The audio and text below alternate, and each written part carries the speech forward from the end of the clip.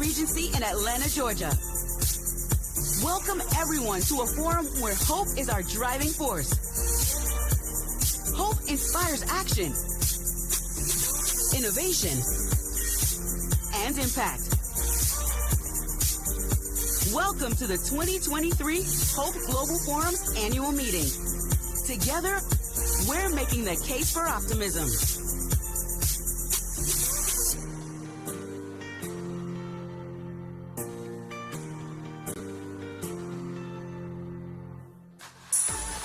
Please welcome Operation Hope's President of Operations, Mr. Lance Triggs. Y'all can do better than that. You're not tired already, are you? All right. Well, good morning, everybody. Day three. How are we doing so far? Everybody having a good time? All right. Well, we plan on closing extremely strong today. And again, I just want to welcome all of you to, again, the 2023 Hope Global Forum, making the case for optimism, and hopefully you're feeling optimistic after the past couple of days. So we have a great show for you this morning. What I want to do is acknowledge our sponsors, as always, because, you know, if it wasn't for them, we wouldn't have a Hope Global Forum. And so I wanted to make sure we acknowledge Huntington Bank. Let's give them a round of applause. Again, they're part of our 1 Million Black Business Initiative and $26 million in loans to black businesses through the 1MBB. And then I also want to give MasterCard a round of applause. We're doing great things with MasterCard tied to our 700 credit score program and changing credit scores, improving credit scores, and helping people to improve their financial well-being. And then I want to acknowledge Truist, because I know Truist is in now. It's not too early for Truist. And so we're very proud of not only them being a great sponsor, but again, being a great partner with 50 locations, supporting 1,000 bank branches across the United States. I think that deserves a round of applause. So we are, thanks to Truist, in many communities across the United States. And so thank you, Truist. And then last but not least, want to acknowledge Wells Fargo. I see Wells Fargo over there. Absolutely. And Wells Fargo is also going to be joining us at 50 locations in the next couple of years. We're already at 20, and we're going to increase that by 30 more. So thank you. And, you know, all these types of commitments and supports really allows Operation Hope to really be in all communities that need financial wellness and financial inclusion. And then I do want to acknowledge First Horizon Bank. Is First Horizon Bank, Keith and Beth and Melissa, they're one of our sponsors, but they were one of the first financial institutions that stepped up in a big way with 30 locations at the very beginning. So thank you, Beth. Thank you, Keith. Thank you, Melissa, for your long-term and long-time support. So we're going to kick things off with some special presentations because we believe that recognition is important. And so we're going to get started. And we're going to get started by introducing one of our great partners, U.S. Bank, who we have. Yeah, well, U.S. Bank. That's right. That's right. Yeah, we're in 9 or 10 locations with U.S. Bank and in new markets that Operation Hope has never been to. So thank you, U.S. Bank. So we would like to introduce you to the head of branch banking and Mr. Sekou Kailun. Come on up, Sekou, who's going to give some remarks. So let's give Sekou Kailun a great round of applause. All right, man, what's up, man? Good. Had a little stage right back there. Good morning, that in the late night. How are you doing? It's great to be here. All right. Well, I'm Sekou Kailun. As I said, I lead retail banking and small business at U.S. Bank, and I'm delighted to be back here. I was here with another institution years ago, and I'm glad to see that U.S. Bank continues to proudly support Operation Hope. And so one thing we said we did, and I can't take credit for this because they were already diligently working to figure out how we deepen the partnership. But last year, U.S. Bank said, we are going to double the number of coaches. I'm proud to stand before you and say that we are now in 11 states. So we continue our commitment. And one thing that we did as well, as you think about what happened in Minneapolis with George Floyd's murder. So it was the epicenter of civil unrest. We rebuilt one of our branches and really dedicated a space for Operation Hope to truly reflect the opportunity and promise that is in the community. And this is an area where we welcome everyone to lean in. No bank needs to be a monopoly on supporting the community. And we've seen Wells Fargo and others also add coaches in Minneapolis.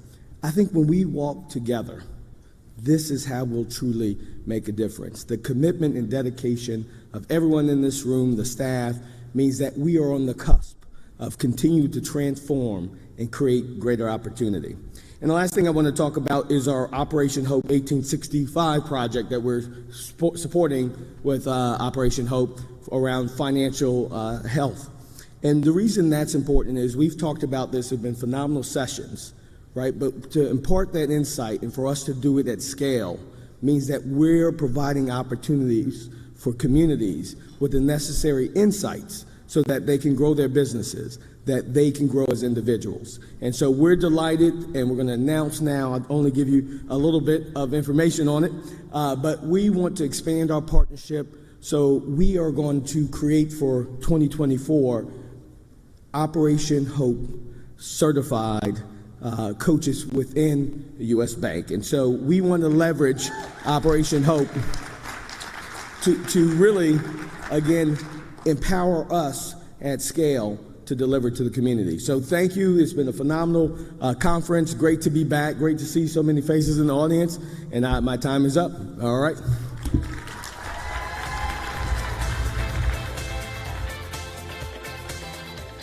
Let's give U.S. Bank a better round of applause. We love Hope Certified Plus. We are excited about that. So next up, we also have some other recognition that we would like to announce, featuring multiple partners of Operation Hope and supporters of over the years. And so without further ado, I'd like to invite my colleagues and comrades for many years, Mary Earsom, who's President of Partnerships, and Brian Betts, who's President and Chief Financial Officer for Operation Hope.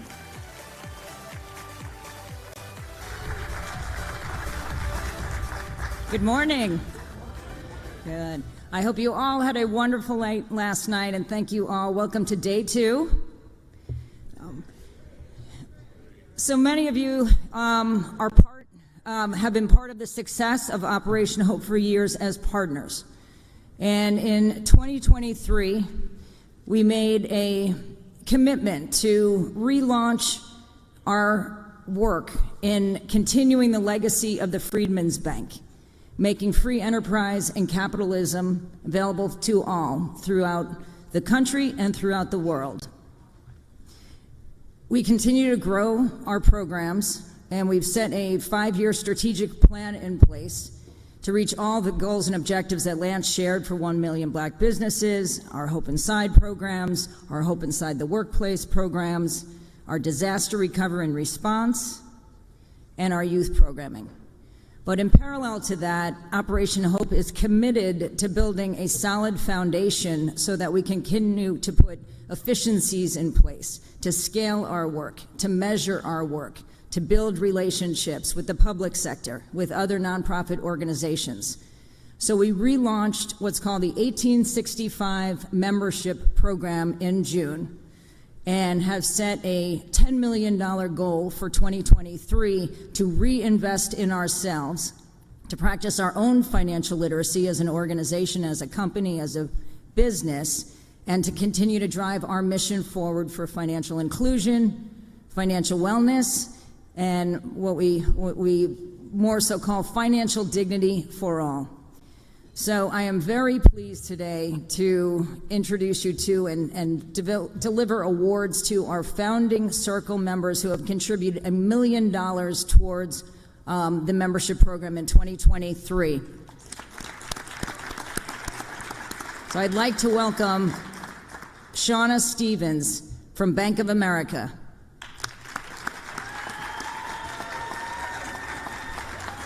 Yolande Matthews from Truist.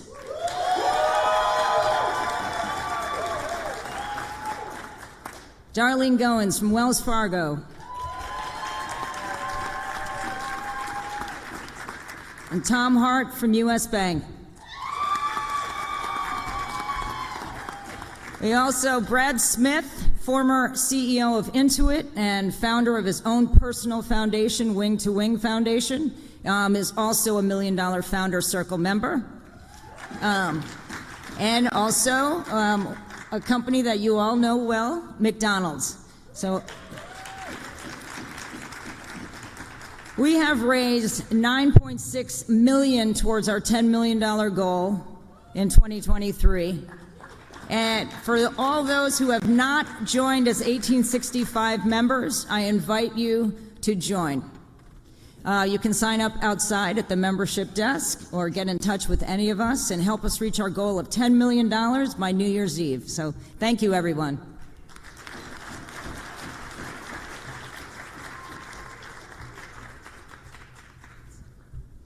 Good photo up.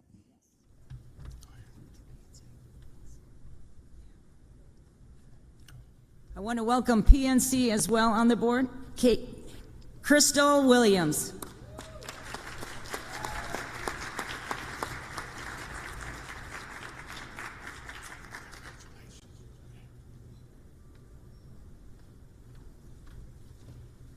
So let's give our partners a round of applause.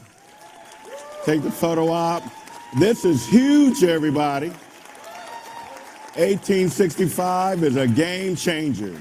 So I want to definitely thank all of our partners from Truist to U.S. Bank to PNC to Wells Fargo and Bank of America for their long-term commitment to this movement called 1865. So thank you all very much and for your support.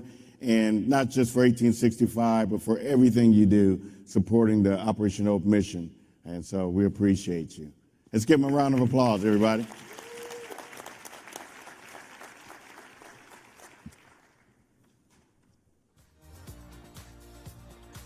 Please welcome award-winning journalist and host of Lawmakers on Georgia Public Television, Donna Lowry.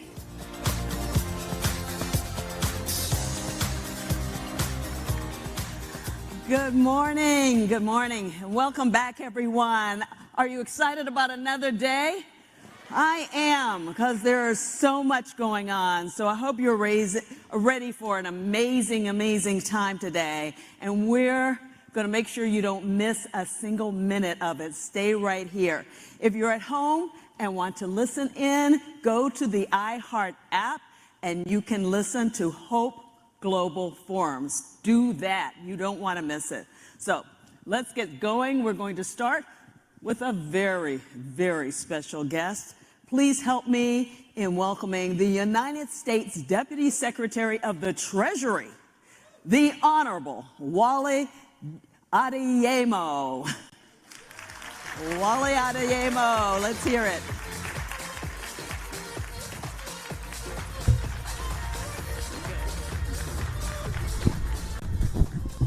Thank you for that introduction, and it is so great to be here with all of you.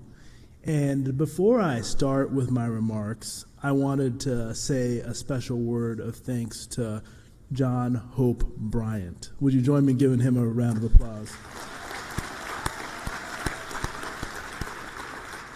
So in addition to starting this amazing organization that has transformed lives and helped communities, John and I met more than a decade ago when he came to the Treasury Department and told then Secretary Lew and myself the story of the Freedmen's Bank, of its failure, but also about the ways in which we could use that failure as an opportunity to teach important lessons about the promise that America still had to make to those that deserved more and were given less. And with his help and with your former mayor's help, we renamed the Freedmen's Forum building in Washington, D.C. at his urging, and created a forum at the Treasury Department that happens on an annual basis in which we have an opportunity to remember the legacy of the Freedmen's Bank, but also to think about the ways in which we can invest in hope, invest in communities, and help us grow an economy that works for all Americans. So I'm happy to be here today with you because, like all of you, I believe there truly is a case for optimism in America because of the American people, because of the work that you do, because of the importance the important things that we are doing to make sure that we grow an American economy that works for everyone. Before I talk about where we are and where we're going, I want us to take a moment and just remember where we came from. The point I would make is that just a few years ago, when the president took office, a gathering like this one would have been impossible. It would have been impossible for us to be sitting in a room together, being able to talk together about the progress we want to make as a country, because on a daily basis, when the president took office, 3,000 Americans were dying. 3,000 of our fellow citizens were dying from a disease that was uncontrolled in this country. 15% unemployment. Our children weren't learning. We faced a crisis of global proportions and a pandemic that was, at that point, uncontrolled. It was because of an American company working with a German company that the first vaccine to face this pandemic was discovered, American innovation. It was because of people like you that small businesses around this country got access to the money they needed to stay open, to keep people employed. American determination.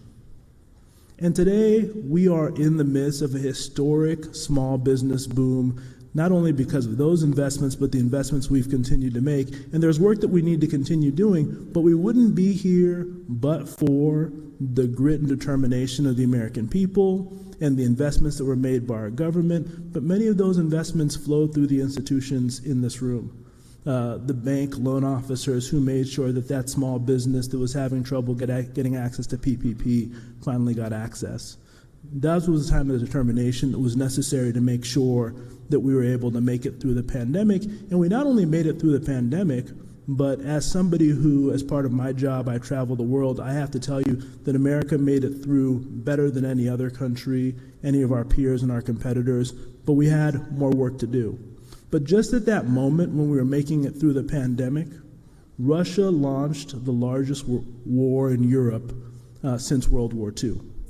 And while the brunt of Russia's aggression was felt and continues to be felt by the brave Ukrainian people, Russia's war led to higher oil prices, which led to higher gas prices. It led to higher food costs. And the damage that Russia did to Ukraine was also damage that they did to the global economy that we're still dealing with.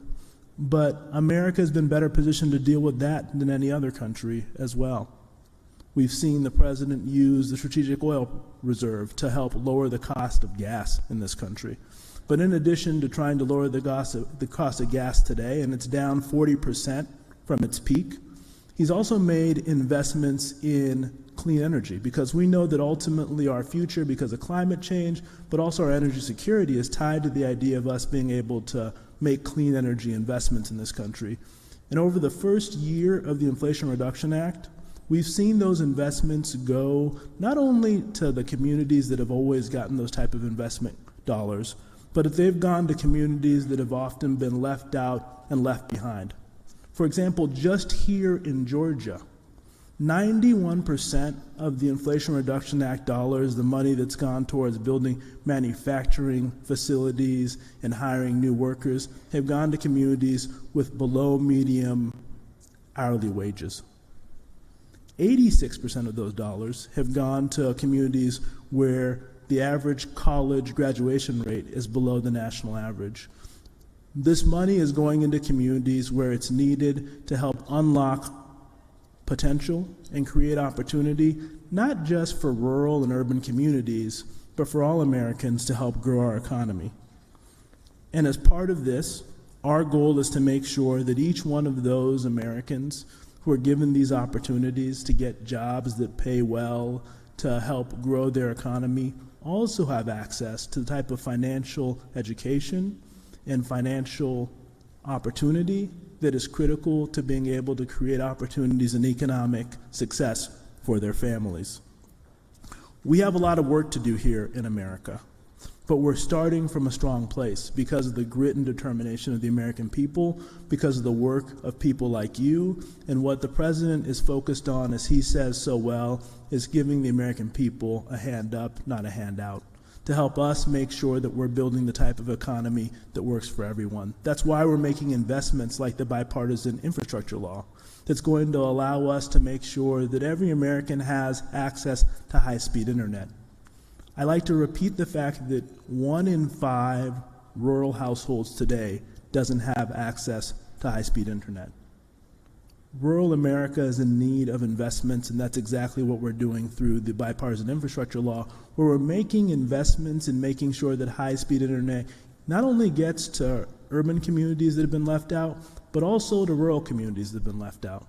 The Inflation Reduction Act, the money there, again, is money that's going to be used to make sure that we transform the economy into a clean energy economy, but we're not going to do it in a way that leaves people out, but rather brings people in, including in communities that have been traditional energy communities, as well as in urban and rural communities as well. And then finally, the CHIPS and Science Act, which is going to allow us to build semiconductors here at home, is going to lead to manufacturing jobs here in America as well.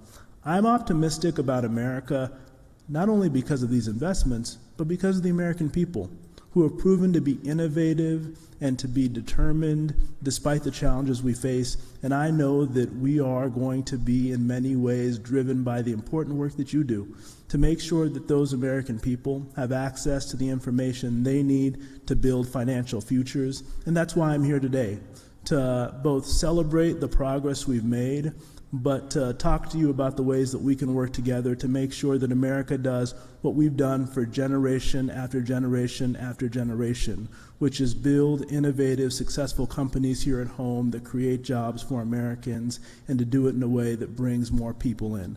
So I want to thank you today for the hard work that you're doing, for the opportunity to be here, for the way that you are optimistically helping to lead this country forward, and I look forward to being your partner in that. Thank you for having me.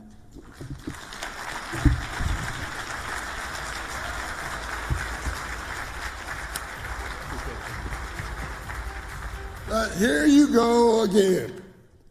Oh, he's from the government. He's here to help us. Okay, look. Good morning. Let me help you out here. We're the largest economy in the world. $22 trillion a year. We're the sole superpower in the world. Others want to be us. There is a Secretary of the Treasury, and the Treasury Department is the only federal building connected to the White House. The most important address, arguably, in the world. And the first person of color, the first African, the first black person ever in the history of America to be Deputy Secretary, #2, on the most important economy and arguably the most relevant country in the world is Wally Adeyemo.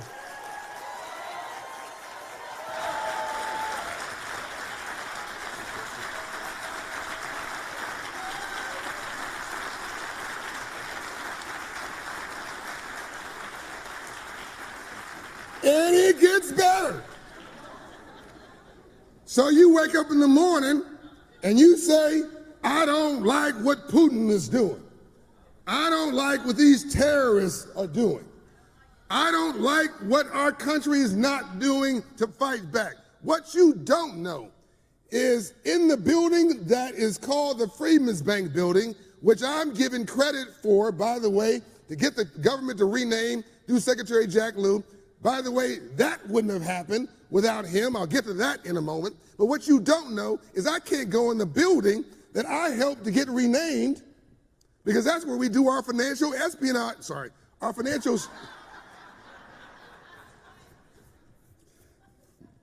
that's where our financial security is managed through. I can't go in the building. It's a completely secure building. It used to be called a Treasury Annex building.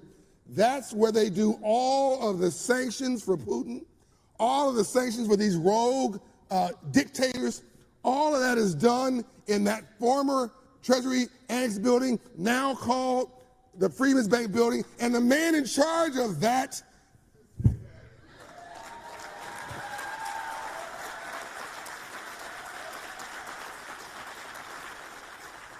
he was an advisor at that point to Secretary Jack Lew under the Obama administration. I came to this crazy idea. I wanted to inspire the renaming of the Freedmen's Bank building. I was walked out by lawyers, walked out by security. I was told, who do you think you are? I'm just God's child and an American citizen, and I think I have a right to a voice. They said, but you're not a senator, you're not a congressman, you're not a governor. Who do you think you are? How do you think you can rename a federal building? You need to go through Congress. You got to go through the Historical Society. I said, just try. If you don't try, I'll never leave. But the one person who listened to me, the one person in the government who said, hold on, let's hear his case, who walked me into the office of the Secretary of the Treasury, and he was the advisor, and said, let's listen to him, and told the attorneys, why don't you try? The attorneys come back and say, you know, it's odd. We went and checked the books, Mr. Secretary. You can do this administratively. I then turn to the Secretary of the Treasury and say, well, you can't tell me that the Treasury Annex building is a sexier name than the Freedmen's Bank building. And he said, I think I'll rename it.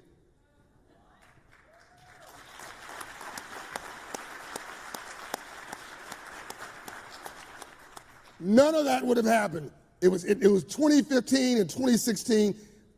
I think I'm the only people in the world. When he walks in a room anywhere in the world, people tremble. Bad people around the world know that their money's going to get cut off. They tremble. They're not concerned about the Secretary of Defense. They're concerned about the Deputy Secretary of the Treasury. I am giving him the Hope Award because he's a bad brother. I love you. I love you, Dad.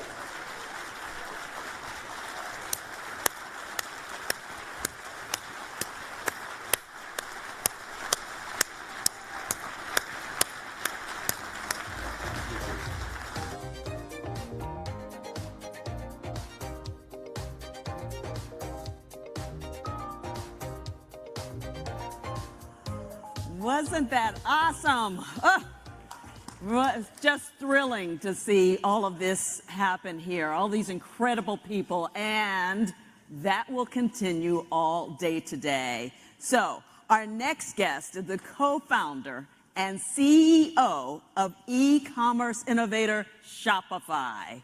Please welcome Mr. Toby Lutke.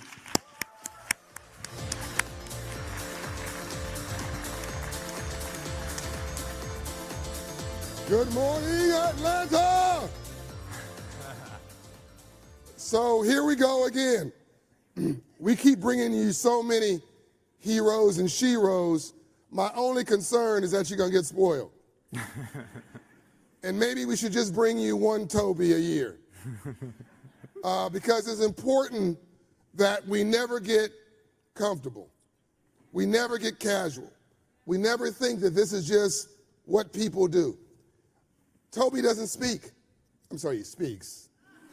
By the way, apparently I make people uncomfortable too. The most beautiful eyes on the planet. I mean, look at these. They're just gorgeous. My wife won't mind me saying it. I mean, they're just, I'm completely straight. But this is, I mean, I look in his eyes and,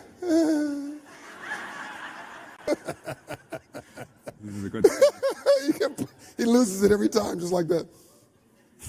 We'll get into how we met and all this stuff in a minute, but I need to properly contextualize this. this is probably, of everybody I've ever had speak, please listen to me now, in 10 forums and in 30 years, there's maybe 2 people equally qualified or maybe more qualified than me to speak on these topics. And one of them you'll hear this afternoon. The second person you're about to hear right now. Toby is actually, I believe, more qualified to give you the inspiration you need for coming up from nothing than me or anybody else that we've ever brought in 31 years. Hold on for a second. He started a snowboarding company. Him and another guy. All he wanted to do was to be a snowboarder and to pay for it. By the way, that failed. Is that right? It's the least successful thing I ever tried to do. But that was his passion. And Toby is, as you're about to find out, a little shy. To get him to come here was an act of Congress, and he's not in the United States, he's in Canada, so I couldn't get Congress to force him to come here. But he came out of love. He doesn't know you, and he loves you.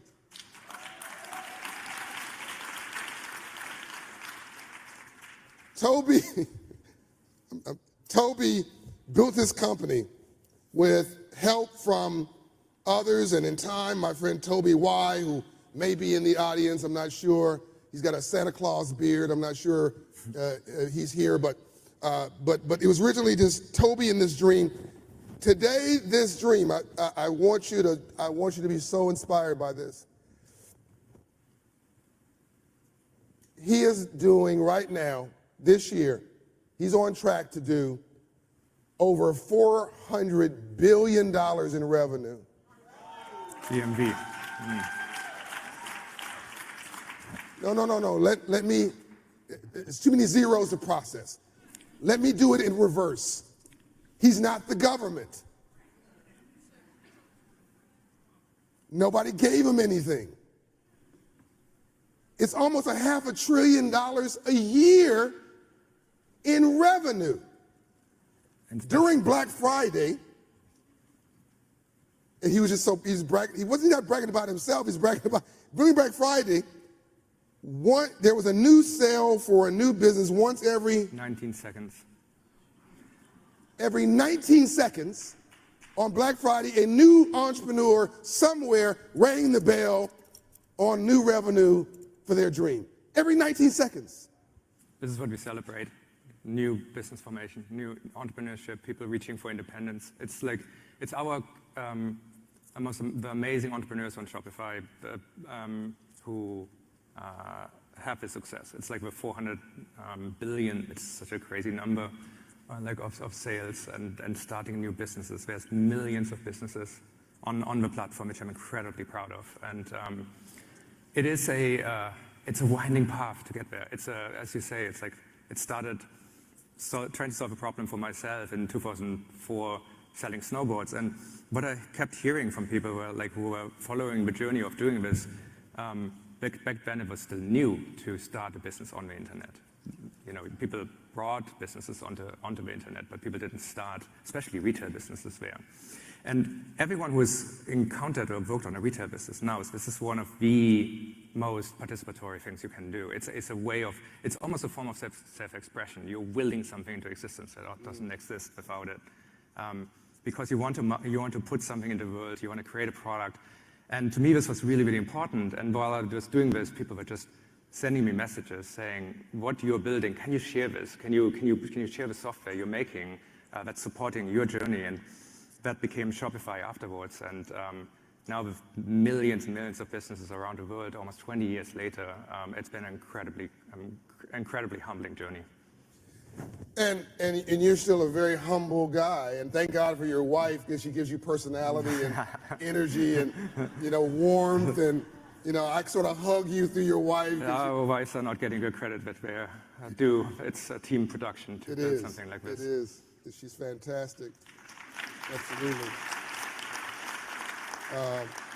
And Chaitra and your wife have become good friends, and as we sort of roll this back, Toby, just for a second, We know Jeff Bezos, great guy, and of course brilliant, but I'm upset with Jeff at the moment.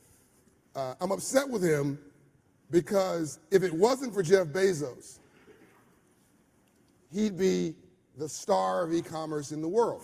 Because the only company larger than him for creating small businesses in the world is Amazon. Maybe that now gives you some context for who's in front of you.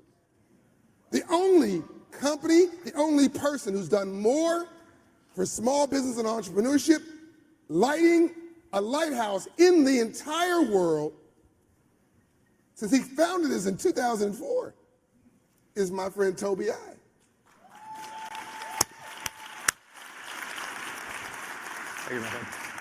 And Toby and I met on a hayride in the middle of the country.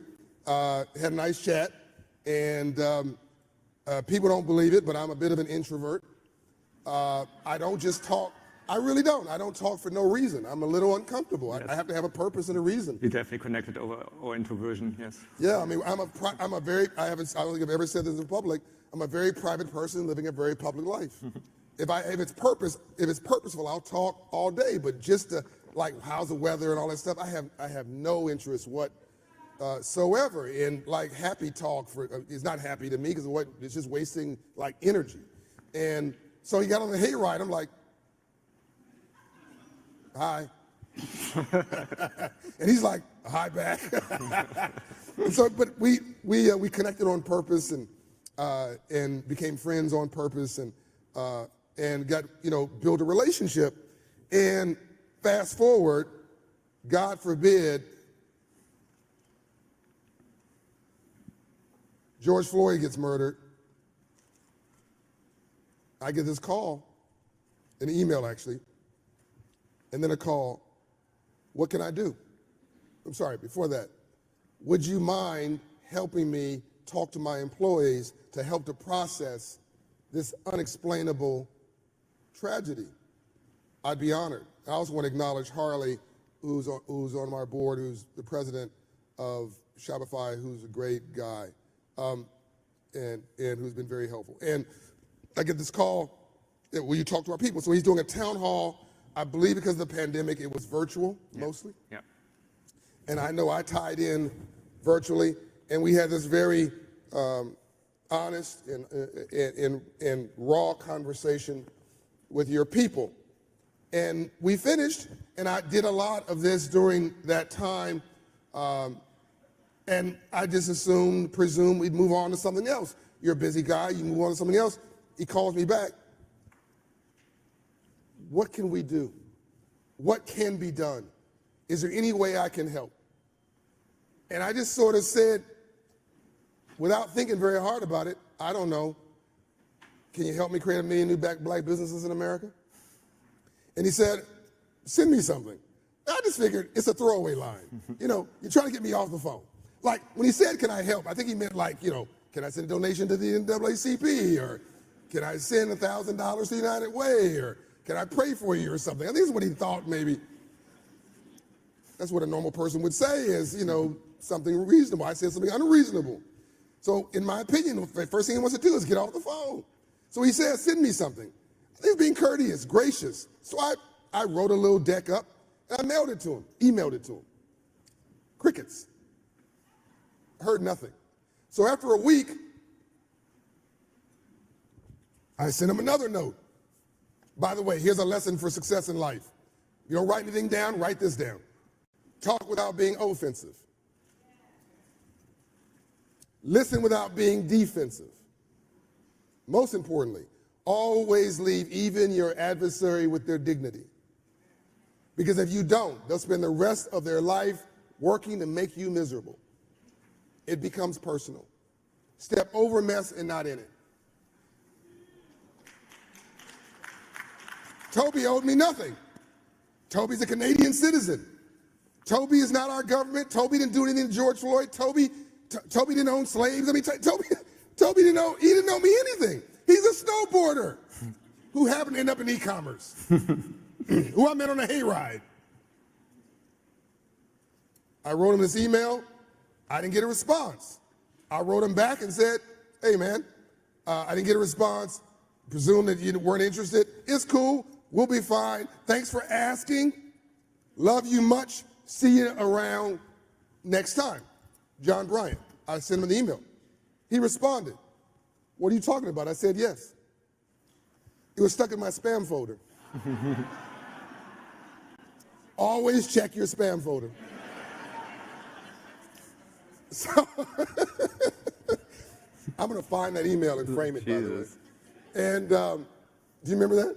Yeah. Yeah. I didn't know the spam inbox thing, but that makes the story so much better right now. Well, I didn't want to tell you that, you know, my commitment for $130 million has been stuck in the spam folder. So the story gets weirder. Is Toby Y here? He's not here. Okay, I'm gonna embarrass him anyway. He's in the back. So Toby Y, I say Toby Y because Toby is T-O-B-Y, T-O-B-I. So Toby Y has this big Santa Claus beard. You see him, big rugby player. And so he said, look, will you work with Toby to work out the details? And it's during the pandemic. And so we have to do this by virtual. And he and I went back and forth for 3 months and worked this thing up. I think we started at about 10 million, then it got up to 30 million, and then about 3 days before the whole global forum, October 2020, I believe, Toby Y called me after talking to you, after talking to Harley, talking to management, said, would you mind if we did 130 million? I tried to be so cool. I was like, oh, yeah, that'd be fine.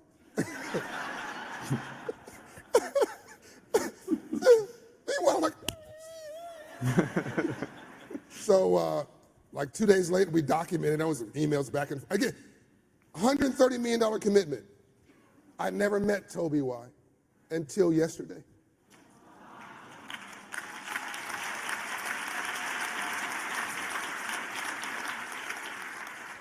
And yes, I kissed him on the forehead.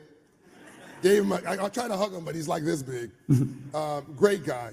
And thank you for making that happen. And the commitment was made.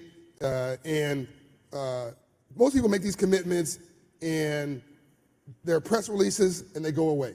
You embedded this into the ether of Shopify. You got your management teams on it. When one team didn't work out, you got another team. You asked me, were things working? They weren't really working very well because you had a tech company and a community organization, and we were doing this and doing this. People meant well, but your people had KPIs, key performance indicators. My people had KPIs. They were different, and it was a lot of well-intentioned, we're missing each other completely, and you said to your team, knock it off. I said to my team, knock it off, and we kept doing that until it became a working machine.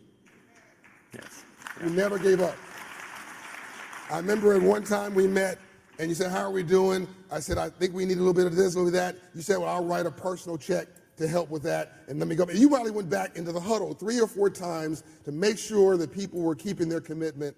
And Lance Triggs told me right before I came out here that after 2.5 years, I guess this would be actually technically 3 years of a 10-year commitment to create 1 million new black businesses, which now partners with major banks in this country, now partners with the U.S. Small Business Administration, has become a beacon in the world. You type in your computer 1MBB, and this commitment just comes up. You type in 1 million black business, both of our names, company names come up. You type in Shopify, within the first page, 1MB shows up. You've not buried this, you've profiled this, you've led this, you've featured this, you put elbows in this. You see it as business development and philanthropy, bringing new black people and brown people on your platform. All that said, in 3 years, a commitment for 1 million new black businesses, we are at 400,000 black businesses created, inspired, nurtured. Join me, I can't wait. Give this man the Hope Award right now. Thank you so much.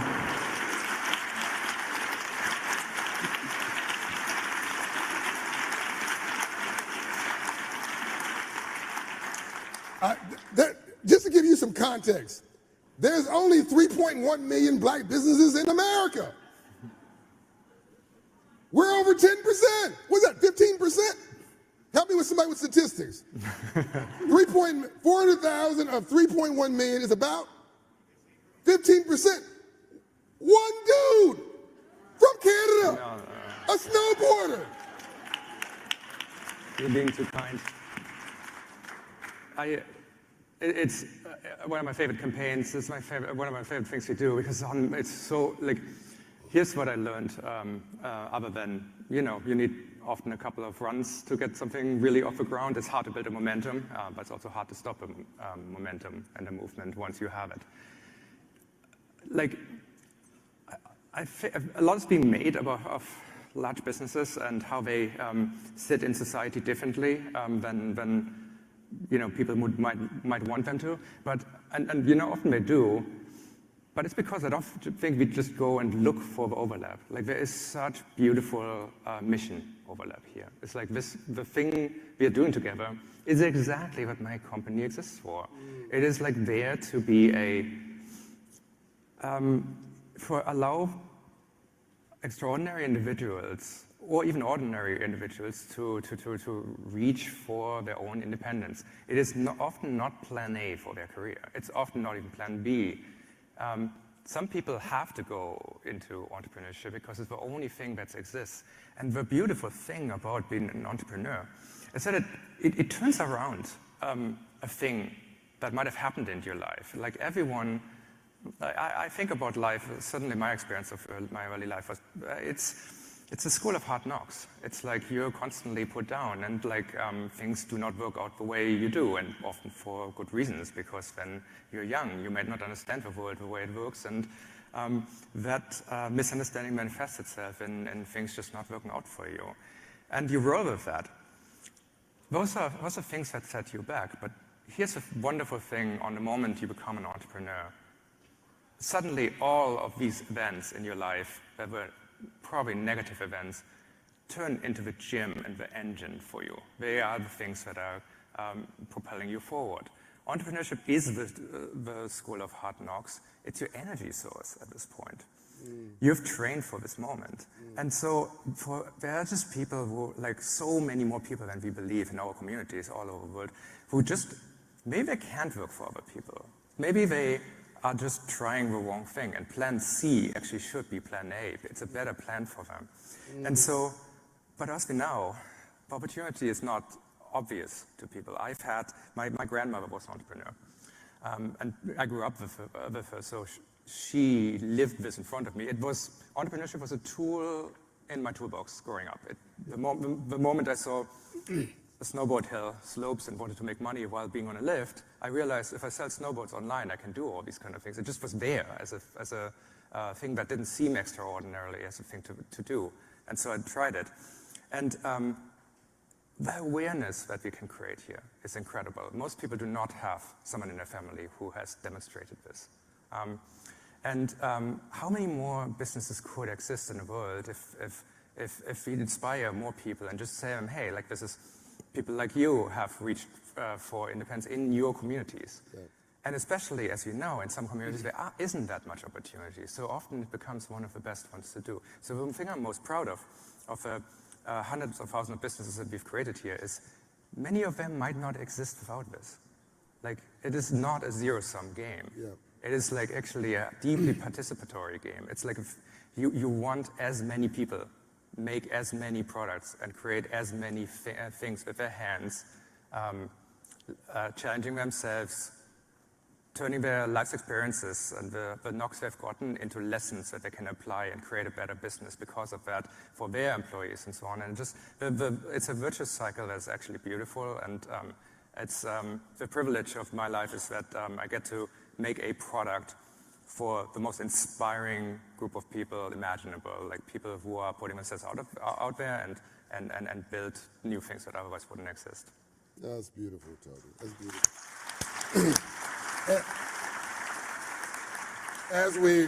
I'm watching the time because they keep cheating me on time. I look down and I have 6 minutes, and I look down and it's got 0. And it's like, I'm good at math. Like, that just can't be right.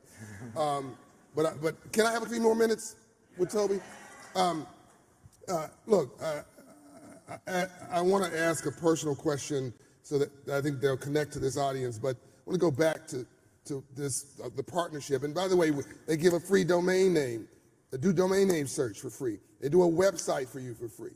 They do a Shopify account for you for 4 months for free. They give you payment systems for free. They help you with delivery systems. They consult with you on online business. You have an existing restaurant, they'll give you an e-commerce restaurant as a partner. If you have an existing barbershop, you have an e-commerce barbershop as a partner. It doesn't have to be a new business. It can be an existing business that is now connected to the future of future of technology and AI and robotics and everything else, because they're going to give you an e-commerce sister or parent or partner with that existing business. So it's a new business or expanding an existing business. And then we put banks and credit lines. And by the way, you make a sale, they'll give you a credit line against your next sale. I'm gonna repeat that. Yeah, I started about money and said, say it again. You're on Shopify and you make a sale. They're not gonna check your credit. They're not gonna run a credit check. They're not gonna do a FICO score check. They're not gonna underwrite you. They're not gonna charge you some crazy interest rate. There's none of that. You make a sale and you qualify with the next sale for financing. They'll finance your growth. Did I get this right? Yes, and you need to take some credit because there's lots of your advice is built into this program, and it's a huge program and massively successful, but not going to the FICO scores and all these things where it comes straight from your advice. Yeah. Now, if you need a credit line for a truck to drive your stuff around or a building, that's where the credit score stuff comes in, and that's where the banks come in. We have those banks layered in. Truist and JP Morgan Chase and Wells Fargo and Bank of America and others are there to help with that, and that's also important. So it's a family affair. But the sale itself is financed that supports you through Shopify. And then we have Aprio providing free accountants. And we have lawyers, accountants, business management firms, each giving 2 hours each to wrap around that entrepreneur, because 96%, as Bishop Jake said last night, 97% of all of these businesses don't have an employees. So which means it makes you a self-employment project, not a business. So we got to turn you into a real business, and all of that is worth about $25,000 per business.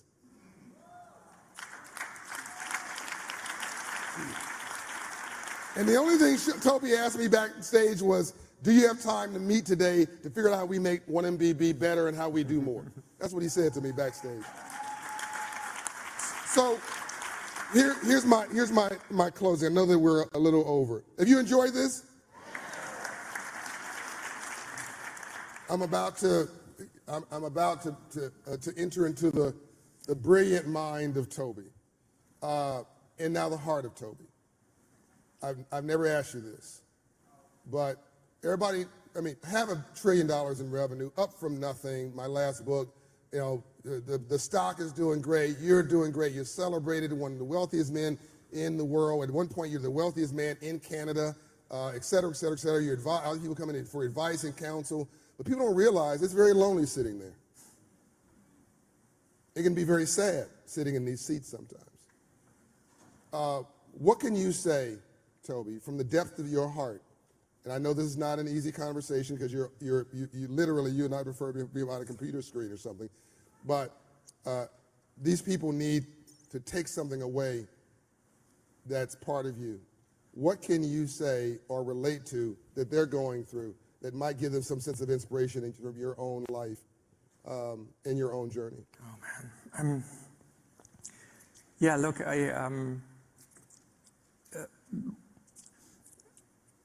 like I said, for going from snowboards to this was not the plan A for me either. Look,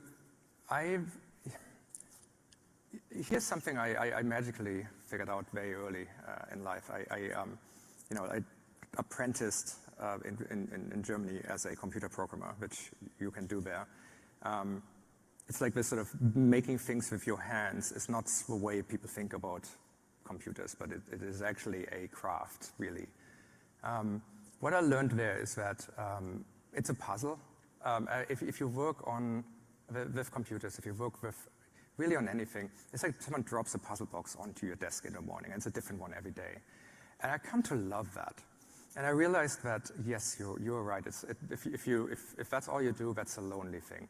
But what you can do is find other people who love complicated puzzle boxes. Like, there is magic in doing difficult things day in, day out, surrounded by friends.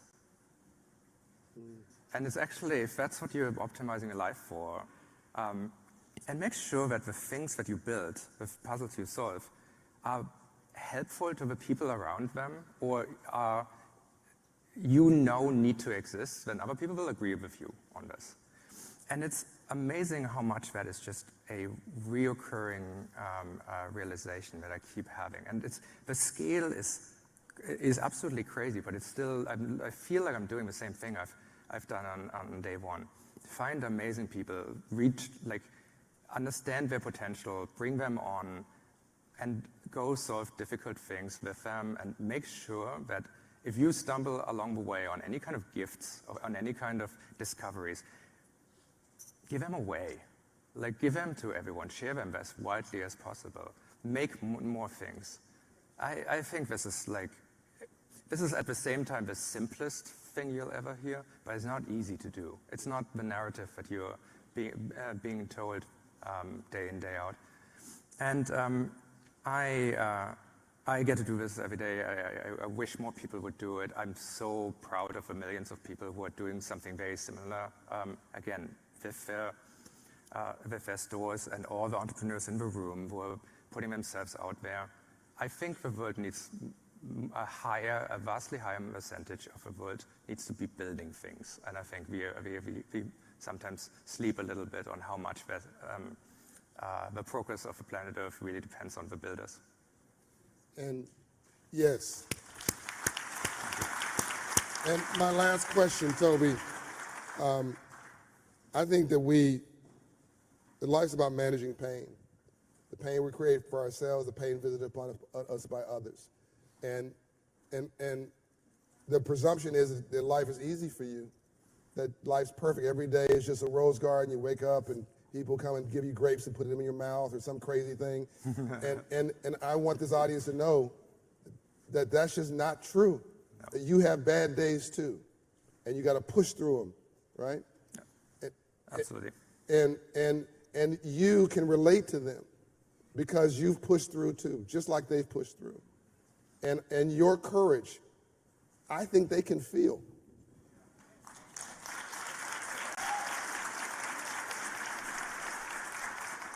And there's something else they can feel, your humanity. We love you, Toby. Thank you, man. Thank you so much. Toby Lukey, everybody. Thank you.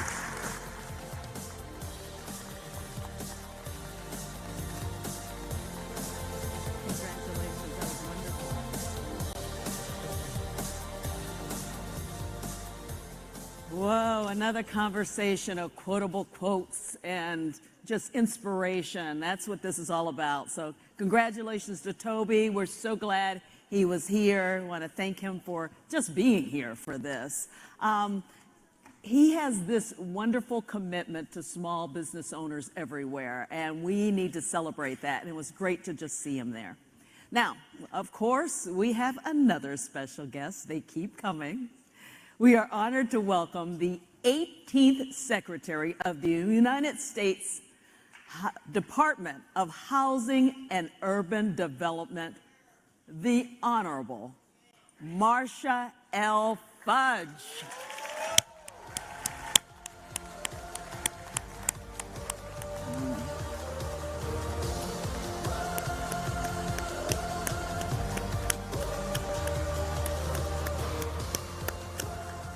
Yeah, you did it right. When a member of the President's Cabinet of the United States of America walks in the room, you give them the flowers that they deserve. We give them, absolutely. But when it's a black person and a sister,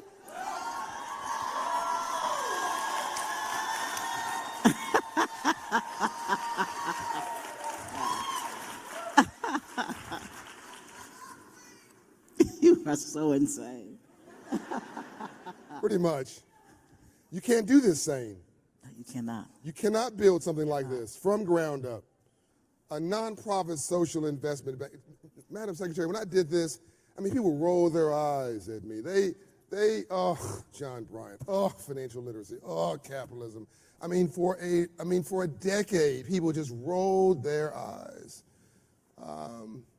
Nobody's rolling their eyes anymore. But you have to be a little off to do this. You have to be, to believe you can change the world or get people to believe in themselves at scale. I mean, you know what I'm talking about. You do it every day. This is your job. It is. That is what I do every single day. Yeah. You know, it's interesting that when people ask me, do I still have hope for this country? I have to have hope. It is something that gets me up every single day. Yes.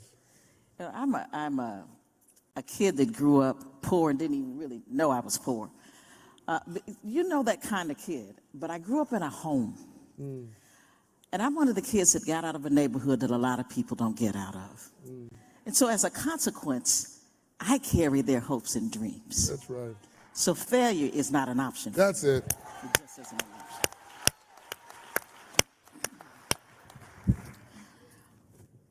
It is important for people, especially children, to have a sense of security.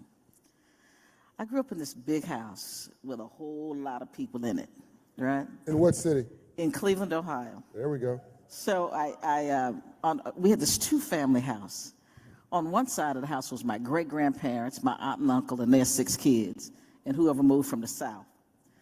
On our side was my grandparents, my mother, my brother, and I, my aunt and her kids, and whoever moved from the South. And so we had a house full of people all the time. I never knew what it was like to not feel supported and loved. Never knew it. And so that's why I've always believed that I could do whatever I wanted to do. That's right. But young people that don't have that security, that's right. Parents who don't know where their children will sleep at night, parents who can't say to their kids, you know what, little Johnny or little Mary, I need you to just go to school and not worry about anything else. But when children take on those burdens that they see in their parents' struggle, it makes their lives so difficult. So I want every child to grow up like I did. It didn't make any difference that I was poor. I had everything I needed. And I need every child in this country to do that. And that is my mission. That is my mission.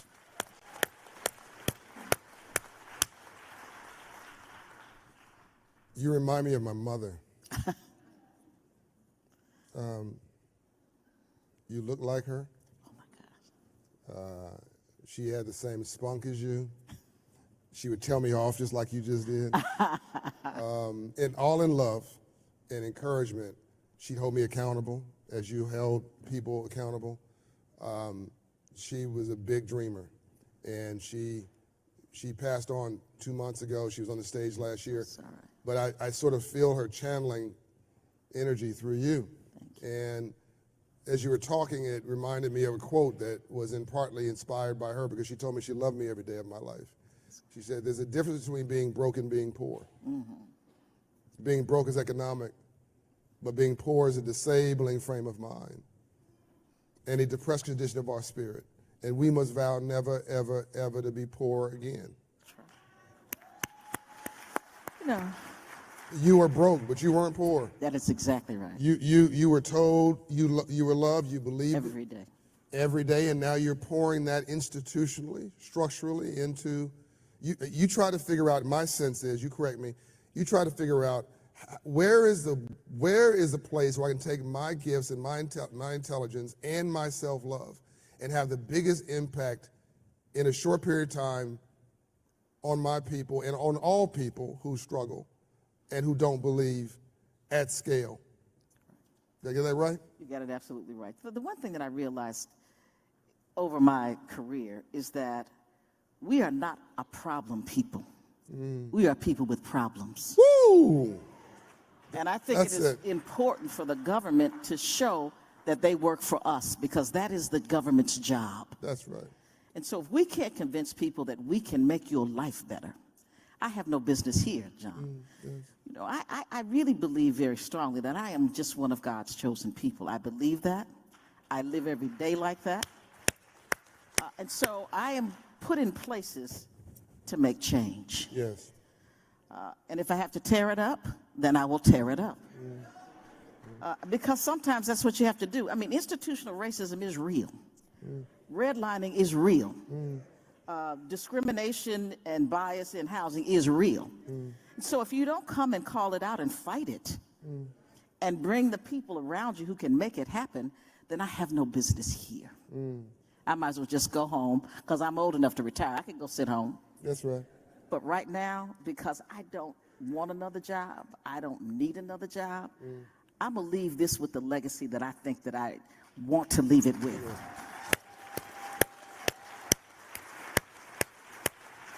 Well, there are not many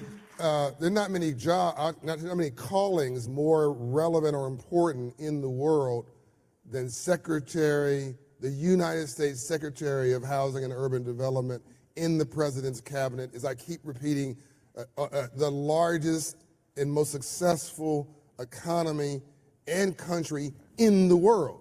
You know, some of my friends will complain about America.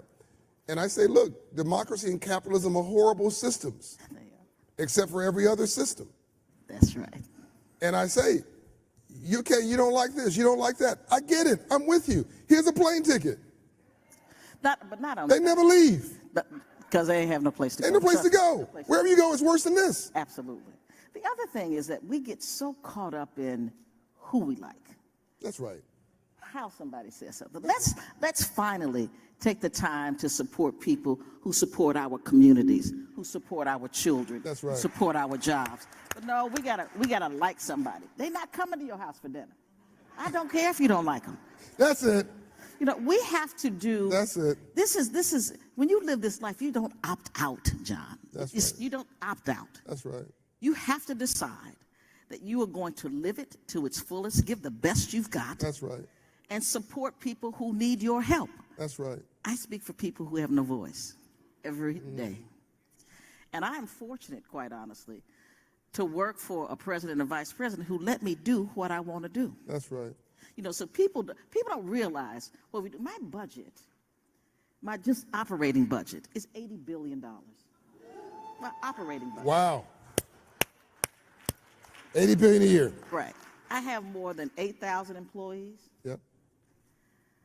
We just last year spent almost $500 million on contracts with Black, brown, and small businesses last year. We spent more money trying to make sure that we could get people in homes. Who else comes into a job and says, you know what, if you have student debt, I'm going to make it so that it doesn't affect you in a way that you can't get a mortgage. So we've changed the way we do underwriting for student loan debt. Because who has that? Black, brown, and poor people. That's right. We came in and we said, you know, if you pay your rent on time, it should mean something. But people come to present to lenders, and because they have no other credit, they'll say, you're not credit worthy. That's right. Now we're saying, if you paid your rent on time for a year, we deem you credit worthy. Right. Because it's the only way you get yourself out of the situation. We have situations now where the president in his last budget asked for $100 million just for down payment assistance. Nice. Because we know if people can pay their rent, they can pay a mortgage. Yeah. Because it's generally less. It's the down payment that creates the impediment. So we're putting down payment money on the table. Nice. People just don't realize the work we do. It's little, but it's big. So one thing that frustrates me, I mean, marketing is just so important, and sometimes idiots are the best marketers. And what I don't get, and again, I'm nonpartisan. I've advised Republican and Democratic presidents. But let me just tell you, President Biden has actually really fostered a pretty stable economy. That's right. There's a lot of jobs, there's a lot of growth. I mean, just looking at the numbers, you really have to be sort of impressed. But people want to beat him up and talk. Look, this is not personal. Look at the data. The data is undeniable. He's succeeding. And so I don't get it. I don't get the games. We need to figure out, America needs to win. Bingo. We need to win. Again, I would say it again. If we don't, we'll be speaking Mandarin in 10 years. Because there are countries who want to replace us. And we keep playing this game of, I want me to win and you to lose. No. I can win and you can win too. And so, look, I think that you guys, clearly there are areas that everybody can improve on. And I said yesterday that, I said last night on CNBC that there was probably a bit too much stimulus money. Well, that was bipartisan, by the way. Everybody did that. But we were also trying to keep the economy from melting down because no one had a book to pull off the shelf called What Do You Do in a Pandemic every 200 years. So I think we've actually done an extraordinary job. You have done an extraordinary job. The administration has done under trying circumstances. Nobody's perfect. And you're now, as the Secretary of Housing and Development, you just laid out some of the priorities, just some of the things you're doing, which are incredible. Let me say this: she is speaking to help. She is speaking and doing to help, helping everybody in this country. Even though she's mentioned black people because she's black and I'm black, she wants to help poor whites. She wants to help Asians. She wants to help Native American Indians. She wants to help struggling middle class families. Make it clear her mission's for everybody. I don't want anybody messing this up and putting words in her mouth. Thank you. I mean, he's absolutely right. I go to Indian country. I go to Appalachia. I go everywhere in the country because anybody that needs us, I need to be there. That's right. I don't care who they are. That's right.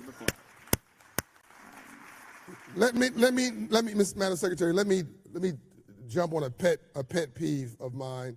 And by the way, y'all time cleavers, I'm watching you. And whenever I get to 6 minutes, y'all take me to 0. I'm watching you. I need all this time with her. Madam Secretary, one of my pet peeves is that black people are at 41 to 43% home ownership.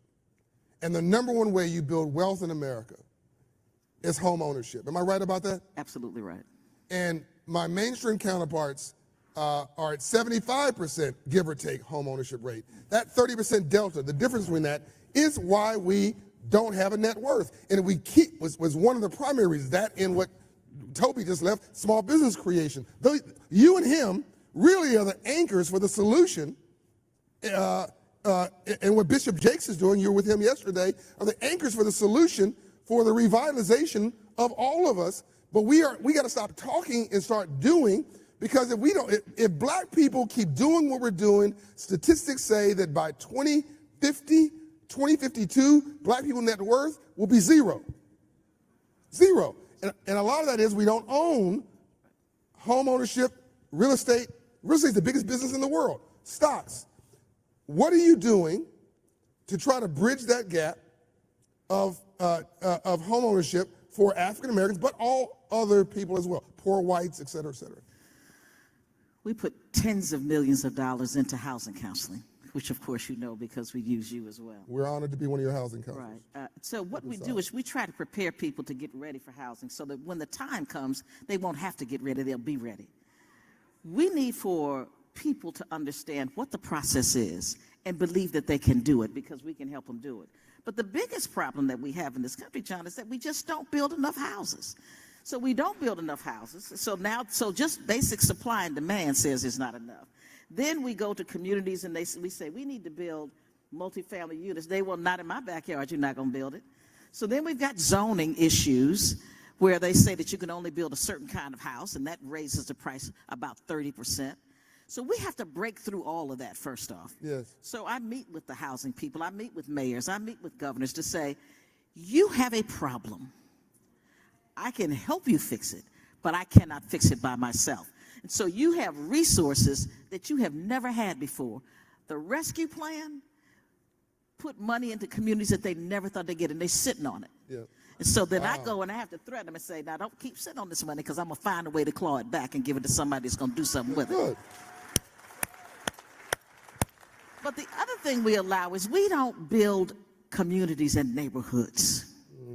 So I live in a community, a fairly, I say middle class, but it's a community that I love, and I live in it by choice. Yes. I live in a house that is 2 doors from an all-white wealthy community. 2 doors, 2 doors, literally.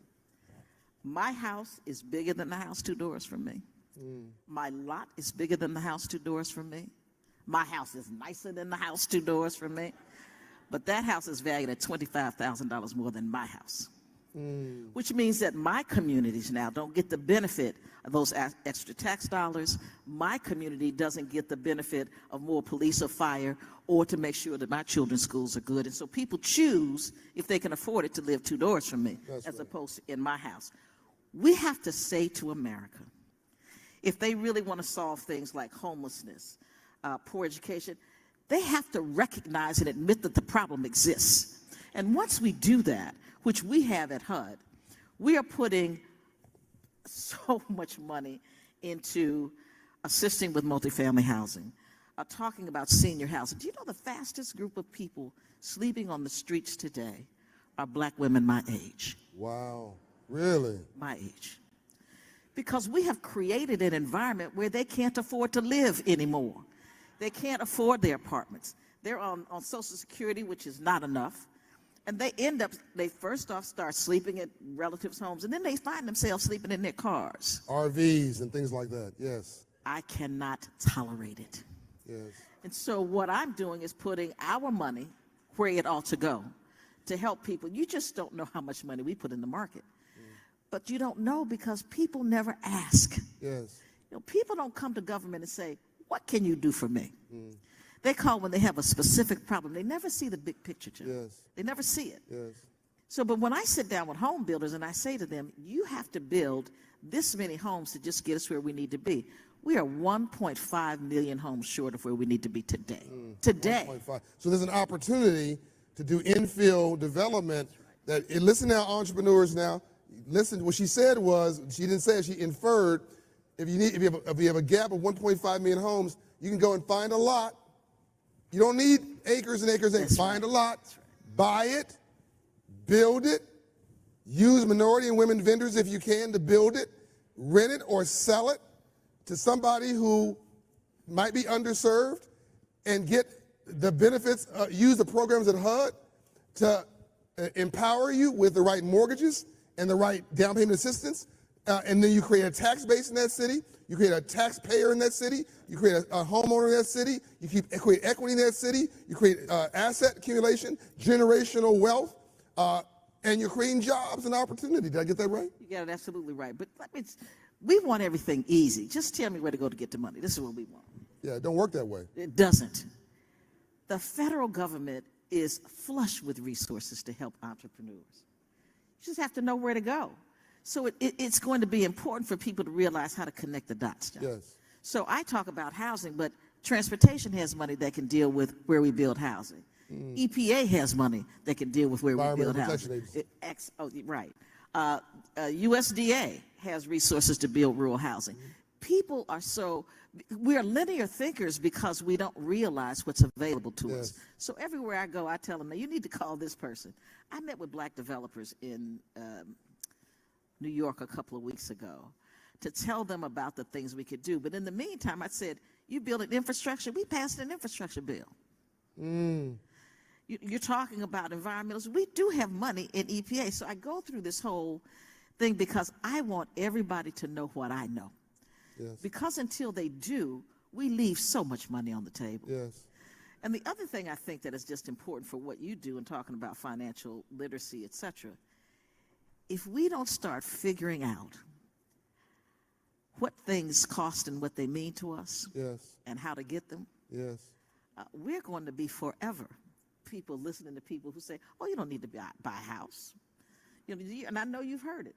People say, today's young people, they don't want to be tethered to that. They like the life of living in the the apartments and stuff, but they leave with nothing. That's right. So it's all good to think about that, but one thing that I knew as a child is a home was important. Land is important. Even when I went south, it's like we own this land. That's right. Because they knew what today we forget. Yes. Is that if you don't own anything, yes, where does your life go from there? Yes. You can't leave anything to help your children. The reason why there's a big gap between black and brown home ownership and white home ownership is because white people take the value out of their homes and help their children. That's right. We don't have the value to give. That's right. So the more we buy and the more we are able to leave something for the generations that follow, the better we become as a country. Because when people, all people, have a place to live, it becomes a foundation upon which they can do anything. They can be anything. But every single person in this country deserves. I believe housing is a right. That's just my personal opinion. Absolutely. John, we deserve it, and we have the resource. We need to make the government work for us. That's right. And if we don't, it's our fault, because we can. Now, I'm not going to be up here talking about elections, et cetera, but what I do know is that if we don't make our voices heard, nothing will happen for us. That's right. So you can sit back if you want to. I'm not. No, you're definitely not. You're no wilting lily. No. Are you guys enjoying this? Is she real or what? And if ever you get confused listening, going, oh, she just sounds so real. She sounds like she's a lady down the street. Or just look at the Secret Service protection or on both sides. It will remind you real quick. So a couple things before, and thank you so much for coming to be with us. We're so honored. Happy to be here. Honored to have the premier leader, the voice for housing for the United States of America. You could be anywhere in the world. You came to Atlanta to be with us and give us this time. We're so honored. You were here with us yesterday. You spent the night with us. I really appreciate it. You sat down with my friend Bishop Jakes, and I'm sure he appreciated that. This is full circle in many ways.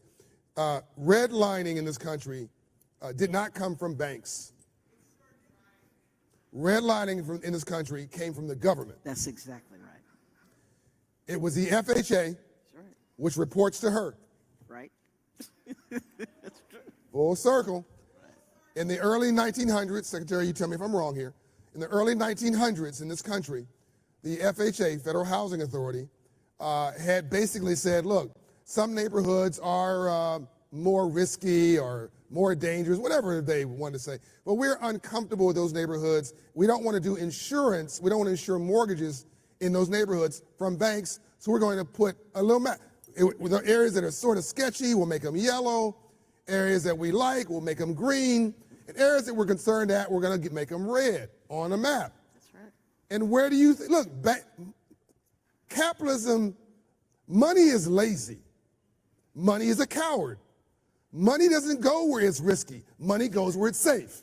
This is not personal. It's just money. Right. So where do you think the money went?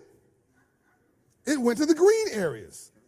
Who do you think lived in the green areas?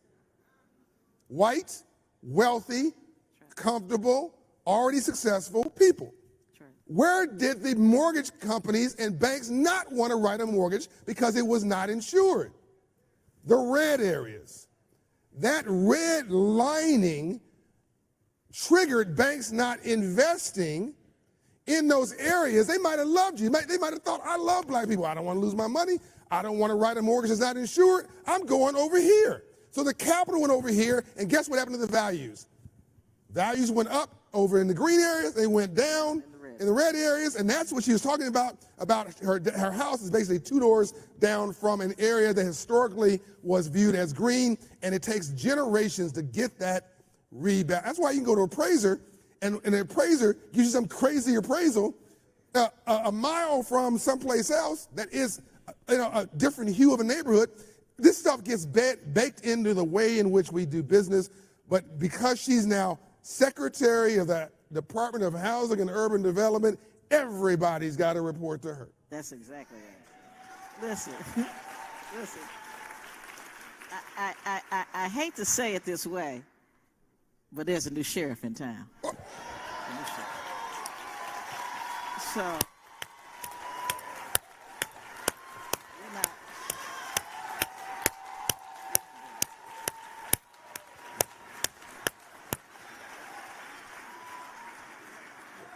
we having church in here on a Tuesday morning.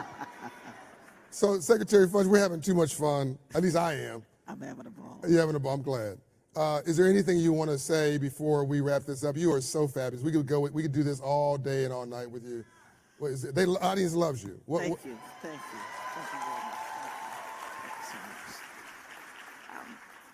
I just really want to say that it is important for those in this room or those who have a voice that other people hear, is to say the things that give people hope. Yeah. To be optimistic about where we are. This is still the greatest nation in the world with all its problems. Yes. But know that there are those of us who are working hard every single day to change the lives of people. It's not just me. All of us look at things through a lens of equity. You know, this country the institutions in this country have institutionalized racism and sexism. And it's going to take us some time, but I promise you, by the time I leave this job, people are going to say, she did what?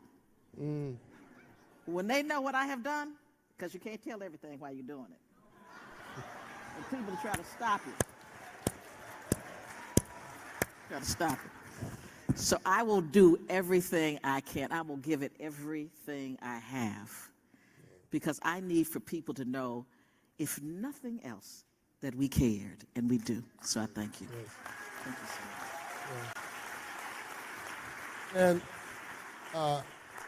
And Ambassador Young would say coincidence is God's way of remaining anonymous. I like that. And it is a coincidence that you are in a ballroom that's 50 feet or 100 feet from where Dr. King gave his last staff meeting before he was assassinated in the Poor People's Campaign.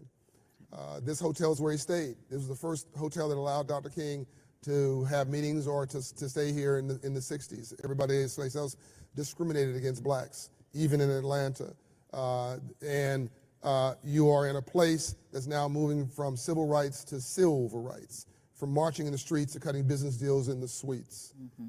And you're in a place where people are celebrating the optimistic view of this world and what we can do. And one of the things I've heard you say, and I want the audience to take away from this, is you basically said investment banks strategize the government.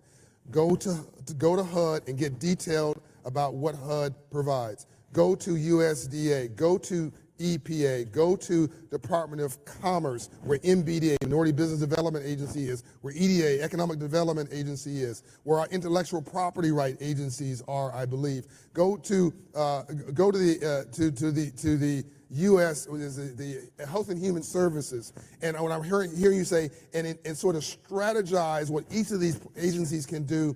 No one of them may be able to solve all of your problems, but you take a little bit here, a little bit here, a little bit here, and come with a strategy, and then put a little bit of seed corn in, your hustle, and then some bank capital, get Truist, get Bank of America, get Wells Fargo, get Regions Bank, get whomever, U.S. Bank, to lean into that. It's what people do on Wall Street. It's called a capital stack. Yep, that's exactly right. Is that Mike? Do I have this right? You said it exactly right. Exactly right. So look, we got to become more sophisticated, more thoughtful about how we solve these problems. Stop being emotional, people. That's right. This is not personal. Nobody cares enough about you to hate you. That's right. That's right. That's true. You are absolutely right. They're not waking up in the morning saying they hate you. They're trying to figure out how to get paid themselves. If they got to run over you, flatten you, walk around you, that's exactly what they're going to do. This is not about love or hate. Today's about radical indifference. That's exactly right. Nobody cares enough about you to hate you, but you care enough about yourself to understand this is the third Reconstruction.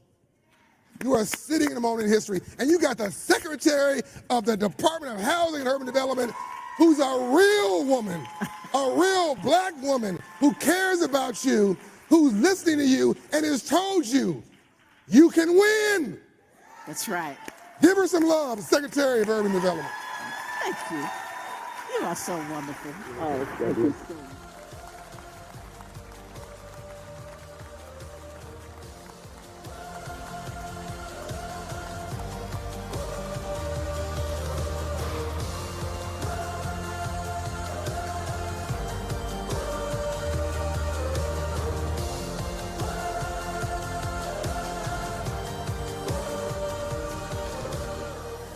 Let's hear it again for Secretary Fudge. Whoa.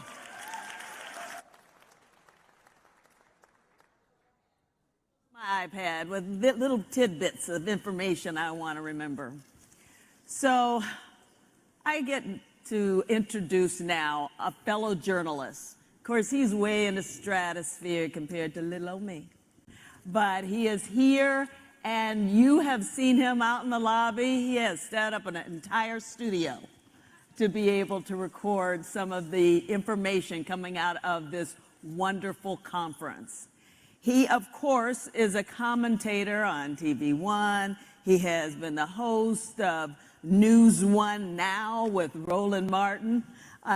He has been a CNN contributor. He's done so much. And what I like about him is he's just like you see on TV, approachable, a nice guy. And he is here with us for a special presentation. Please welcome to the stage now, John Hope Bryan and Roland Martin.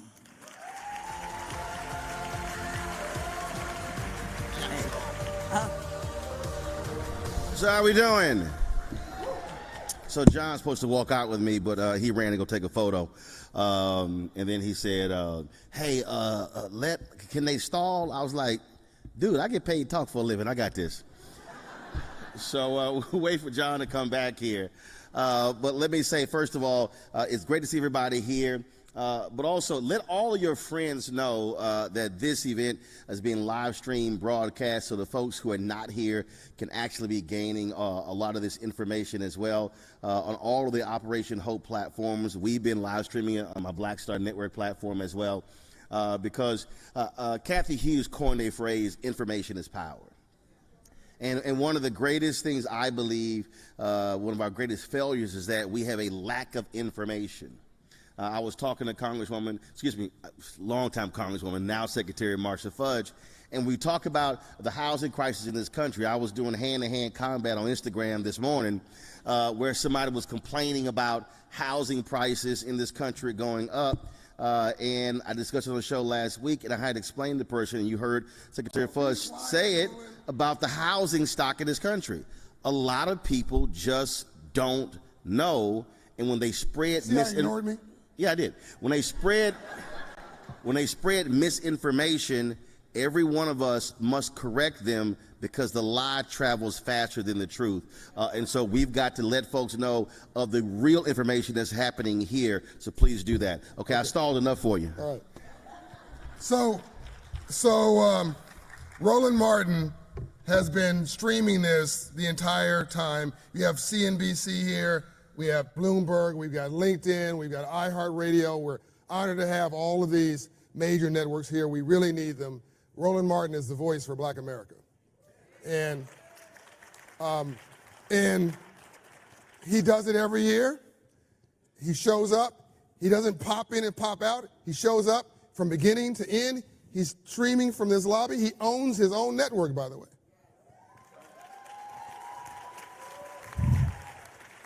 And about 10 years ago, 2012? About 10 years ago, Roland calls me. And anybody knows Roland, they know this is normal what I'm about to say. He calls me, and he doesn't say hello. He doesn't give you a greeting. He just starts cursing. What? I can't tell you. What the heck are you doing, John? Just, hello, Roland. Just stop it. Like, you're doing stupid stuff over here. And what he was saying, I was on Twitter. John, get off Twitter and go on Facebook. Do a video. Well, nobody's on that stuff anymore. You got to do a video. Roland, I don't know if I can do that. I'm not asking you what you do. I'm telling you what to do. I'm telling you it works. It goes and so, okay. So then I start doing these videos. And back then, I was on Periscope. And I was so anyway, I had like, I don't know, 30,000 followers or something.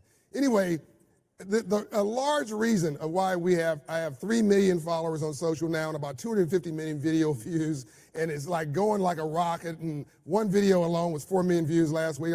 It's because I listened to Roland Martin all those years ago, and every week Roland calls me with some unsolicited advice. I'm not asking him any, I'm actually not asking him for advice. He doesn't care, and he doesn't call you at a decent hour. He calls you at 2 in the morning. And he just starts talking. It's like in mid-sentence. Well, did you see this? No, I didn't see anything, Roland. I'm asleep. Wake up.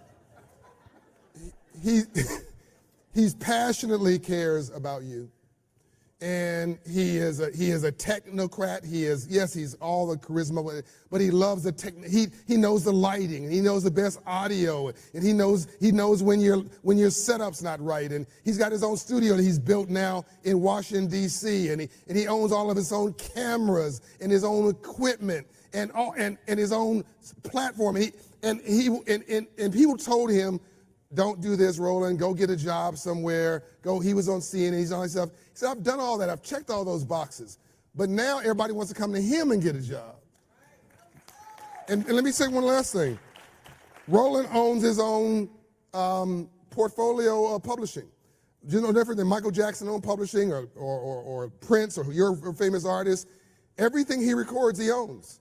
So when somebody needs historical archives 10, 20, 30 years ago, they have to come to him to pull a tape up, and he can give them a licensing fee, and that licensing contract will be generational wealth for his children. And he's also raising kids not his own in his house. They drive him crazy, but he does it anyway. There's so much that we can say about Roland, but as we've instituted a new Media Leaders Award because you cannot have a movement without the media.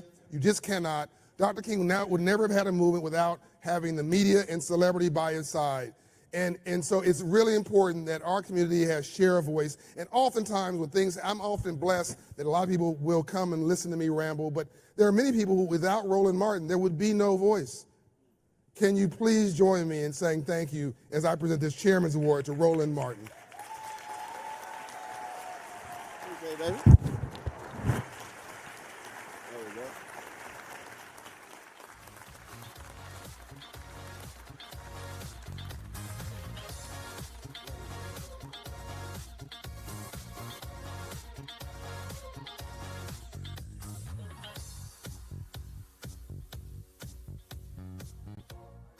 Bryant, founder of Operation Hope, and we're talking about the 1865 project, the work that continues, the unfinished work of the Freedmen's Bank of 1865. March 3rd, when Abraham Lincoln and Frederick Douglass came together to create a bank chartered to teach freed slaves about money.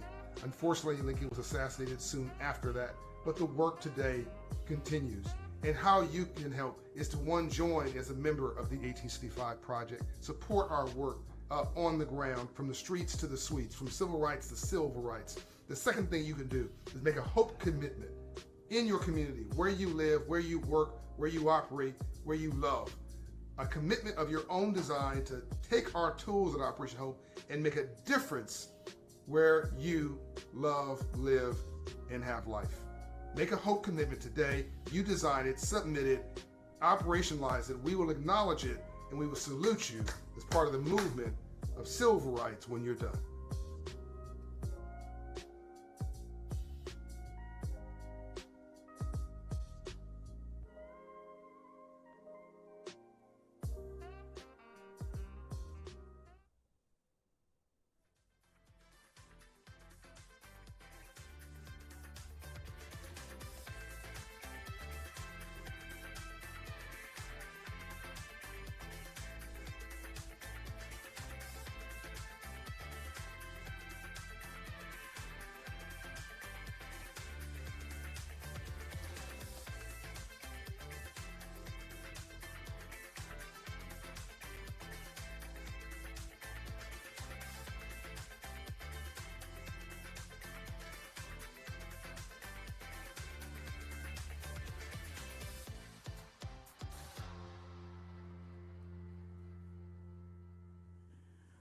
Right. So most of the time my husband doesn't really care what I do, but the next few guests, as a sports nut, I think he's going to be a little jealous. As I thought about the guests that we're going to bring on first in the sports world, last night I was thinking about him as I watched my husband flip between not one, but two NFL games at the same time. They were playing concurrently, right? So, you know that the Packers and the Giants were on at the same time as the Titans and the Dolphins. So he was living his best life. Can I just say that? He was living his best life. We are thrilled that we get a chance to have so many wonderful people come on to this forum. It's for you to be able to hear them, and our next guest is no exception. Please help us in welcoming the Commissioner of the National Football League, Mr. Roger Goodell.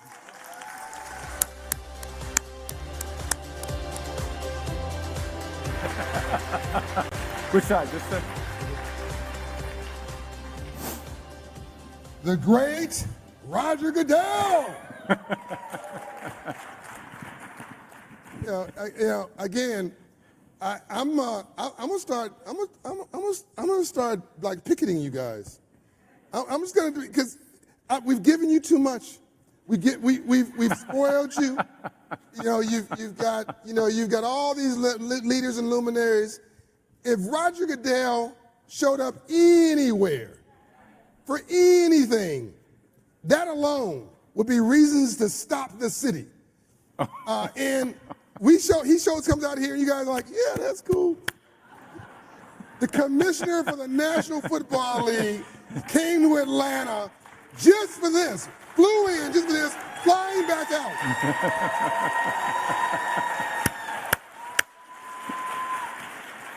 It's true.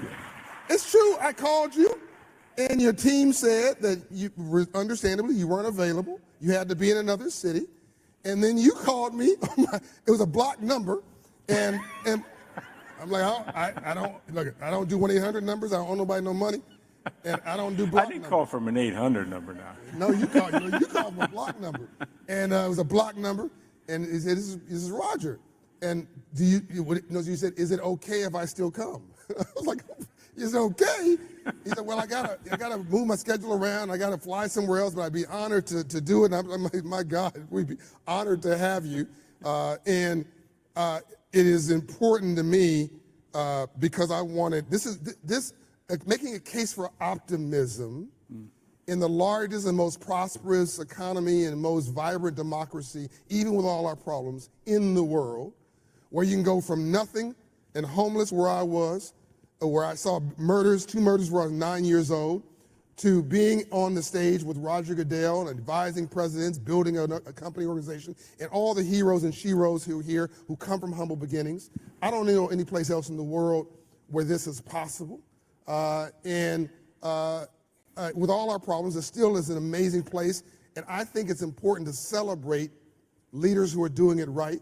And so I have a group of people that I curated for this, the most important meeting I've ever had, and you're one of them. And I presumed you couldn't make it, and you didn't, not realizing how important to me, made a way out of no way, because that's how you roll.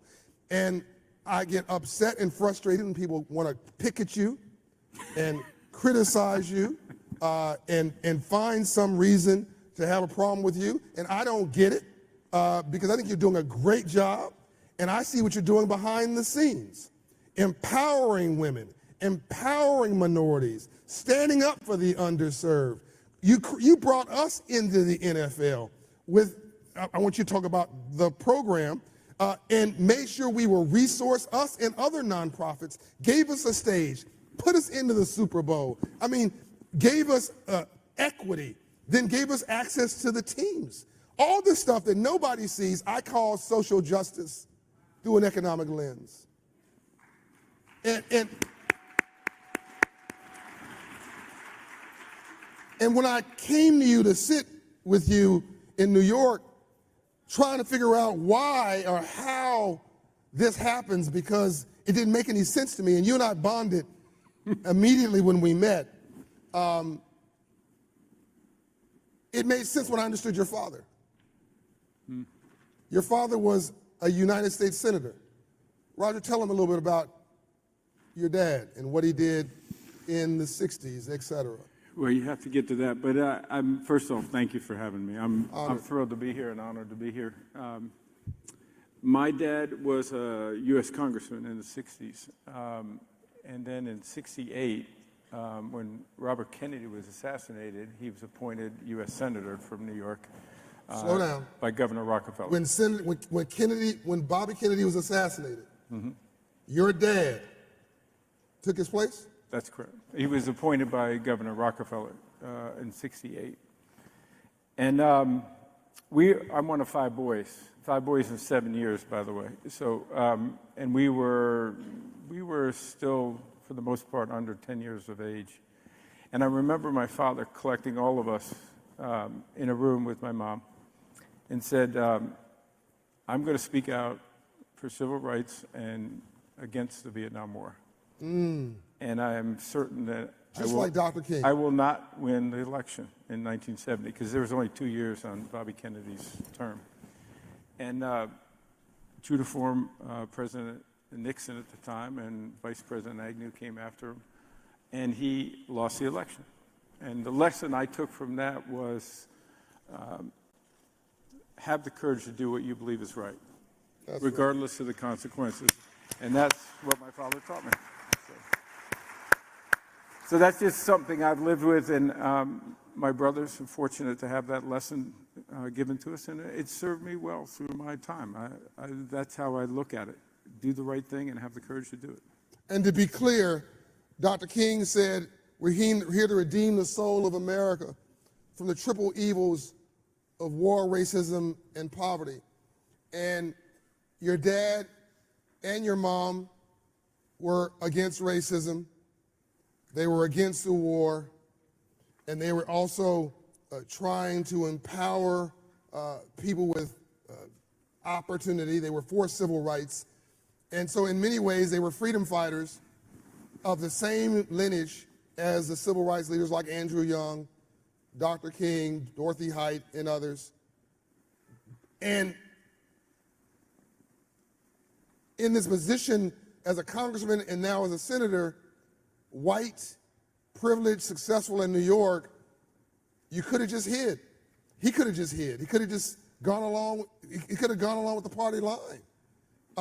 But he knew in advance that if he took this position, that he wouldn't win re-election. Right. And did it anyway. How much in advance did he know? Well, this was soon after he became senator, so I would say as soon as he had decided that he was going to speak out on these 2 issues, he knew what the president would do, because he was a liberal Republican, as they called them in those days. I don't know what they call them today, but in '68, and he... A liberal Republican today would be a rational person. We don't have many of them left anymore. But the reality it is, he knew at the time, when he made this decision that he was going to do this, that he would get a very strong reaction from the president of his party, essentially. And they did.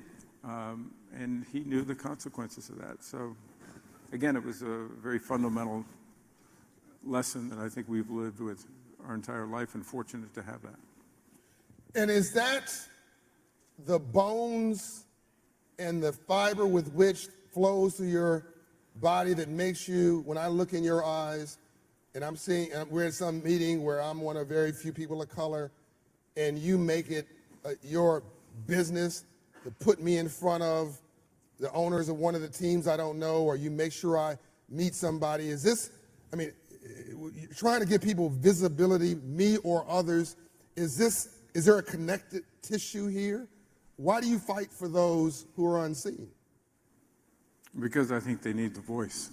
And listen, for us as the NFL, we have an incredible platform. And we have to use that platform for good, right? We have to use the platform to try to change our communities, to help our communities, to give opportunity, which you are so great at. I mean, you're my inspiration. You're always out there, Mr. Hope, as I call him. And there's nothing more important, ultimately, in giving opportunities to others. But I don't think I don't go out of my way to do that. I hope that's just natural. I hope that's it's who you what are. We do. It's who you are. You've embedded it into how you do business, how you operate, how you flow. Tell us a little bit about what the NFL is doing that the public may not be aware of to try to push social justice through an economic lens, through the prism of the shield of the NFL. What are you proud of? You know, I'm most proud of the fact, frustrated because we don't have as much progress as you want, right? Yeah. I mean, progress is never as fast as you want it to be. You always get frustrated with it. I do. I'm a, why couldn't we do this yesterday? Yeah. But what I'm most proud of, I think, is that a lot of the initiatives that we are, as a league, that's the 32 teams in the NFL, really coalescing behind were actually the inspiration of our players. Our players talked about what was going on in their communities. They talked about, these are the challenges that we're seeing, and we want to use our platform and your platform, meaning the NFL's, to try to address these issues in a responsible way, but to make an impact, right? To make a change. And we listened, and the owners listened, and they said, okay, let's do more than listen. Let's put impactful programs together. And that's really sort of the genesis of our Inspire Change campaign and all of the work we've been doing in social justice, which you're a proud partner of, and we are proud to have you. But just in the last 5 years, it's over $300 million. But more importantly, wow. using... Whoa. Roll that back. Well, roll that back. Over the last 5 years is how much? $300 million. $300 million. $300 million. But I think even more importantly is we have put that money to good use with partners and great partners who know how to make change in their communities. But really the biggest thing is we've used that platform to demonstrate that this is important for all of us to care about. Yeah. And to make sure that we're all doing our part. Because $300 million is not going to solve all our problems. But I hope that all of us can help continue to push. We all should care about this. And whenever I'm with you, again, you try to give light. You invited us to the Super Bowl, and you just didn't just say go sit over there or whatever. You brought us into your space, and you put me. We haven't talked about this, but I know you curated this. I hope it was good. No, you put me right behind Jeff Bezos. And I'm sure you did that so that we would be able to connect and have a conversation, so that maybe he might be inspired by our work. You're always setting people up for success. And I'm hoping that you inspire other leaders watching this to say, if Roger can do this, as busy as he is, then I can do it too. Be intentional about putting people into the suites and not just looking at them in the streets. That's a good way to put it. You haven't talked to me about this, but I do believe, again, that it's our role. One of the things I'm most proud of the NFL is that we really bring people together. People have referred to us as a great convener.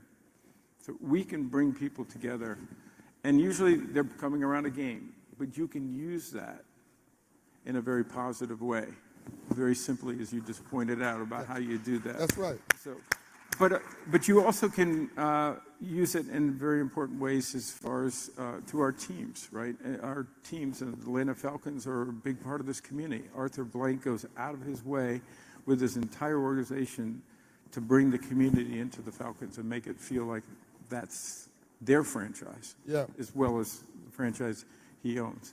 And so I just believe that all of our teams have done an incredible job on that. The Falcons are high at that list. But I think the NFL collectively it really is intentional on trying to make sure we use our platform for good. Yeah, we have Jed York of the 49ers who's on our board, and we came to see you. And because of that, you got involved with Financial Literacy for All, which is co-chaired by me and Doug McMillan of Walmart. Jed didn't get anything out of that. He just did it because it was the right thing to do. That's part of the family. You introduced me to the owner of the Raiders, who's doing some incredible work against hate. What are some of the things that are going on that people aren't aware of that you think are noteworthy? What's a misunderstanding that somebody might have about you or the league that would be good to clear up? Well, I'm very proud of the work that our clubs are doing. That includes owners to everybody in the organization as a club, the players, the coaches. everybody involved, I think, and our communities, by the way, who coalesce behind these franchises and actually help make all of that come to life. So I'm proud of the work they're doing. Listen, I think in today's environment, I think sometimes success is picked on. And rather than looking at success and saying, how do we use that to further the communities that we all live in and the world we live in, and try to use that in a better way? That's the perspective we take, ultimately, is try to make our world a better place. Is there some part of your trajectory, your life experience, that has informed your inner strength that I witness every time I'm with you? You have this, you don't complain. You just don't whine. This is not part of how you're made. But that didn't just come from nowhere. That came from you tackling, blocking, having to duck, having to you've had to make yourself resilient and strong. Talk to me about that. Talk to the audience about that so they can get some inspiration. I knew I was going to come down here and this is going to get very reflective with JB. I knew That's right. I feel like I should get on a couch right now. So. We got one. We pull it out. I would say that, again, family and experiences are the core of that, but it's also the people you meet in life and the experiences you had in life. And I think sports are a big part of me. Yep. I think that resiliency comes from sports. It's no secret that I didn't really apply myself in school early on. You weren't a perfect student? No, I was a perfectly bad student. But I grew up in Washington, D.C. when my dad was in office. Right. We lived right in the city. I would run to the playground afterwards to play sports with whoever was there. We'd all just play, every sport. And so I think I got a lot of that through that experience, but I had 4 brothers who were very good students and were perfect kids, and I was sort of the odd duck on that one. And my parents always looked at me and said, what's wrong with this kid? What did we do wrong? And I get it. And I finally realized when I was a senior in high school that I had to straighten up. When I went to college, I worked my tail off, and I came home with a 4.0 on my first semester. And wow. Yeah, I'm proud of that, but you'll get a kick out of my brother's reaction was, well, this isn't really a college. So, but that's what you got in the Goodell household. So there was not a lot of support. There was a lot of competition. So I think I learned from that, ultimately how to do that. So I take great motivation in people who question either me personally or the NFL, which I take very personally, that we aren't doing the right things. That's a challenge for me to show that we are doing the right things. And it's not always easy in this world. But I believe it's really important to do, and I believe in what the NFL is doing. I believe in the impact. And as you've said to me many times, and I'm a follower,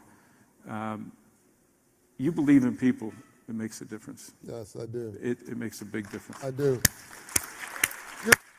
You're stuck in this. You're stuck in this matrix. We're about to do something very special here in a minute, by the way. The commissioner is about to do something very special here in a minute. We're stuck in this matrix. Sorry, you're stuck in this matrix between one of the most popular games in the world is now being exported to other parts of the world. It's the one place where everybody comes together, the football, and don't argue. Well, they argue over the teams, but racism, it appears, gets suspended. A lot of our political drama gets suspended. Right. A lot of our social drama gets suspended. It's the one place where every race, every place, every religion, every creed comes into one place and has church, little c. They're cheering for each other or for their team, and we're one for a moment. But to get them there is extraordinarily painful. You have these critics over here that can't be pleased, it appears, and you have all these owners over here that must be like herding cats, herding billionaire cats, How do you deal with the twin dynamics, and you're in the middle trying to keep it all together? This, what is this? Is it a treadmill or is it a grinder? I don't know what it is, but I will tell you it's the most exhilarating, challenging thing I've ever done in my life. And I love that. I can wake up every morning and it's a different challenge. It's something, my schedule can say X, Y, and Z, but I'm going to be doing A, B, and C. And I love that challenge of coming in and sort of having to deal with that. I think the secret to it, like anything, is respect. I'm a big believer in that. Respect other people's opinions. Respect and understand where they're coming from, even if you disagree. And if you believe so strongly in it, it should be easier for you to be able to sit back and listen and say, what is it that is different about the way I'm thinking about this issue?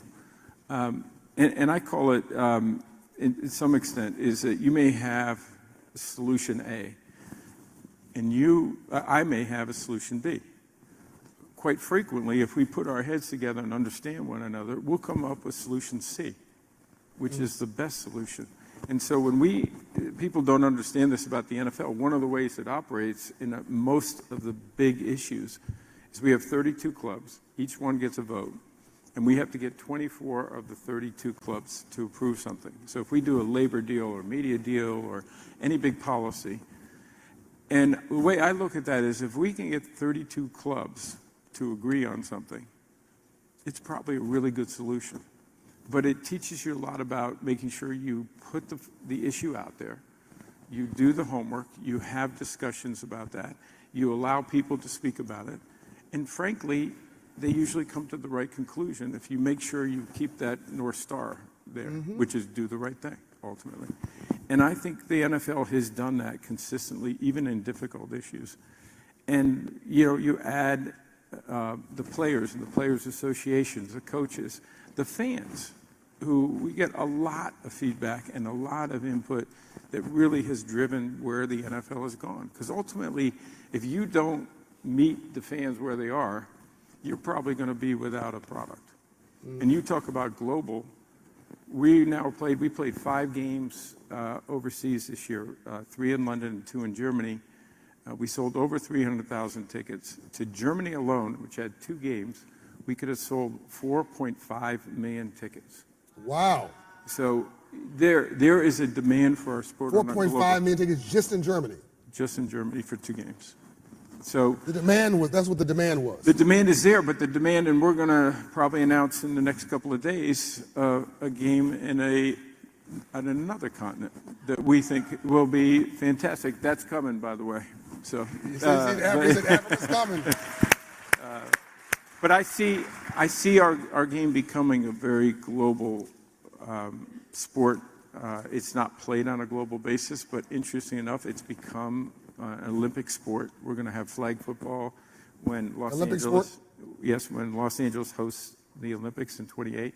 And by the way, most importantly, that's for boys and girls, men and women. So, the flag football, boys and girls. Yes. This is a business. I mean, this is an enterprise. This is an engine. It's social, it's entertainment, it's athletic, it's cultural, but it's also a huge enterprise that you're running and empowering vendors, small businesses, to take some of these licenses and to go do things with them. All the players who are making this money, they're also going out in community doing things. One of the things you had to struggle with and make a decision about as a group of 32 stakeholders, as you mentioned, was social justice. Did you guys make the right decision? Well, I don't think it's a decision. I think it's lots of decisions about where we're going and the role we play in our communities. I'm sure we weren't perfect. I think if we thought we were perfect, we were making a big mistake. But the reality is I think our intent was correct. And I think we're all learning in this space in a way that has allowed us to really even have a greater impact, because we're willing to acknowledge that, and we're willing to sort of say, okay, how do we approach this? The second thing that's made the NFL incredibly successful is great partners. And so we don't presume to have the solutions in a community. We reach out. Our Inspire Change partners are tens of hundreds of partners that are doing incredible work, some in local communities, some on a national level, some on an international level. We want to work with them to allow them to try to make the impact that they believe they can make. And we obviously will provide important funding, but also that platform to make sure that people understand the kind of work they're doing, but also the need for it. And the reason, you know, our issues from community to community differ. You go across 32 teams, those issues are going to be different in those communities. And then you take the players who all talk about the communities that they lived in before they came to the NFL, and how they want to get back into their communities and support them in those efforts. You can have a huge impact when you do that. I asked you a question, but I know the answer. I asked you a question about social justice. You're just too dang on humble. I'm telling you, the only reason I'm here with you is because you selected Operation Hope and a range of other nonprofit organizations under your direction, and you created NFL-inspired change. You gave it a budget, you gave it staffing, you gave it resources, you rammed it down some people's throat that didn't like it and made it their idea. You allowed it to be their idea. You then introduced us to all these people. You put me in your box at the NFL. You put other people in your box at the NFL. You took Sweet Alice Harris from South Central LA. You put her on the field at the NFL, at the Super Bowl. She had never been to a game before in her life. You've done all this stuff because of you.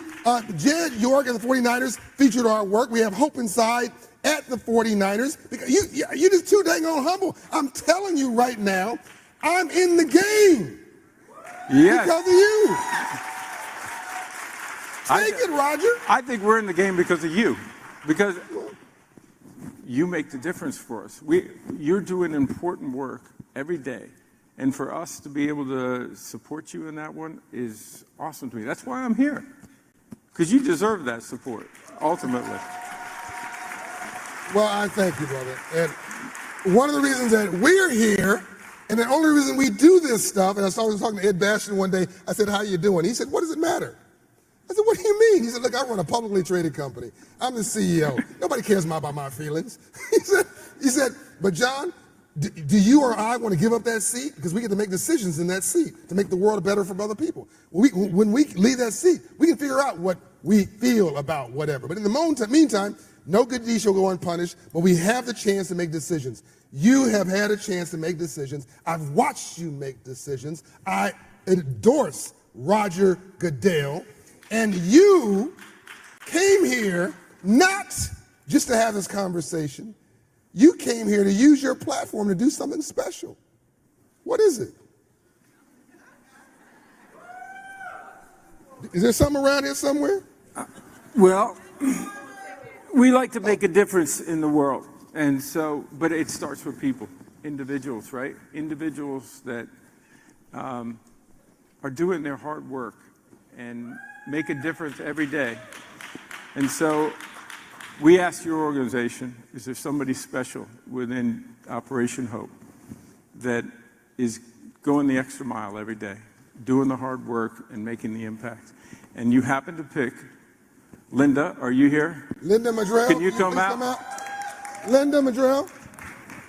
She has no idea what's going on. So Linda doesn't know. Hi, Linda. I'm Roger. So Linda happens to be from Las Vegas, I think Henderson, Nevada, is that right? Yes. Right outside of Las Vegas? A little bit outside. So I don't know what you're doing in February, but we have a game there at Super Bowl. And we want you to be our guest. 2 tickets, come to the Super Bowl. You're welcome.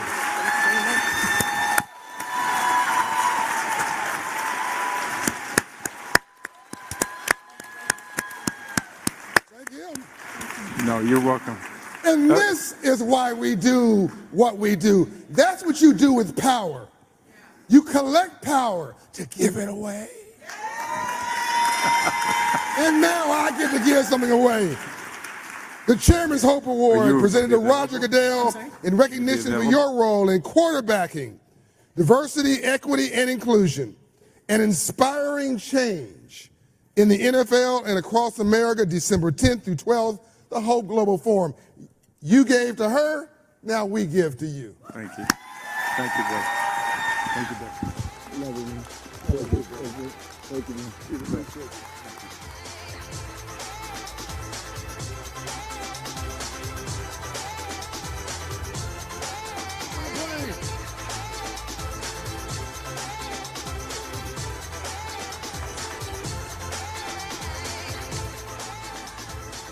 Wow, was that amazing? Who is trying to be Linda's friend right now for that extra ticket? Okay, so don't follow her around. I'm sure she has somebody planned for that. Wasn't that great, though? It was awesome. So I'll be looking for her in the stands Super Bowl Sunday. Yeah, so that's very exciting. Thank you so much, Commissioner Goodell. Thank you to the NFL. Great conversation again. Great stuff. So thanks so much for what the NFL is doing for Operation Hope. We're excited about this. So we're going to continue with this theme that's going to make my husband jealous about the collective community of sports. We are incredibly fortunate to have with us a true baseball legend. I know my husband has baseball cards with him. Yes, I know he does. So he is a 14-time All-Star, a 5-time World Series champion, a 2-time World Series MVP. He was inducted into the Major League Baseball Hall of Fame in 1993. There is so much more I can say, but I'm going to just say welcome, a big welcome to Mr. October himself, Reggie Jackson.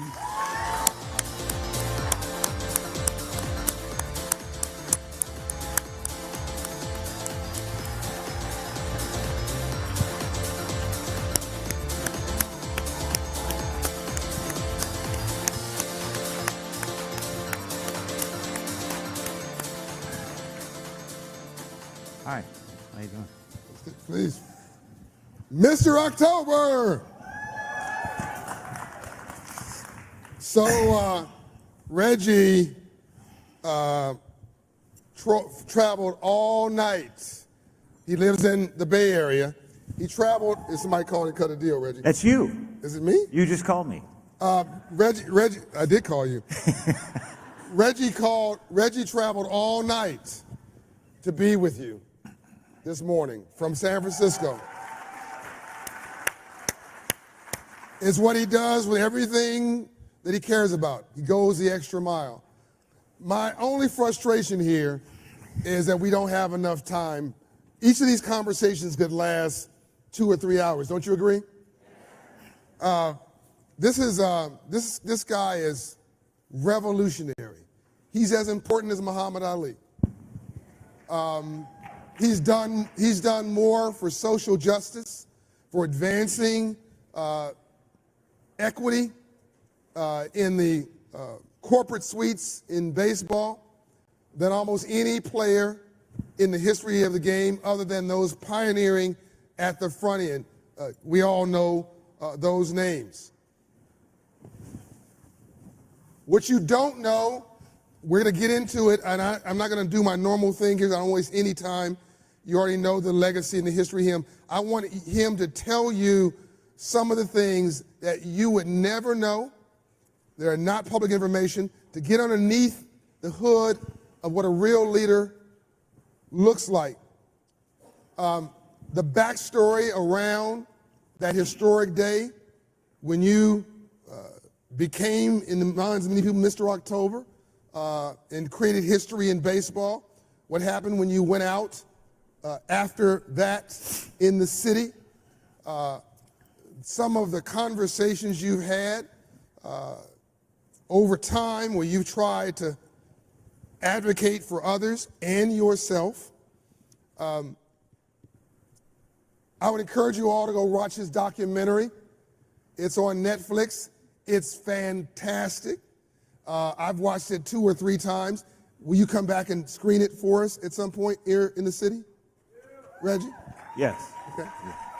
Yeah. Amazon Prime. Amazon Prime is where you see, you can watch it, Amazon. And what he's done in business since baseball is probably actually where most of his wealth came from. He owns several businesses. He owns also car dealerships, a Honda dealership in North Carolina? North Carolina, Raleigh. Raleigh, North Carolina. What's it called? Reggie Jackson's Airport Honda. Reggie Jackson. See, when you own Reggie Jackson Airport Honda, you just talk with a very low voice. It's just cash flow. It's just coming in. He also owns some manufacturing interests and an incredible, meaningful to me, an incredible car collection. How many cars do you have? I'm down to about 65 or 70, and we've sold about 65 or 70 in the last 7 or 8 years. So I was at about 140 or 50, and so as I got closer to the promised land, I figured it's time to unload some of that stuff so that my family is able to enjoy and do the things that they want to do. But these aren't normal cars. No, I collect rare automobiles. I had a small Ferrari collection for the past 30 years, and sold off about 70% of it. I was a small Ferrari collector with about 10 or 12, and so I sold those off. I've got 4 left, and I'll sell most of those and turn it into revenue so the family can do what they want to do, because I did what I wanted to do. So you created generational wealth, and now you're trying to provide some transition for members of your family, is what I'm hearing you say. For sure, yes. Yeah. And you have a beautiful daughter who I have met. She's in Southern California. She lives in Tennessee. We're working on getting her. Yes, you met her there. We're working on getting her back with her 2 grandsons. I think the one boy is I think he's left-handed, and so kind of hoping he'll be able to hit. You can guarantee that. Is the only grandfather who describes his child, whether he's left-handed or not. Do you guys get that? Okay, this is just I'm a fanboy. I love Reggie. And by the way, how did Reggie and I meet? How humble he is. Do you remember how we met? Yes, I do remember how I met you. You want to tell him, or you want me to tell him? Well, it's interesting because I've met a lot of people, and the stories usually are different.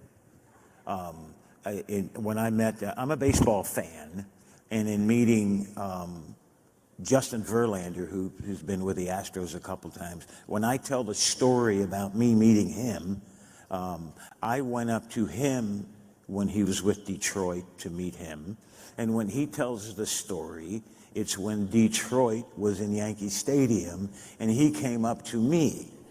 And so it's both guys trying to present a humble side, if you will, which neither of us have. Right. But when I met you because I saw you on television all the time on CNBC, and I just loved your presentation as a black man representing me. And so I just enjoyed your energy, your wittiness, the things you had to say, your content. And I made an effort to call CNBC and find out how I could get a hold of John Hope Bryant. And so I couldn't get your number, so I went on Twitter. and I don't know how to do much of that very well, but I've got people around me that helped me through it, and I messaged you. Right, am I right?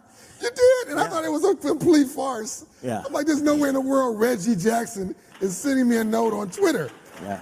So I deleted it. And it was really him. I had to go back and try to figure out how do I get this back? It's Reggie Jackson. I'm so sorry. Yeah. So, but that's how we met, and ever since John I've had a chance to connect with him.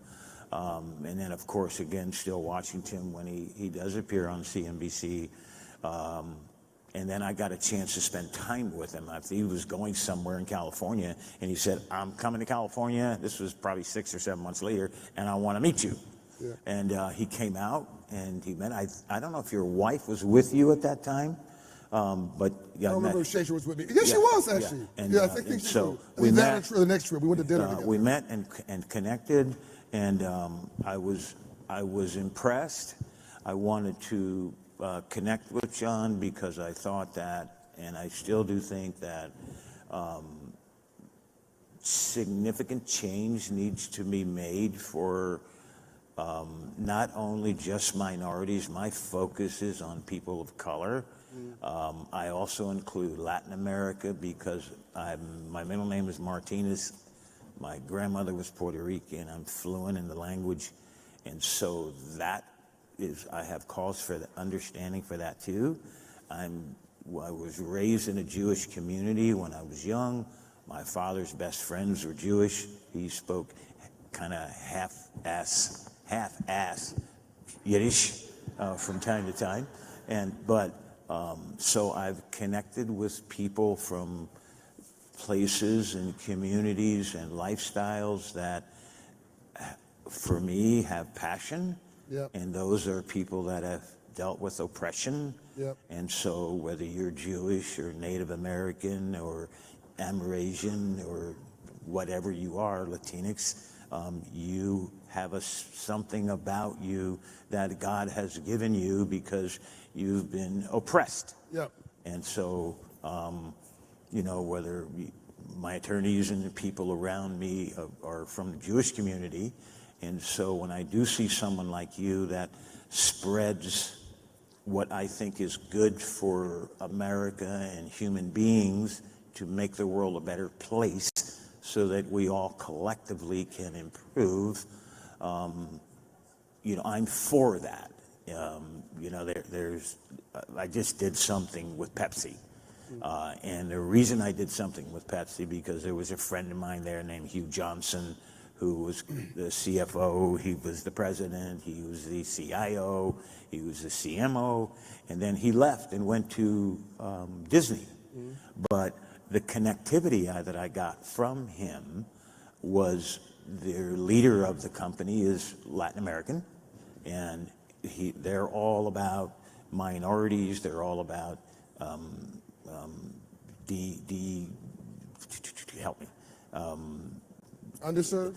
No, they're all about, what is it, with the DEI, oh, diversity and inclusion, et cetera. And so I got to the point to where some of the friends that I work with at Nike and some of the friends I work with at Ralph Lauren and these names, et cetera, that are powerful, they're concerned about building relationships with people that are concerned about making the world a better place and having a focus on DEI.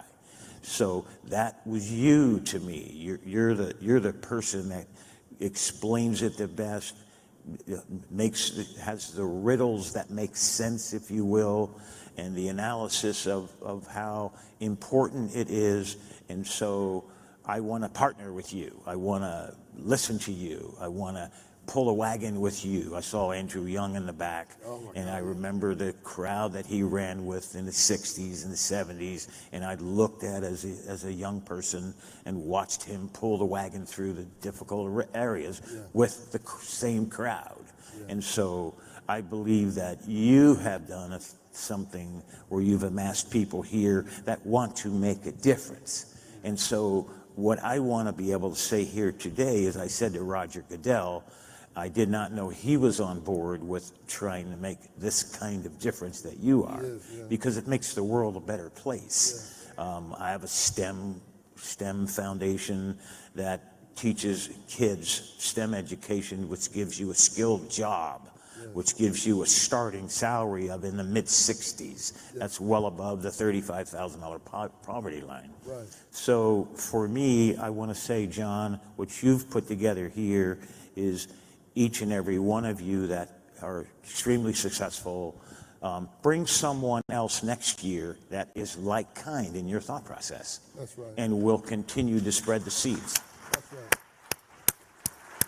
And thank you for that, Reg. It's really uncomfortable having this living legend say anything kind about me.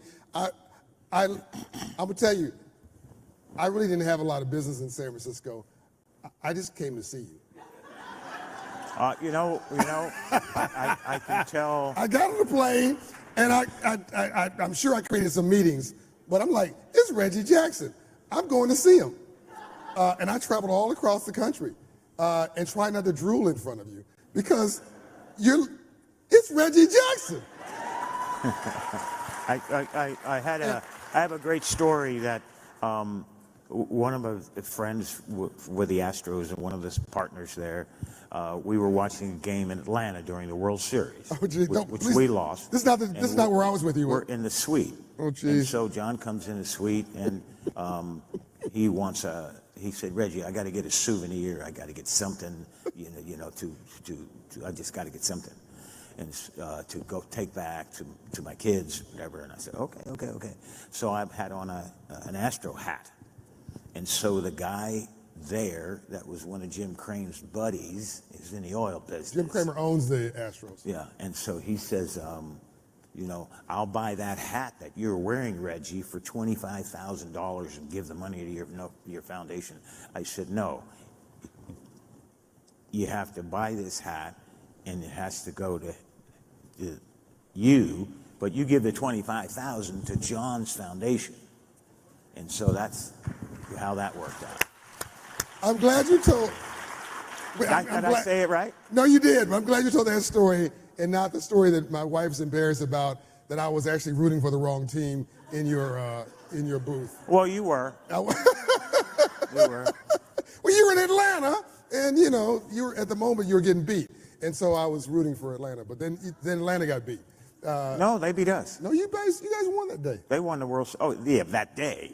Yeah. It's 7 games, bro. Well, okay. You're the expert in baseball, not me, bro. I'm not bad. So let's go back. People don't understand you. They thought you were arrogant and cocky, and they didn't realize he's alone. He's making all these changes all by himself. People saying what he cannot do. Let's roll the tape back. The time we got. You guys enjoying this? I want to do this. I want to cover. I'll keep my answers brief. I want to keep a lot of history in 5 minutes, and I'm going to talk not a lot. I really want you to. So, the World Series, where you did this triple. Did you know that was coming? Did you know that was going to happen?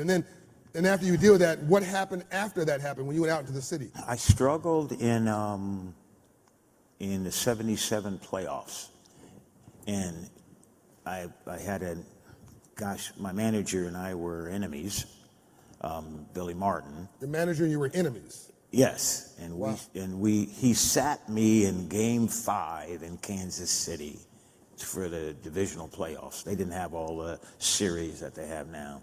They just had a 5-game series. And so I sat in Game 5, which was the deciding game in Kansas City. However, I was called a pinch hit in the 8th inning and got up, got a base hit, and drove in one of the runs that helped us win. And so I went on through the World Series, and I was benched in Game 5 as put me in an embarrassing situation. They benched you? Yes, yeah. And so from there we went to the World Series, and I struggled the first game, and then we went out to the West Coast, and I caught on. I got my game back in a couple of games, and then after we went back to New York, we lost the first game or so, and then we came back to New York. We had 3 games, and we won. We split in L.A. We came back to New York, and we won 3 in a row. And in the last game, in batting practice, I had batting practice, and in batting practice, we hit 5 minutes per player, 9 guys. And so I was hit last. The stadium was full of people, and I hit from 640 to 645 with the Dodgers on the field getting ready to take the field. So I had about 50 swings, and I probably hit 35 balls in the stands in right center in about a 50-foot radius. And I walked out of the batting cage, and a couple of the great sports writers of the past were there, Dick Young and Dave Anderson, and I looked at them and they said, "Boy, Jax," that was my nickname at the time, you sure put on a show. And I said, and one guy said, "Mr. October, you got it." And I said, "Well, we'll find out. I hope I didn't leave it here."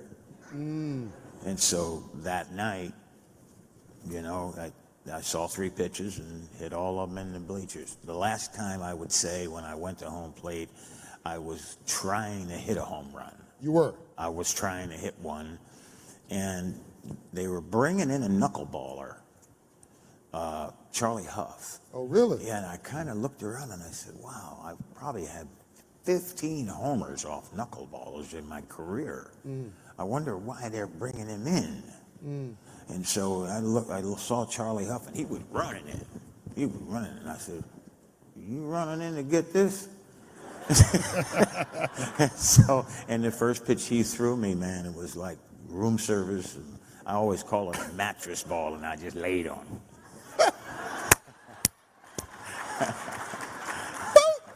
Did you know when you hit it, it was a home run? Yes, yeah. It was really a pretty majestic, high, long, deep, you know. That's not me. No, that's mine. I have to leave it on because if I leave it off, I'll lose the phone and I won't know where it is. So, let me help you with the volume. So just turn it off. Just turn it off. So whenever you hit a home run, do you know when you're hitting it that it's going to be a home run? Yeah, as soon as you click it, as soon as you make contact, you know it's gone. You know it's gone. Yes. So the first 2 times you did not know it was a home run until you hit it. The first 2 times, the first ball I hit, I thought I'd topped it. I thought I'd hit over it like if you hit a golf shot and it kind of curves too much that way. And I kind of ran down the first base line and I said, "Stay up, stay up, stay up, stay up." And bam, stayed up.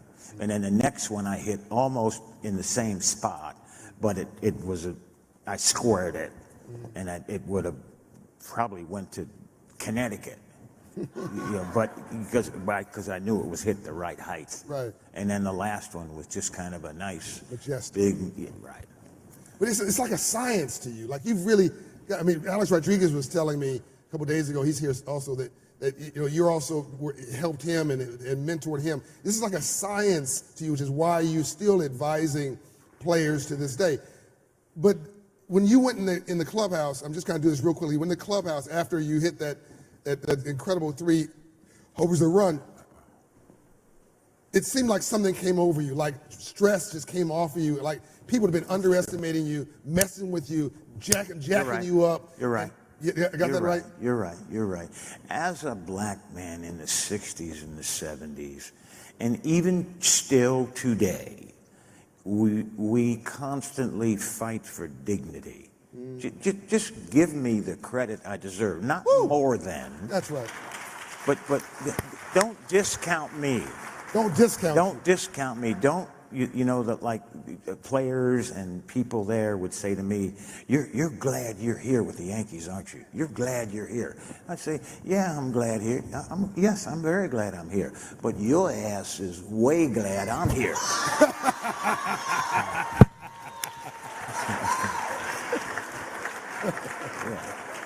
By the way, he just gave me that killer Reggie Jackson look. I just got it. I got exactly where you looked at them back then. Yeah. It's a little bit of... why you want to, they would come to me, the media would come to me and ask me questions about what the manager did or this or that. And I say, "Hey, man, why do you want to get me in a his door is open. Go ask him, not me."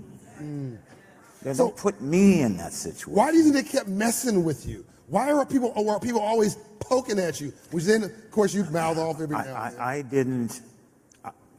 I didn't act like I was you are doing me a favor by having me here. I'm part of the team. I'm like your best player. I'm a pretty good player. Just give me my due. I don't want more than that. That's right. Like, really? And at what point did you feel, okay, I'm now getting the respect I deserve at that moment? Wow. It was always rough for them to give it to you, boy. They didn't want to give it to you. They didn't want to give you the credit.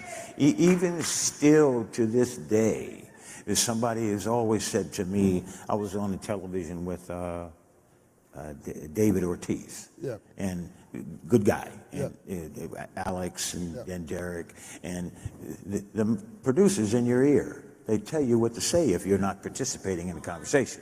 Okay? So they must have said something to Big Papi. Like, hey, Big Papi, ask Reggie, is he comfortable? Is it time for him to give up the Mr. October moniker? Yeah, okay? And so he asked me that question, and I want to say, hey, bro, easy now. You had good years, too. But you ain't me. I didn't say that. But that's what there's not going to be a Mr. October, another one. That's mine. That's it. Yeah, you make yours. That's it. So he had said to me, one of my favorite players, you know, when I worked with the Yankees, I got to watch my favorite player every day and got paid, Derek Jeter. Got to watch Alex Rodriguez. Got to watch Mariano. When I went to the Astros, I got to watch my favorite player, Altuve. Okay. He said, isn't it time to give up the moniker Mr. October to Jose Altuve? I said, you're right. I enjoy the fact that when someone comes up and has a great October, they say Mr. October is he's having a Mr. October moment. You remember how they said that, David? I didn't say this. He's having a Mr. October moment. That's me. So every time someone does that, I'm thrilled. I get my name mentioned. Right. But it's, I could have checked him, but it's not necessary. So, did you guys catch that? I could have checked him, but it wasn't necessary. Yeah, not necessary. When you got the power, you don't need to use it. Don't use it. So all things have not been a bed of roses. You left this big game. You're in your Rolls Royce, I believe it was. You were so about, I think it was a Rolls Royce. You go out into the city. I'm trying to do this real quick. What happens?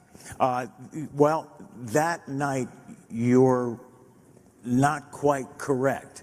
I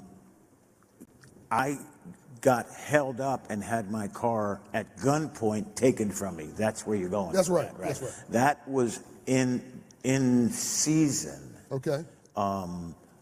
That night, for the year, I drove a Volkswagen. Mm-hmm. And I drove down this 3rd Avenue to a place called Jim McMullen's where I always would eat. The streets were packed with people. Yeah. I parked my Volkswagen, it was navy blue, Yankee blue, on the sidewalk. Okay. And my girlfriend and I went in and ate dinner. But the thing you're talking about where I was held up at gunpoint, I had a guy, I was driving a Rolls Royce, a kid stuck a pistol to my neck right here and said, give me your keys. And so I pushed my girlfriend out of the car, got out of the car, and the kid looked like he was 16 or 17 years old. I tried to thwart him from doing anything. I lunged at him. He picked the gun up. He pointed the gun at me and put it down. Wow. I ran away. He tried to get in the car, and in the Rolls Royce, it's a touch movement. Yeah. And he was yanking on it and couldn't get it in gear. Right. And got out and ran. Right. Yeah. But your life flashed in front of you. In a moment, yes. And you're at your zenith. I mean, you're the man. That's true. It can happen to anybody. Yes, it can. And so you're trying to fight for the rights of the underserved, whatever, and you're about to have your lights taken out, turned off. That's true. But that didn't stop you from fighting for those anyway. No. Because you realized he didn't have a job. You have to do the right things for a community. It's what God wants you to do. It's only right. You know, and I'm thrilled with the people I've seen here today. I think the either founder or head of Shopify is here. Someone said Mike Milken is here. Yeah, he's here. The people that impact the world financially are super smart and super understanding of what needs to be done. I'm happy to be part of that, to share the ideas that they have in order to make the world a better place for us all, which allows us to live better lives, live longer lives, live healthier lives. The product of what happens with this kind of input and sharing. I've had several of the companies talk to me. The guy that runs Honda for the Americas is a black African. He's an African. Yep. And his concern is to make the world a better place. And so when I see a Honda or a Nike or a Pepsi or the company, a Spotify, that is, am I saying that right? Shopify. Shopify. He gets it all the time. Is here. Shopify. That's okay. Yeah. They got a larger market cap than Spotify. So they do. So much better. So when I see those people collectively working together, I want to be part of that, and hope that I can be more part. Next year, I'm going to bring someone else here that is like kind to wanting to make a difference. Nice. You've already influenced the owner of the Astros to want to make a difference. He talks about it when you're not around. His wife is a big fan of yours, talks about you when you're not around. You're making a difference, Reggie, and you don't even know it. In fact, we don't have time. We got to go, but you got to promise to come back, because we got into 5% of your story. You got to come back. We want to do your documentary on a big screen and have a 2-hour conversation. Would you guys like that? Say you'll come back. Thank you. I will come back. Ladies and gentlemen, say thank you and hello, and we're proud of Reggie Jackson.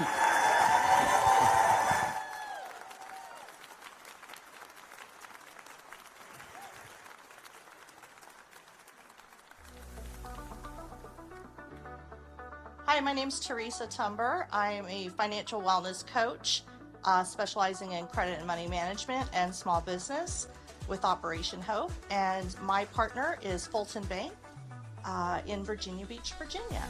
I wanted to become a small business coach because I have truthfully wanted to do exactly what I do here at Operation Hope for years when I was a business owner and couldn't figure out how to do it.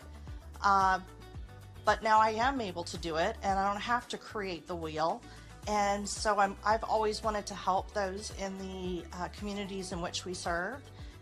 Never been able to do that on my own, and so now I'm able to do my passion and pay it forward. That's really where I am in life. I'm 53 and I'm heading towards retirement, so I figure why not start paying it forward and helping those that are still trying to climb the ladder and make a success of their life.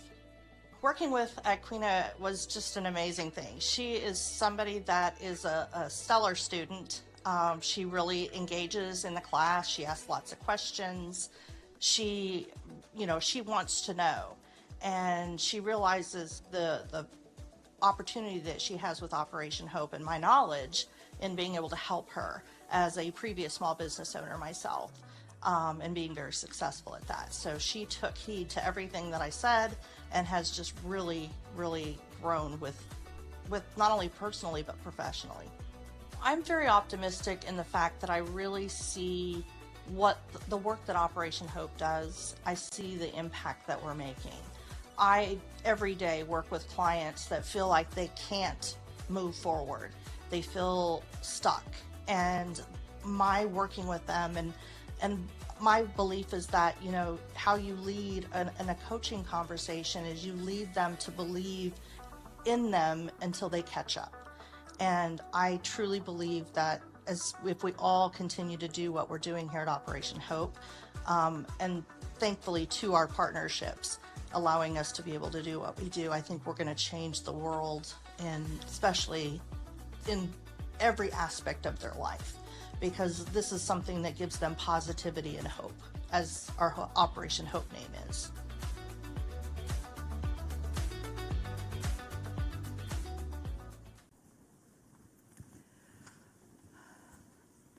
How about Reggie Jackson, huh? Wow. I took a few notes on the things he had to say. One of them is, and it's always good to hear people you've admired say things that you can relate to. He said, you have to do the right thing. It's what God wants you to do. That was after that story about him having a gun at his head. And so I think the one thing I love about this, and I love the way John does interviews. I think he's secretly a journalist like me. But he does these interviews where he really gives us an idea of who the people are and what they're thinking and the why behind who they are. And I think we have to ask ourselves that a lot. Why? How did I get here, and why did I get here? And what's behind that inside of me?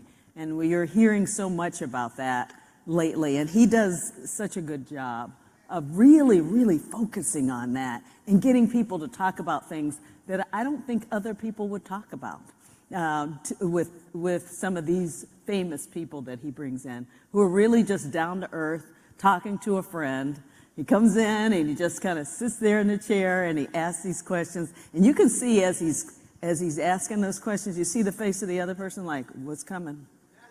What is coming? What's he going to ask me? And then they're ready for it. So I love that. So we're going to take a break from sports a little bit and change and get into something a little bit different. We're going to talk about wellness, the future of longevity, which is something as I get older, I'm thinking about a lot. What does that mean? Where am I in that big picture? My whole family, the whole bit. Thriving in a rapidly changing world. Thriving, just thinking about that word and what that means. So for years it's been just trying to make it day to day to day, and now it's how to thrive and be in a day-to-day world. So we're going to talk about that a little bit coming up. And then, of course, we have another panel that's coming on to talk a little bit about what we're going to do in terms of redefining the rules, the entrepreneurial journey. We have the CEO of Airbnb with us. So that'll be a fabulous conversation to get into his head about a few things. And of course, we have another baseball legend coming. Chairman and CEO of A-Rod Corporation, Mr. Alex Rodriguez, is going to be with us too.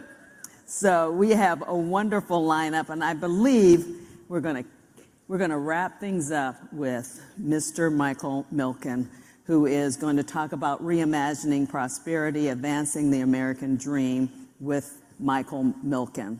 But first, let's get into talking about thriving and our longevity. Please welcome back to the stage John Hope Bryant, and he will be speaking with the CEO of Pfizer, Dr. Albert Bourla.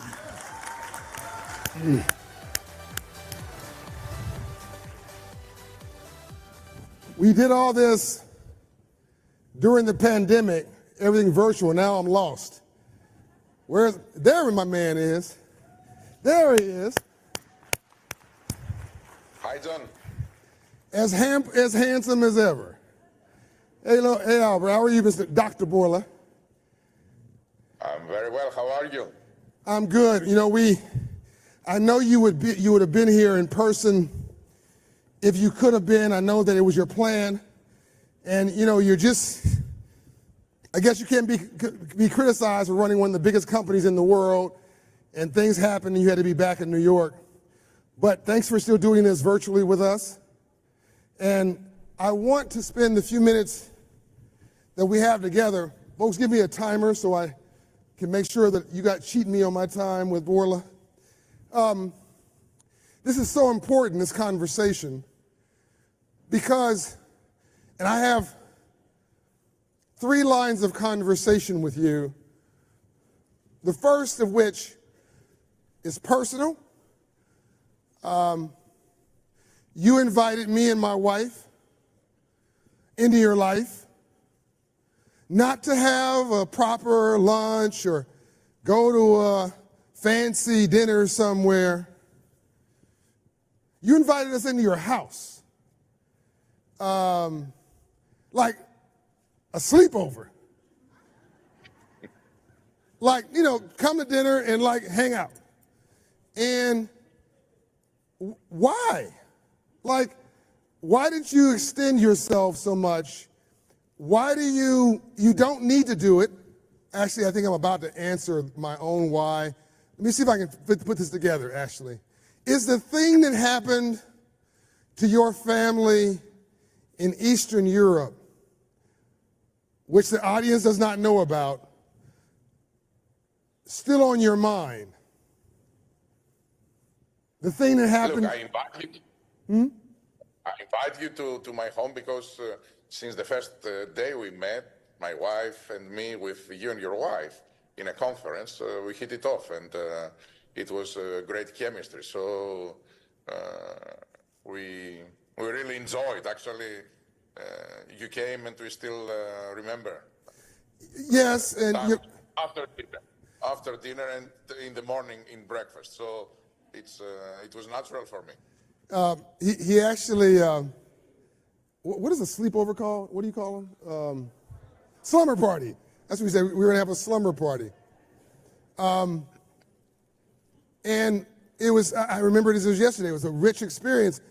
But that sense of humanity in you, I think, let me get the easy part out of the way, because actually I want to spend more time on this piece of the humanity. I'm going to come back to that.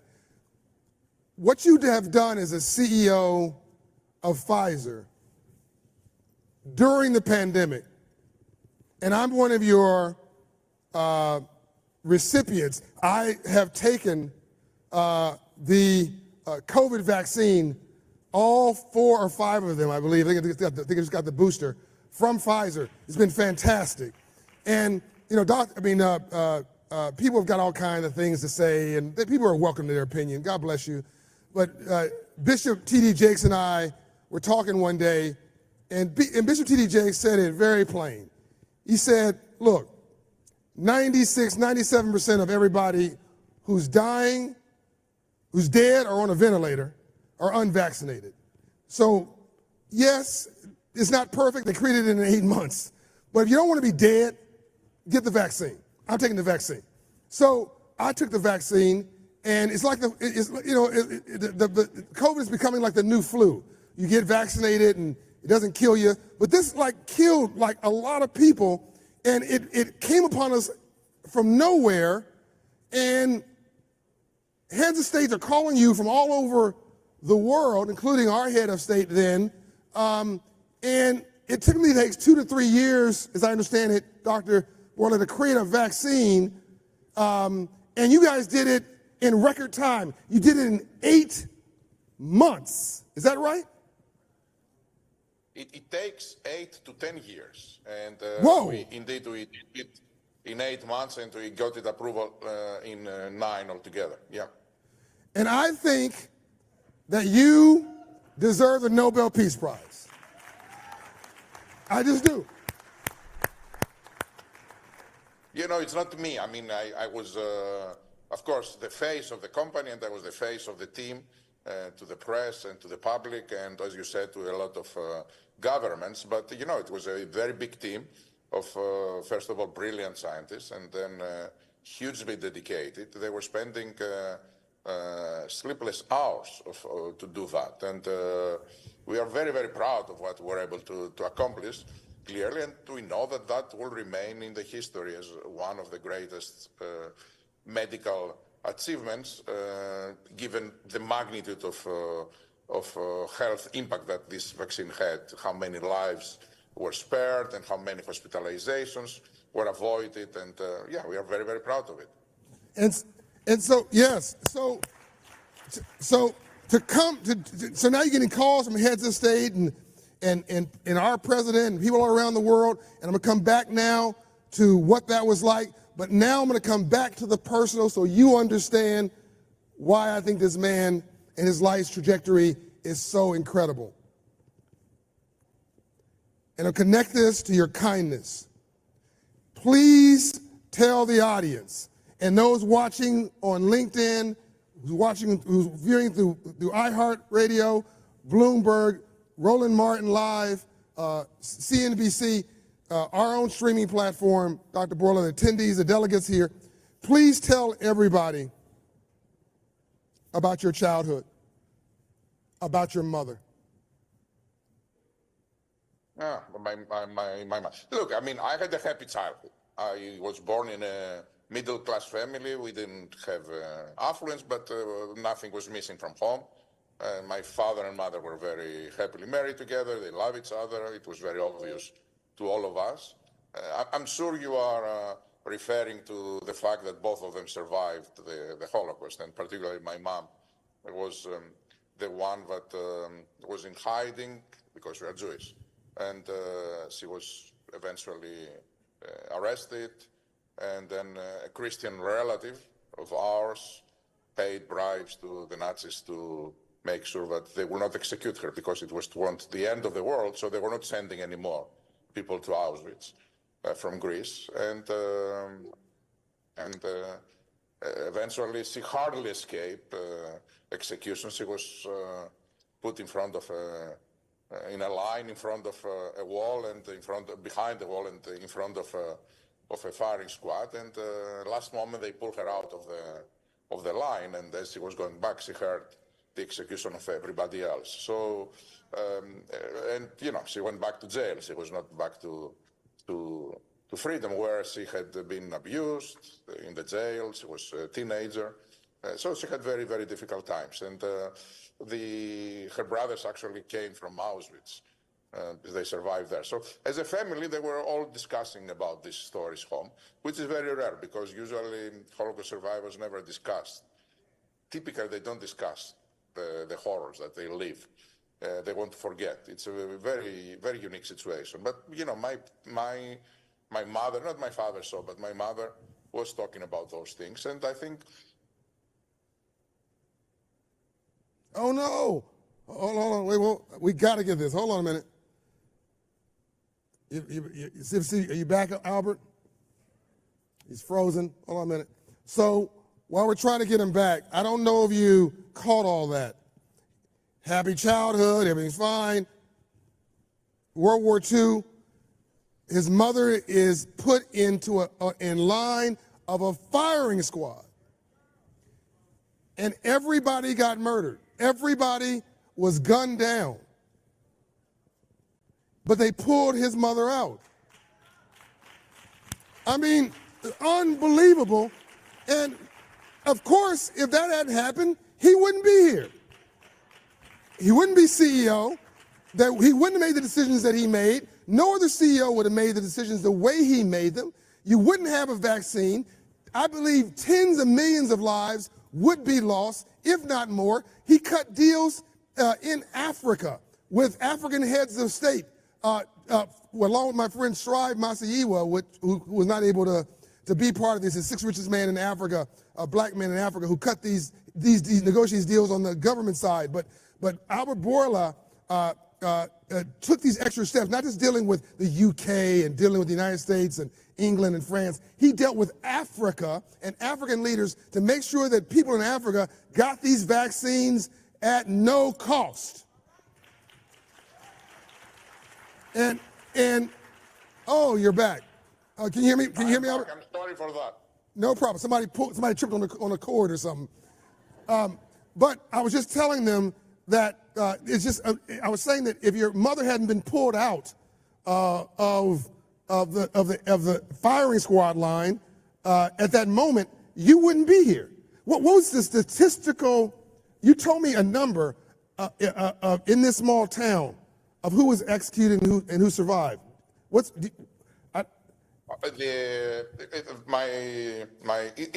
not a small town, actually. It's the second largest city in Greece, Thessaloniki, and it had the largest Jewish community. The extermination was very high. 96% was exterminated, were killed. So 4% survived. 4% survived. And the likelihood of your mother being pulled out of that firing squad was Almost zero. Does she know who did it? What God did it, huh? And so, Albert, you may be humble and nice. I think one of the reasons that you are always looking out for the underdog, why you reached out to those leaders in Africa, why you gave them a deal on the vaccine, why you made sure that the wealthier nations allowed you to pay for the poorer nations for the vaccine, why you're always visible in communities, why you care about people like me and others who are left behind, why you made sure that Operation Hope was on your factory floor helping your working class workers at Pfizer with financial coaching. You didn't have to do it. You did that because you remember what it's like to be invisible and what happened to your family and how, but by for the grace of God, there goes you. Thank you for saying that. I think, clearly everyone is who he is or she is because of the personality that mainly is built in the character during the early days and of the life of an individual. And the family plays a key role. I'm sure for the good or the bad, my family shaped me and who I am right now. So everything that I was able to, and not everything I have done well in my life and good, but those ones, I'm very proud of the things that we did. And clearly, I think my mom and dad played a role. And you're paying it forward. So tell us, Yes. Tell us a little bit, we have a couple minutes left. Tell us a little bit about, let's fast forward now. By the way, did your mother get a chance to see a lot of your success while she was alive? She was happy to see the birth of my two kids, and I think that was the most important for her. Yeah.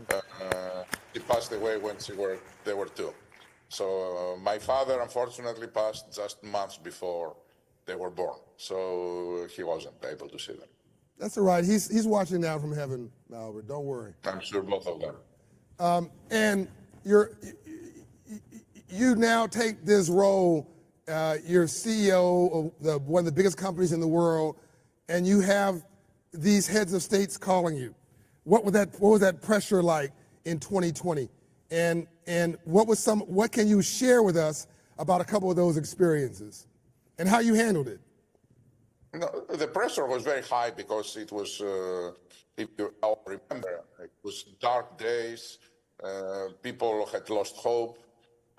We were thinking that the civilization of humans, the way we know it, is in danger because of the pandemic. And there were not much that were happening in order that could provide hope. Vaccine was by far the most important thing, but we didn't know if that would be successful. And so the pressure, if you are driving a major project, that you know that its success is not going to mean success for Pfizer, it's going to mean survival for the world, it was very, very high. Now, the fact that after the vaccine was developed and it was successful, this is also when it started the whole big project of being able to manufacture enough so that the whole world will have. Pfizer was manufacturing 200 million doses of vaccines pre-pandemic per year. That was the peak of the volumes we were making. During the first year of the pandemic, we made 3 billion doses of one vaccine that we never manufactured before. From 200,000 to 3 billion? From 200 millions to 3 billions. 200 million to 3 billion. Yes, and the vaccine that we made, 3 billions, the first year, it was not a product that was ever manufactured before. Actually, there was no mRNA product manufactured before. We were literally built the manufacturing facilities to make it while we were trying to develop the vaccine. We did it at risk. So in case we were successful with the vaccine, we would be ready to manufacture it immediately, which we were successful. So that created, of course, a lot of pressure to a lot of people. And I was the recipient of a lot of pressure, at least from the outside. So yeah, it was a quite demanding period. So you're getting the President of the United States and the Prime Minister of this country calling you every day, basically? Not every day. Every day someone would call. Not everybody was calling every day. But a lot of people will call, and because they were worried about their people, right? And they had responsibility for the health of their constituents, and they were trying to find out when they can receive vaccines, when the vaccines will be ready, how they receive them. This was the main discussion topic that I was having with them. And meanwhile, your team, this is all a case for optimism, by the way. All this is about choosing to be positive, choosing to see the glasses half full, choosing to be part of the solution, even when the headwinds are coming at you. And everybody tells you this cannot be done. They're telling you that it's impossible. They're criticizing you. He's doing it anyway. And so your team's under pressure underneath you. They're under intense pressure. You're getting pressure from the outside. Meanwhile, what did you do to help underserved countries, Africa, Latin America, and other places, to make sure that they had the vaccine? The first thing that we did was to try to make enough for everyone. And as I said, we were able at the end of the first year to have 3 billion doses. The second is we priced it tier pricing. So the high-income countries received the product. It was the cost of a takeaway meal during the pandemic. The middle-income countries, half of that cost, and the low-income countries, we gave it at manufacturing cost. But because we knew it's not going to be enough, because some of the countries, they couldn't even afford to pay for their entire population at once the manufacturing cost. We did an agreement with the Biden administration, and the US government bought a billion doses from us. They bought it at cost. So we didn't make money, we didn't lose money. And then they offered them completely free. So through this agreement that we did with the US government, basically the vast majority of all the low-income countries and a very big part of middle-income countries received offers to get the vaccines completely free, zero cost. And so some people will say, oh, well, this is wrong or that's wrong or whatever. Well, you go try to create a vaccine in 8 months. I mean, I want to, again, I like what you're doing much better than what other folks are not doing. You're an honest broker. You did the very best you can. You saved, I believe, hundreds of millions of lives. And I'm personally honored to have Pfizer in my body, your vaccine. You allow me to travel the world safely. I've been to 100 countries. I've never been sick. In 31 years, I've never been sick. I am not casual about my health. I'm very paranoid about it, and I trust you with my life. Ladies and gentlemen, please thank Albert Bourla.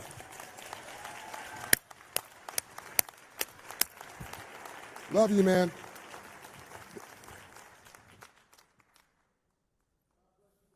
Great, Dad. I know you got to go back to saving the world, and we will catch you in live and in Atlanta next year.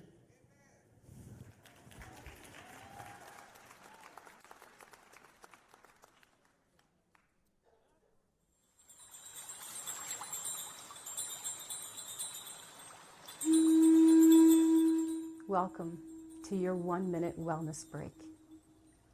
In the next 60 seconds, let's reflect on all the moments before you got here. All the decisions you made to be here. All the experiences you've had to get here. Especially the difficult ones. Because the difficult ones happen for us, just in case we weren't sure that we deserve it. And we do deserve to be here. My name is Patrice Webb, Kindness Gangsta, and this is your 1-minute reflection for mental health wellness.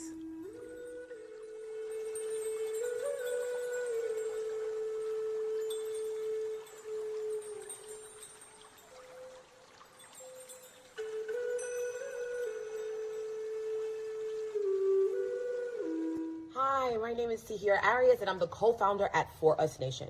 I am hopeful for the changes we are making in education. In the United States, education has been the primary lack. The least amount of money has been invested into. At For Us Nation, We provide educational resources as we believe it is the main tool that has been not given at the ground level across racial spectrums. The more of us that have seats at the table, the less we will need to fight on the battlefield. I'm optimistic for that kind of future.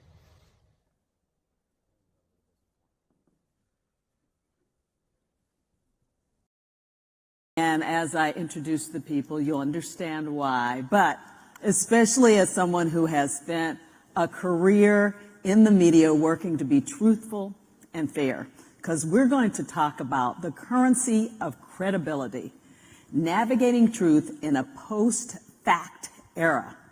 So please help me welcome this wonderful group of people, beginning with the founder and managing partner of Skybridge, Mr. Anthony Scaramucci, then artist, entrepreneur, activist, Tip T.I. Harris, and Ambassador Andrew Young. Plus, the moderator for this event is the president of the LBJ Library and ABC News presidential historian, Mr. Mark Updegrove. Please give them all a warm welcome. We have a great conversation ahead.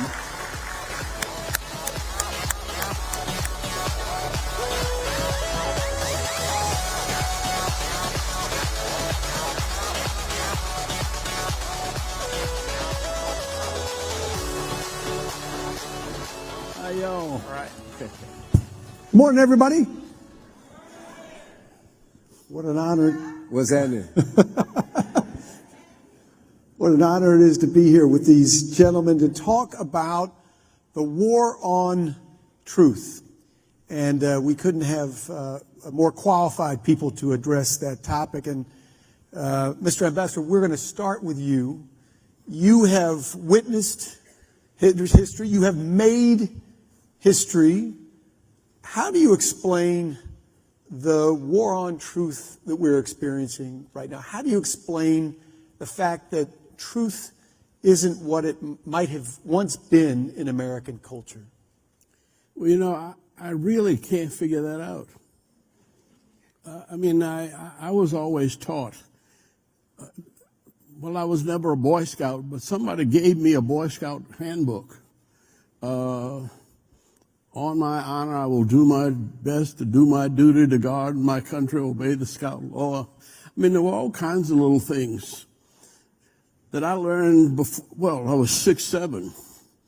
And, but then I lived in a neighborhood that made me figure out the truth. I had an Irish grocery store on one corner, an Italian bar on the next. The Nazi Party was on the third corner, and a Chevrolet dealership around the fourth corner. And I lived, me and my brother were the only black kids in the block. They had black folk in the block. This is right downtown New Orleans. So all of the problems that we've been living with for the last 90 years, I was living with when I was 5 and 6. And so most of my daddy was a dentist, and most of his suppliers happened to be Jewish. So when you come to get to his office, he had to pass a swastika that was about 4 feet by 6 feet, hanging on at the Nazi Party headquarters 50 yards from where I was born. So, I had to figure out what race was, and I had to figure out the differences, and I had to learn to get along. And I also had to learn to fight.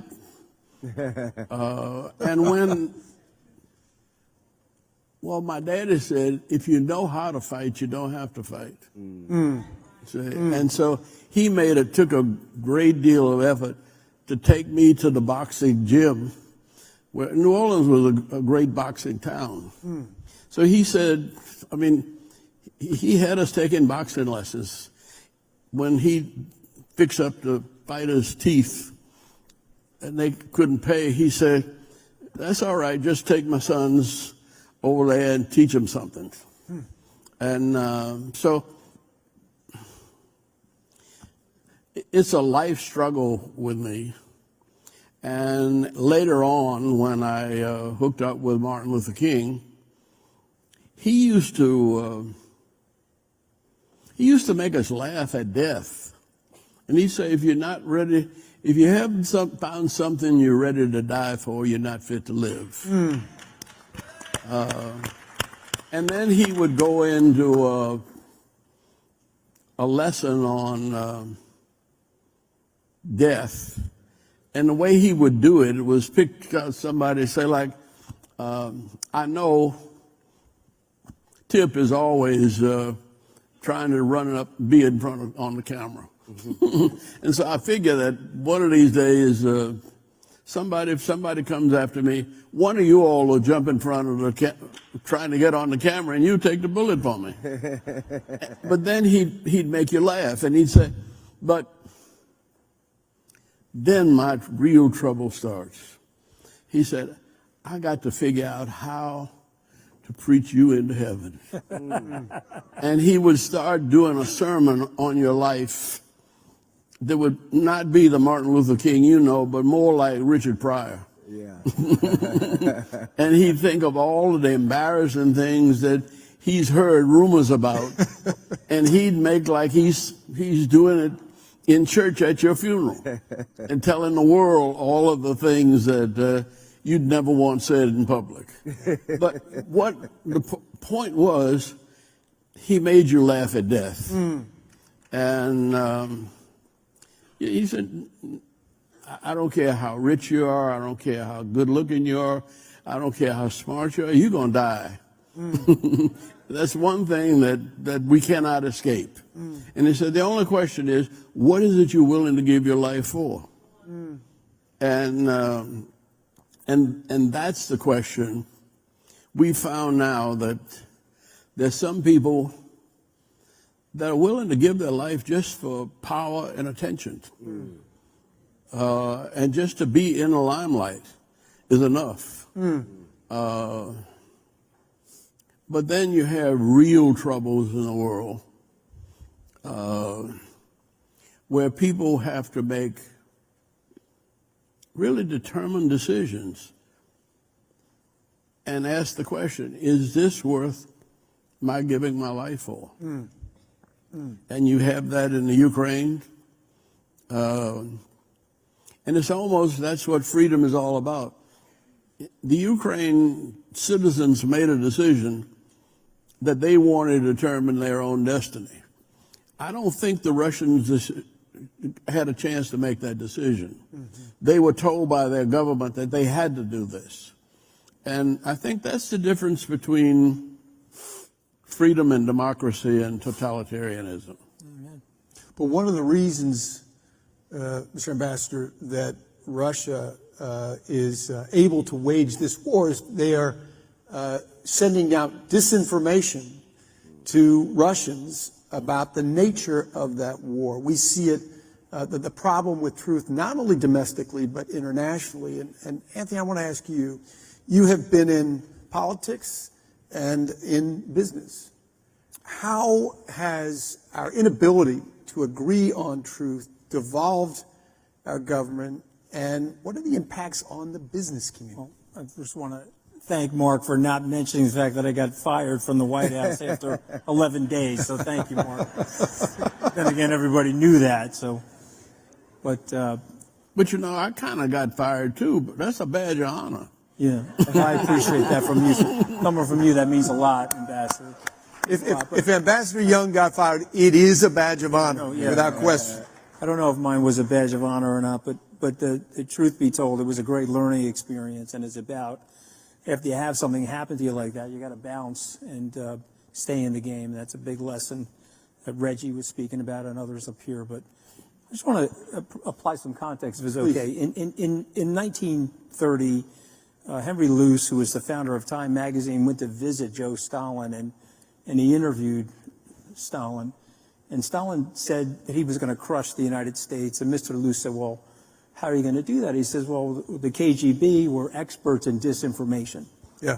And the United States is a mongrel nation.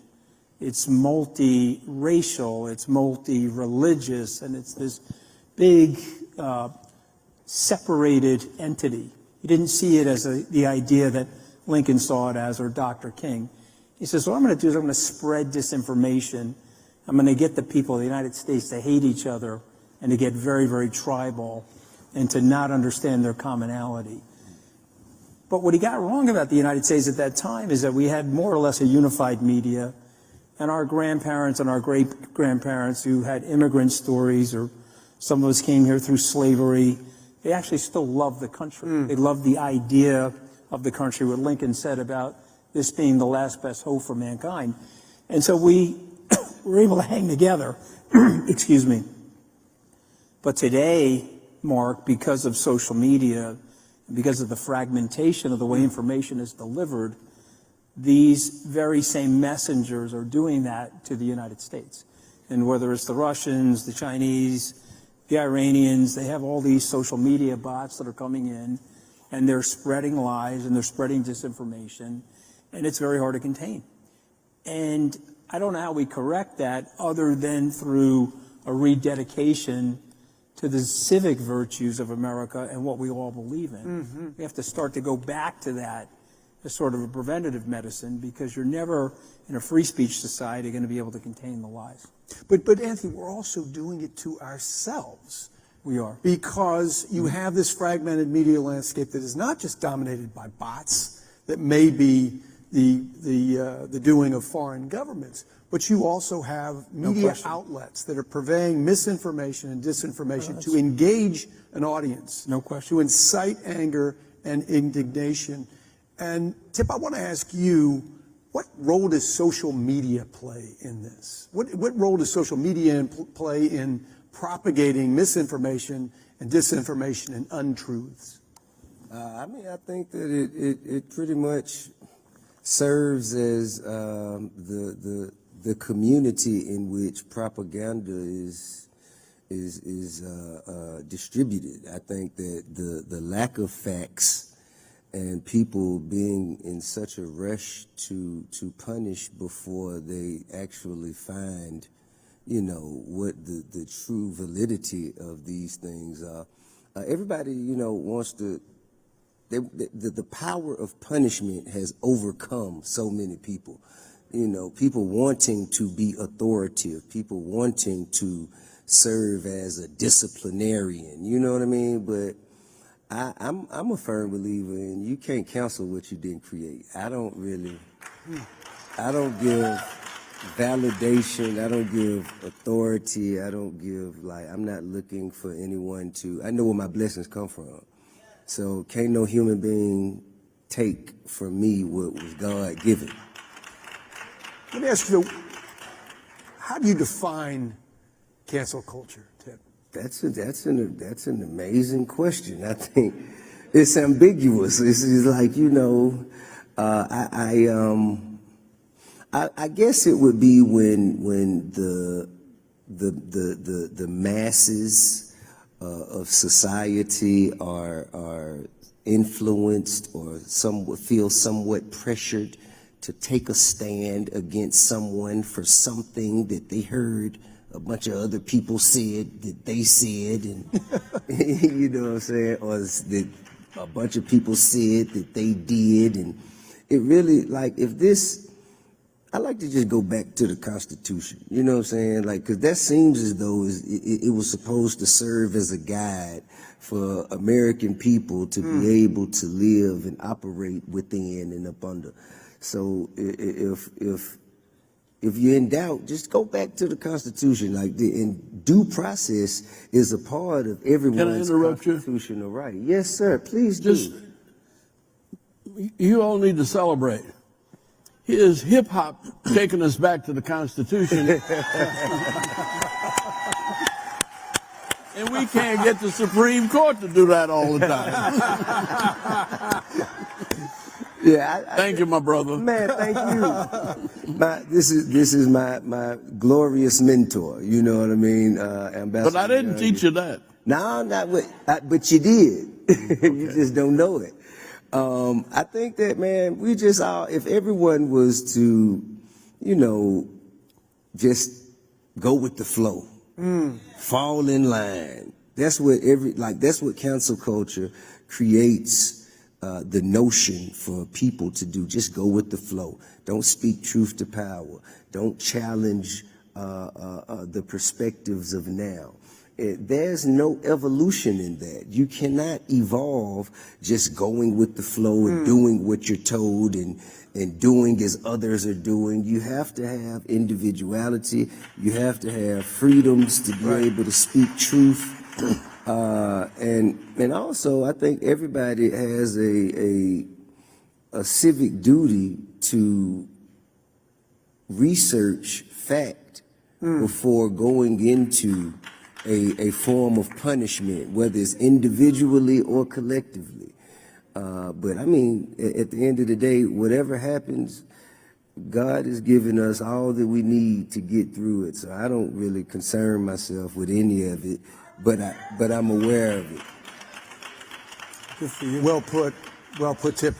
Anthony, I want to go back to something you alluded to. Anthony has been canceled in his life because of an ill-fated stint at the White House as the White House communications director under Donald Trump. He was in that position for 11 days and for reasons that Anthony might enumerate, was fired from that position and was abruptly canceled by the American public. And you talked about that backstage, Anthony. What was that ordeal like, and how did you get through it? I mean, it sucked. I mean, it was terrible. First of all, talk about why you got fired, and then talk about the. Well, I mean, the public reason I got fired is because of something I said about Steve Bannon, which is probably not appropriate for the stage, but it's really funny. You can look it up on Google. And I mean, he was a terrible guy, but we're not here to talk about him. But the real reason I got fired is I was fighting with the president over certain things where he wasn't thinking about the presidency as the institution of the presidency, and it was all a reaction about himself. And when you're in that job, it's not about you, it's about the American people. That house is the American people's home. And so we were in there fighting. We were in the Oval Office. There was one thing he wanted to disclose, which I don't want to get into, and I fought with him over it. And then I brought in a cabinet member, and he didn't like that, and he yelled at me and said that I was on his team and I'm not part of the deep state and all this sort of nonsense. But it was, for me, I was always looking at it, what is in the interest of the American people, not the right-leaning people or the left-leaning people. That's an office that all of us vote on. Okay, in the Senate, you got to vote on it if you're from that state. The House of Representatives, it's your district. But every one of us votes for the president. And so it's like what Truman said about the presidency, you know, I am a lobbyist, but I happen to be a lobbyist for all of the American people, not for these silly special interests that pervade Washington. So that's why I more or less got fired. And it's fine. I took it as well as somebody could take it. But I'll just say this to you. I got fired 3 or 4 days afterwards. I was lit up by every cable pundit. I was parodied on Saturday Night Live. Bill Hader played me. I thought, frankly, I thought he needed more hairspray. I told Lorne Michaels that. And, you know, and I got destroyed by, like, Stephen Colbert. I mean, I think he had even like a cartoon character of me, you know. And by the way, racial tropes, you know, I was Tony Soprano on the Potomac. You can laugh at that. I actually don't care. I was a Jersey Shore cast member in the White House. I mean, they were coming in every which direction at me. But I went right back at them, okay? And that's what I would tell anybody in this room. I would tell Tip or anybody, when they're coming for you, you got to go right back at them. So I went on Colbert. I did the mean tweets on Jimmy Kimmel. I faced it when I thought the president was off the rails, which was, you know, maybe later than you got there or somebody else may have gotten there. I spoke out about it. Okay, and I said, okay, he is off the rails, and he can't be the president anymore. This guy's nuts. Okay, and I talked about it, and I defended the position. And I was telling Ambassador Young, my 31-year-old son is like, Dad, You're just killing my networking opportunities because, you know, the Republicans hate you because you were with Trump. The Democrats hate you because you left Trump. How am I going to network that? How am I going to network? But the truth is, maybe I'm getting closer to the truth, right? What I would say to you is, if they're hitting you, you got to respond. You can't sit there. My friend Billy Bush, who you may or may not remember, he was on the bus with Trump when he made those inappropriate comments about the grab him by the, and we'll leave it at that. And so he got canceled. He got fired from his job. And his crisis communications people told him, go hide for 3 or 4 years or something like that. And it was the wrong thing to do. I said, Billy, get up. You got to get up, and you got to get back in the game, and don't let people define you. That's what you got to do. And I appreciate that, by the way, because it was brutal. It was brutal. Ambassador, when you were on the front lines of the civil rights movement, you were trying to ensure that we upheld our most sacred democratic ideals, which were being violated in the Jim Crow South. Our democracy became stronger as a consequence of the civil rights movement. And yet now, 60 years later, we see democracy eroding. How do you account for that? Why is that happening? I think maybe people get scared. Life is not easy, and it's very easy to adopt a myth that gives you a sense of security in that you are associated with this group of people around this myth. It doesn't matter whether it's right or wrong, but they make you feel comfortable. Now, that's not what we have been taught to stand for in this country. And I think this is the end here, it says here, kind of. No, I think we're okay for a while. Okay, well, but what I was thinking was... the end of what? They had down here final thoughts. And I keep coming back to Martin Luther King. Because it's almost 60 years since he was assassinated. But I don't think a day passes when we don't hear something he said quoted by somebody else. But the thing that keeps coming back to me in this conversation is his quote, truth forever on the scaffold, wrong forever on the throne. Yet that scaffold sways the future, for behind the dim unknown standeth God within the shadows, keeping watch above his own.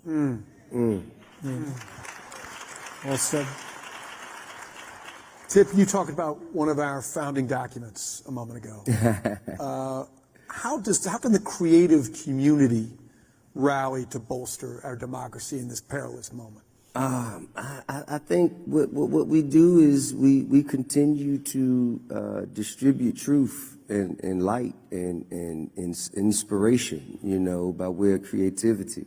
And we just can't waver, we can't waver no matter, it's a sacrifice, it's a sacrifice to stand on moral integrity, whatever your truth is. I think that if you are courageous enough to speak it, if you know that it's true in your heart and you believe in it, then whatever the consequences are, then they're just par for the course. It just has to happen. I don't think you shouldn't derail yourself or as you say, hide for 3 or 4 years. I think, man, you just continue to live life because, all things happen as they should, and you never know. Next year, people will look back and say, oh, so he was right after all. And, man, a lie gets around the world before the truth could put his shoes on. You know what I'm saying? So I just try to focus on doing what I feel is right. Nobody has a magic wand or a crystal ball to know the perfect things to do. We all deserve grace. We all require grace. Everyone deserves grace. Preach, brother. And I think when you cancel, like when the idea, the thought of canceling someone to me is discarding people and throwing them away from society for moments of indiscretion, which we've all had. We've all had moments of indiscretion. And I think that when those moments of indiscretion happen, it's what I consider a teachable moment. There's a lesson there. There's a time to sit down, have a conversation, come to a moment of clarity, a moment of understanding to move forward, with better practices. But you can't even welcome that opportunity or that moment if you just decide to discard people and throw them away immediately. It's true. Yeah. Well put. Anthony, I want to go back to your former boss, Donald Trump. The integrity was once the bedrock of the presidency. You look back at the legend about George Washington chopping down the cherry tree and says, "I cannot tell a lie, I chopped down the cherry tree." You look at maybe our greatest president, Abraham Lincoln, and his nickname was Honest Abe. We measured a president by truth, by his integrity. Donald Trump, according to the Washington Post, for whom you have written opinions, told a whopping 30,000 lies during the course of his presidency. To what extent is Donald Trump... They must have missed about 10,000, by the way. Probably weren't counting 100 of them. But to what extent is Donald Trump responsible for the attack on truth in our country? Well, I think he's heard it. I think he's also created space for intolerance, and I think that he'll say that he hasn't, but he has, and you can just see the people that are attracted to him. But we're running out of time, and I want to cede my time to Ambassador Young because we want to get some final thoughts from him. But I would just say this: if you have integrity, and you're talking about canceling, if you have integrity, there will always be opportunity for you. You're going to hear from Michael Milken shortly. He's a dear friend of mine. When I got fired, he was one of the first phone calls into my cell phone. What can I do? How can I help you? And I think when you speak with integrity and you act with integrity, there will always be opportunity for you. Don't forget that. But I want to cede my time. Well, I hear you. I think we've got a little more time. I think we have 35 minutes, and we have a little more time than that's indicated. I want to do a lightning round before we give the ambassador the final round and ask you all, and I'll start with you, Anthony, in this very fraught time, in this very challenging but consequential time, where we face so many challenges, including the fact that truth is no longer what it once was. What gives you the greatest hope? Anthony? Look out here. This is it, man. I mean, come on. This is it. This is a society of aspirational people. And this is a society of dreamers and risk takers. And we were told in the 1830s by Tom Malthus that we were going to starve, that the population was going up, and we weren't going to be able to grow the food fast enough. And we innovated. We got more people dying from obesity now than starvation. We were told in the 1980s that we were going to run out of oil. It was peak oil theory. And then we developed fracking and GPS. We were told that the healthcare was going to be 30% of the GDP when it was at 20. It's gone to 14 because of biotechnology and innovation. You can never bet against the people that are in this room. And you know that the people in this room want to do what's right. We just have to force our leaders to stop thinking left and right, how about right or wrong? And it's important for us to do that. But no, I am a byproduct of this country. I mean, I would have been picking grapes somewhere in Italy maybe if I was lucky. And this country, and you know it for yourselves, this country has given you that opportunity and that ability to seek an aspiration. And as long as we have that, we're going to be just fine. That's my opinion. Go ahead. Tip, this is the theme of this conference is the case for optimism. What makes you optimistic? What gives you hope? I believe in purpose. I believe in purpose. I believe in change. And I know that, change doesn't happen without some level of sacrifice and consequence. So wherever there's sacrifice and consequence, change is imminent. and evolution cannot continue without change. And if you look historically, in all parts of society, in all of the world, historically, I don't care how many empires, how many periods you look at, anyone who fought against change lost.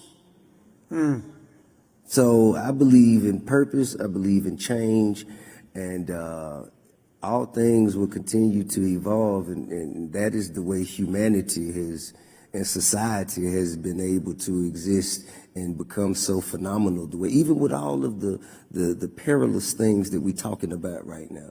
Yeah, these are things that are, you know, they're inconveniences. That you had a tough time. I had a tough time. You had a hell of a tough time. You know what I'm saying? You know, I don't think so. Better now. No, really. I think I have had the most wonderful life on earth. Amen. You know what? You have, but Mr. Ambassador, let me ask you, we have a couple of minutes here, and I want to ask you two questions, including the one that I just asked Anthony and Tip, but I'm going to save that. Before we get to that, I'm going to ask you, going back to something that Tip said, you got to find grace. You have seen in your life as an activist the very worst in human nature, and yet you found grace. Not only did you find, you are Ambassador Young because you were the ambassador to the United Nations, but before that, when you were waging the civil rights movement, you were the ambassador. You were the one who went out to the community and negotiated settlements between white racists and the black community. How did you find grace in those moments? Well, I was born into it, see? I mean, it's part of the black heritage that we tend not to be judgmental. We know that all men sin and fall short of the glory of God, and women do too. And, you know, you judge not that you be not judged. And I just thank God that I have been taught by my grandmother that grace, and I was glad to hear you use that word, rappers talking about grace. I mean, that's high stuff, seriously. And mercy. I mean, people set you up to get killed. Yeah. So, and you have profited in the career that they tried to kill you out of. Yeah.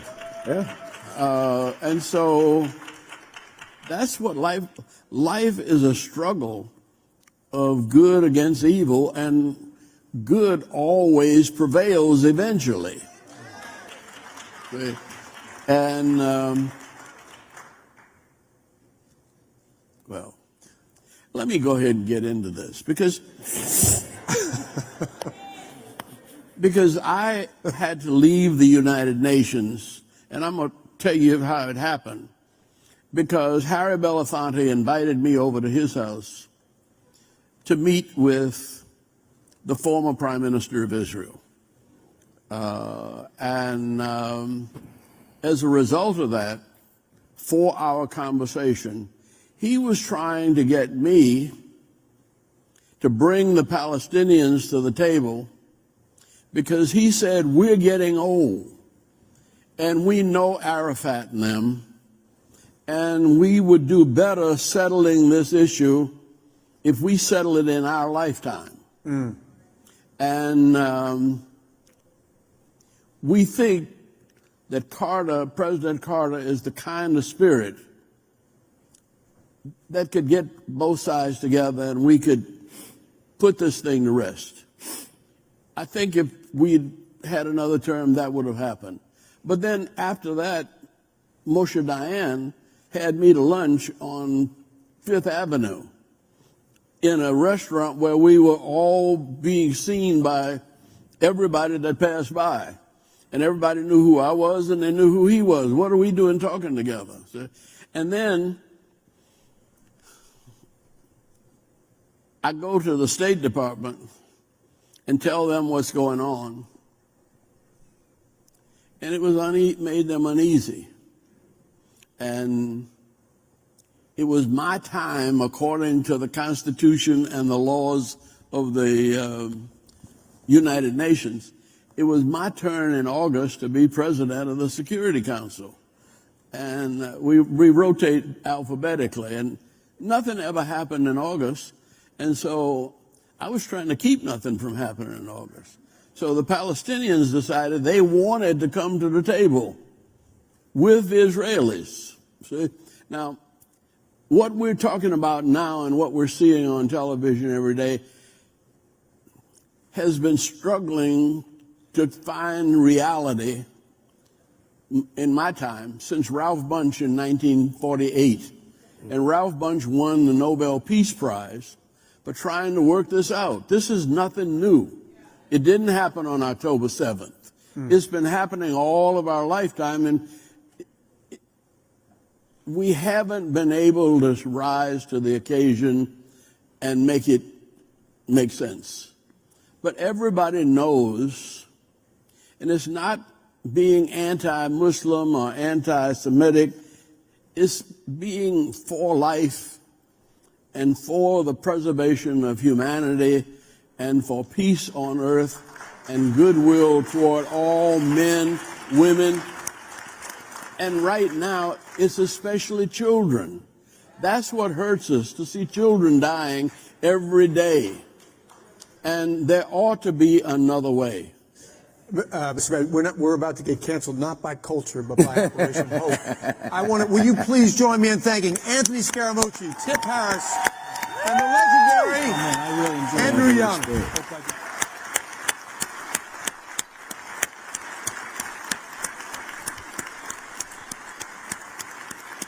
Let's hear it for this amazing group. Woohoo!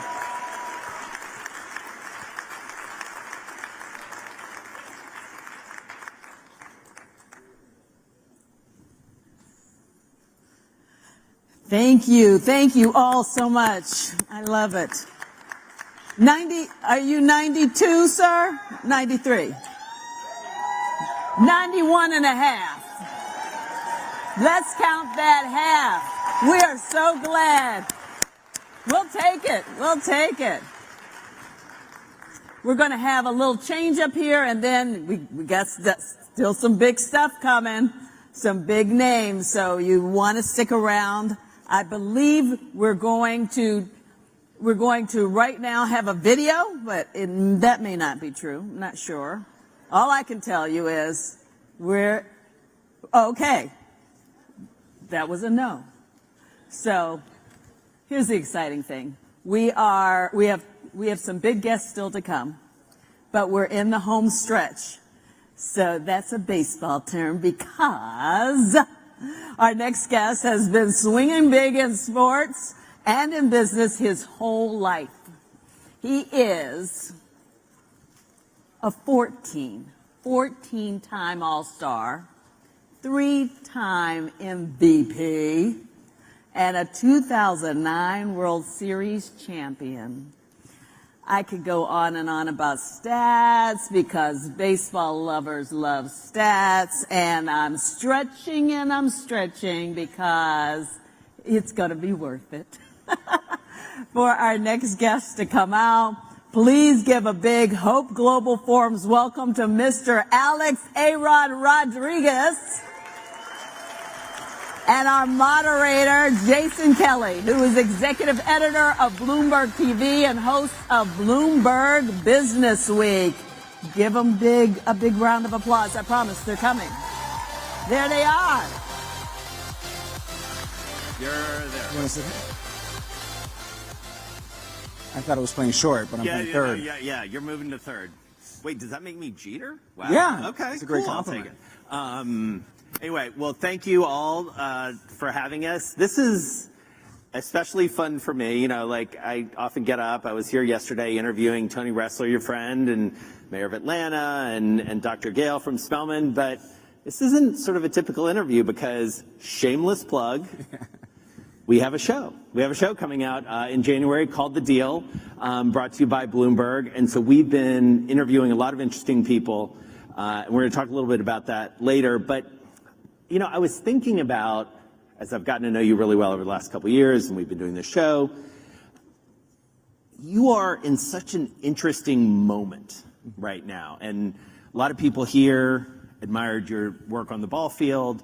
They know that you've been a very serious business person and investor for a number of years. But I have to say, and I sit about this close to you when we're doing our show, you're very consciously leveling up, I feel like, at this moment. And I don't know if you would agree with that, and I want to take you specifically to your relatively new ownership stake in the Minnesota Timberwolves and the Lynx. And understand, yep. And by the way, awesome season so far. Thank you. For the T-Wolves. Tony Ressler, who was sitting where you were yesterday, envies that record. But tell us about that experience, because this is new. You're on the other side of the table. Mm-hmm. You sat across from George Steinbrenner and other owners across the years. What's it like sitting there? Yeah, I mean, Jason, I played for almost 25 years in the big leagues. First of all, good afternoon, everybody, or good morning. And I was one of 750 players in the major leagues, which was pretty exciting. And when you think about now being one of 30, sometimes it's surreal. And I was recently at a board meeting, and to my left, I have Jeannie Buss. To my right, I have Mark Cuban, Tony Ressler, Mark Lazary used to be there. And these are the families that I've grown up watching, admiring, and I'm one of 30 in the room. I think I'm the only man of color in the room, which is, you know, a huge responsibility for me. And it's surreal. And I just think about, like, wow, dreams can happen, and it can only mainly happen in this great country of America, which you can be a ball player and then be an owner. Yeah. All right. So I want to stick on something that you just said, because you being a man of color at that table is historic. You and Michael Jordan, I believe, were the only, and now he is obviously exited to a new ownership group, or a new ownership group coming in Charlotte. Talk to us, tell this audience about that experience and sort of the mindset that you go in knowing that you got a lot that you're carrying into that room. Well, there's definitely a lot of responsibilities, and something I take very seriously. And my great friend and mentor, Magic Johnson, when I sat with him almost 30 years ago today, it was because of him that I am here today. Because, yes, I grew up watching a lot of successful people and unsuccessful people. But when I saw Magic, I said, here's a guy that plays like me. He looks like me. And, you know, when you're an athlete and you're a man of color, people consider you double dumb, right? You're an athlete, jock, you're dumb, and you're a man of color, you're probably not very smart. So you kind of come in with this negative bias, which I've always used it as a competitive advantage. I know Magic has as well. And then as our job, how do we bridge communities, right? How do we bridge this community to that community? And I find myself as an owner talking to our players. 10 of our 15 players are under the age of 25. Average age is 22. And these contracts are just getting wilder and bigger and bigger. I mean, you saw Ohtani just signed for $700 million, and the number's only going to get bigger. So when I meet with my players, we talk about wisdom is prevention, right? And the more wisdom you have, it helps you eliminate all the white noise and all these negative temptations. So it's kind of weird. Sometimes I forget that I play baseball, and I'm just a businessman now. And so that relationship with your players, I mean, one of the hallmarks of your career, and, you know, I've talked to people that you played for and played around. You know, we had an amazing interview, I dare say, that's going to come out with Derek Jeter about sort of your experiences together, you know, in the hot house of New York. You were well known for literally not even taking off your cleats and like walking into Jerry Reinsdorf's office or George Steinbrenner and looking for advice. Now you're on that other side, as I mentioned. How do you give advice? What's the advice that you're giving players, you know, those 20-something players who they're looking to you, and they're looking at you differently than they would look at Tony Ressler or somebody like that, because you've been in their shoes, as you say, in more ways than one. Yeah, Tony advises me and I advise the players. Right. And sometimes it's intimidating. I mean, even when you're someone coming up, I came up from the very bottom. I saw food stamps for the first time and slipped out of my mom's purse when we were paying at Publix. And I said, Mom, what is that? It looked like Monopoly money. I've never seen color that's like red. And she's like, well, I mean, she had a little shame and she put her head down and she goes, well, that's, some government help that they're giving us. And I was like, at the age of 12, I literally went home that night and prayed. And I said, dear God, if I can ever, get going so I can help my mother. And our rent was $550 and we had a hard time paying that.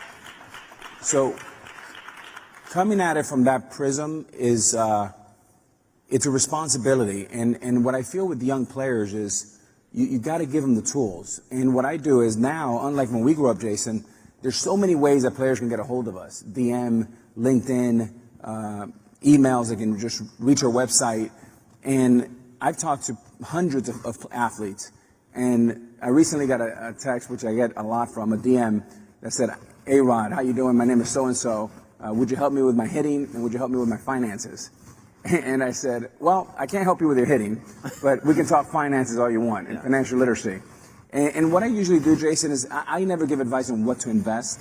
I usually talk about prevent defense, how to protect yourself, how to have the right attorney, the right business manager, and the right advisors, and create a little bit of a wall of protection. Yeah. And then go find the best people in the world, let them go and try to get a seat on their bus and go with them and learn while you're investing. Yeah.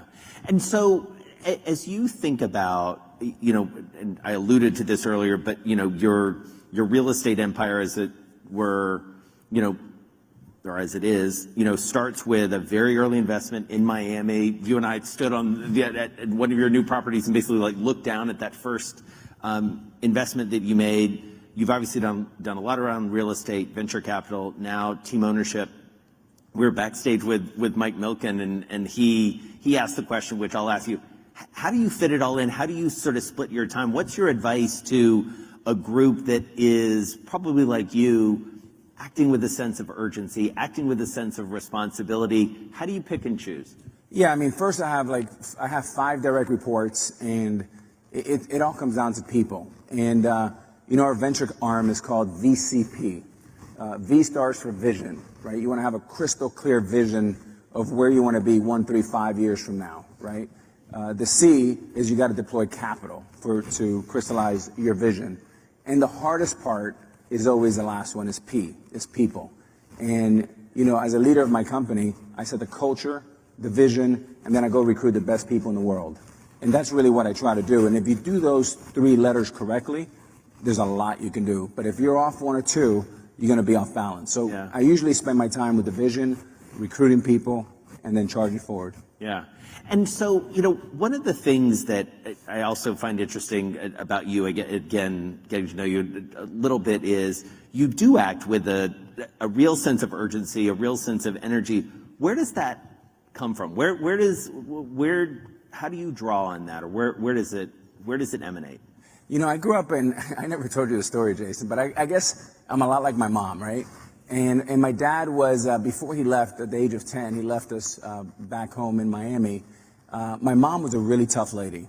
And I was born in Washington Heights, right in the shadows of Yankee Stadium, very close to the Bronx. And we lived in a building, and we were on the first floor. As you walk into the building, it was like one of those fourplexes. We were to the right. And as you go to the right, the first room to the right, that's where a shoe store. And we sold shoes to everybody in the neighborhood. But my mom, she used to work at General Motors, and she would go there every morning, leave very early. And there was a drug dealer that lived in 4B, okay? And I guess he'd said something to my sister. And this was the guy that everybody feared in the whole neighborhood. And she got home and she got a hold of this. And she went and knocked on her door like at 9 o'clock at night after dinner. And I thought we were dead. I said, okay, we've lost Mom. And she says, if you ever talk to my daughter again, or any of my kids for that matter, you're going to have to deal with me. And I'm in 1B. And I thought she was dead. And the guy, who was a very powerful guy, he was like, yes, ma'am, Miss Lourdes, we got you. And as a matter of fact, if anybody messes with any of your kids, they're going to have to mess with me. Goes, that's right.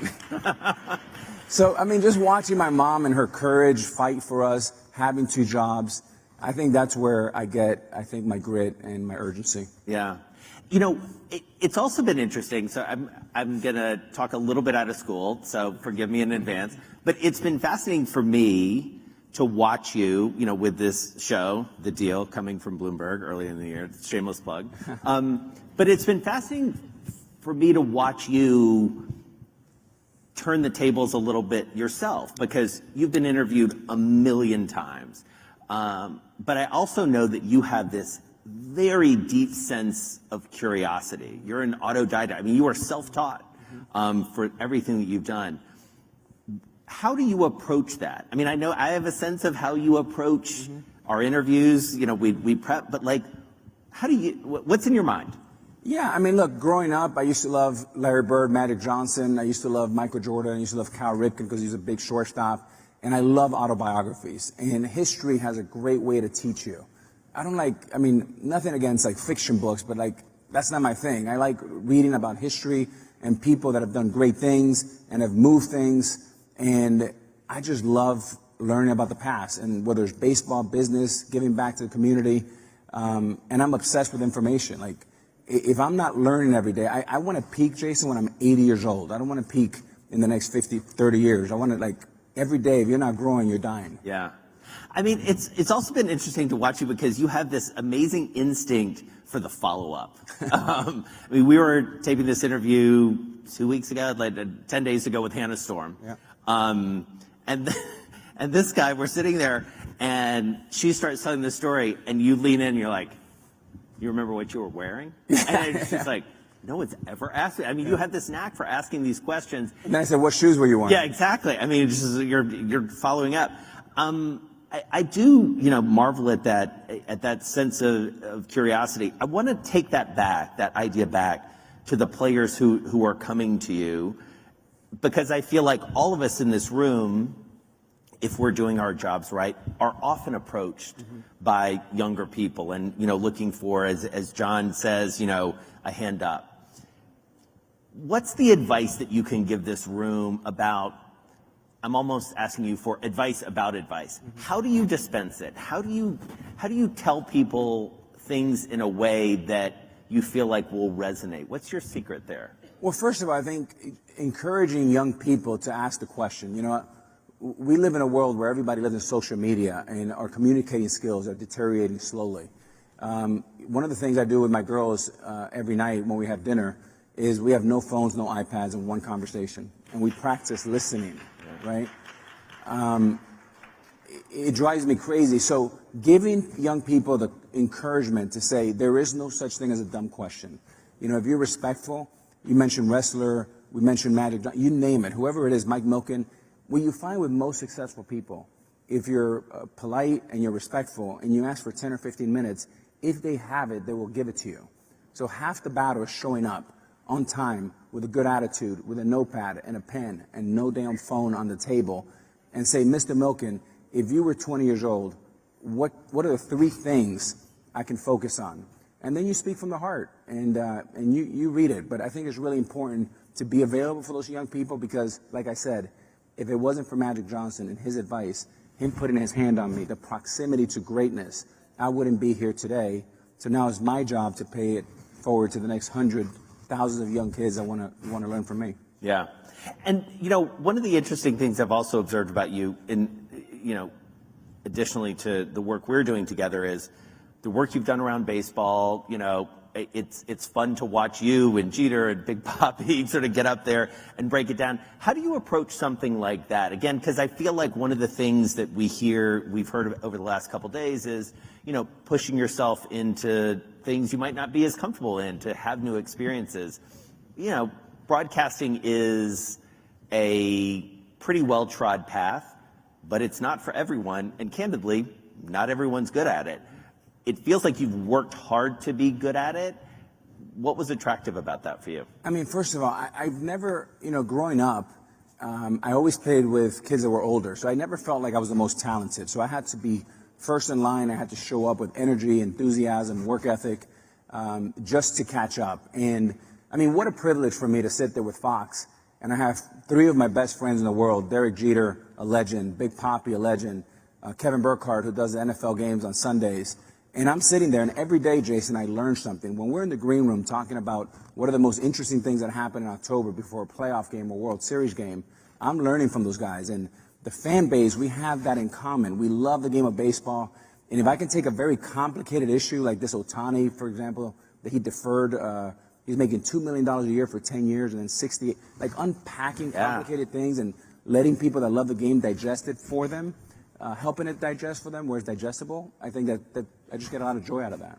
All right, well, you gave me a great opening. Can we talk about Ohtani for a second? I mean, Sure. I'm obsessed with this. Like, It's crazy. we'll probably end up talking about this in our show, but like, so here's an amazing thing that I read that you probably saw as well on social media, is that basically his contract is so big, even relative to Mike Trout, that it was the difference between the Trout contract and the Ohtani contract is an A-Rod contract, which is no small fee, I have to say. That's not a small amount of money. How did this come about from a business person's perspective, now as an owner's perspective? How do you look at a deal like that? And what does it mean for baseball? What does it mean for sports? Especially because you've got your own payroll you've got to deal with at the T-Wolves and the Lynx. Yeah, it's interesting. I mean, what you have with Ohtani in basic terms is a great deal for the Dodgers, is a great deal for Ohtani, is a poor deal for baseball and for 29 other owners. And the reason why, just to give you an example, the Dodgers collect $250 million TV money from cable every year. The Marlins collect $15 million, 250 to 15 in the same league. You have two teams, okay, that make less than Ohtani makes per year. So Ohtani makes 70, and you have two teams that pay 26 players under 70. That's not a sustainable model for a business. And the reason why the NFL works so well is parity, right? Everybody gets the same check at the same time, whether you're in New York, whether you're in Buffalo or Jacksonville. That is a sustainable model where you have shared economics. So I'm concerned about baseball and how does a team like Tampa compete with the Dodgers? But the Dodgers, they're printing money and they will continue to print money. Yeah. All right, so we only have a couple minutes left, and I'd love to take advantage of you being here, and again, for this audience, to give them something to sort of walk out with, something that may be on your mind recently, something you've picked up, and maybe it's even in some of the conversations that we've had with folks, because we've talked to, I mentioned Derek Jeter, we've talked to Hannah Storm, we're talking to Michael Strahan later this week. That's going to be good. I'm excited about that. Couple of New York guys swapping stories. What have you picked up that you're telling other people? Like any stories that you want to share with this audience? Well, I'll do a little shameless plug. We have one of the greatest quarterbacks of all time and one of the greatest tennis players of all time coming. Yes. That's all I can say. What I've learned, Jason, is the world's changing more so today than ever before. The world's changed more in the last 5 years than the last 50 years combined. And I think it's going to only speed up the next 5 years. So I think you have to, if you have an MBA degree, almost throw it in the garbage. You got to start again, right? Because the world is changing. If you don't keep up, and I don't mean that. I mean, MBA obviously is amazing, right? But what my point is, you got to continue your education process. It can't stop. And you can't rest on your laurels.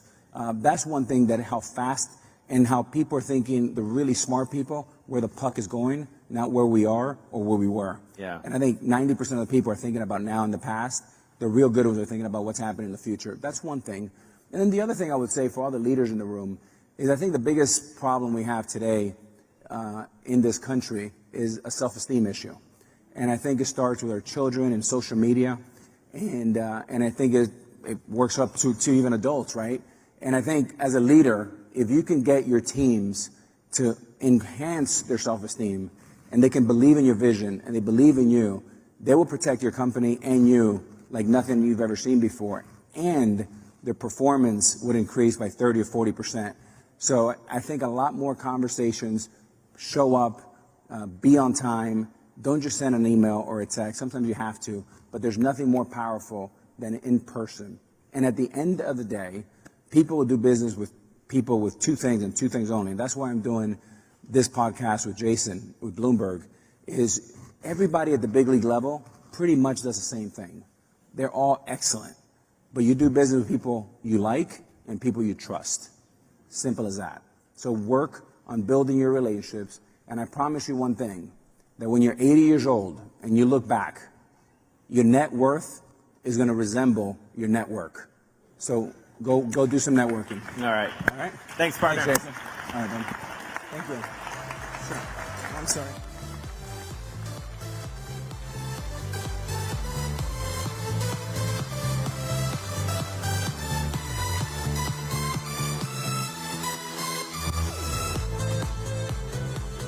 Your net worth is going to resemble your network. And you're networking today, so that is great.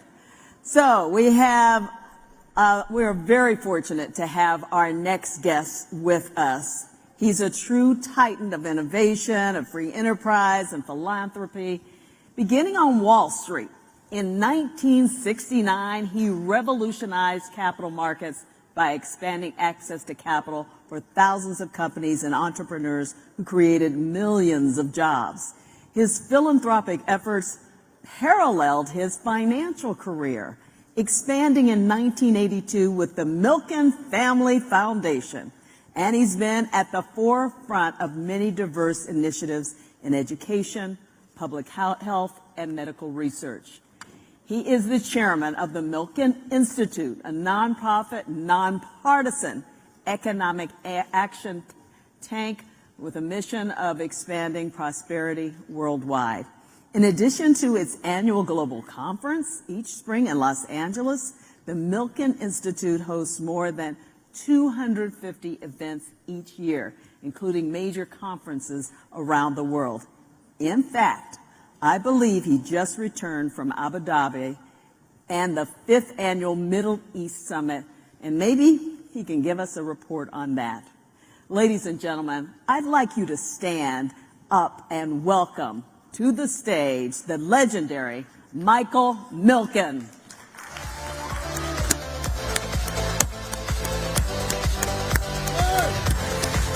We're bringing this home. Ladies and gentlemen, Michael Milken.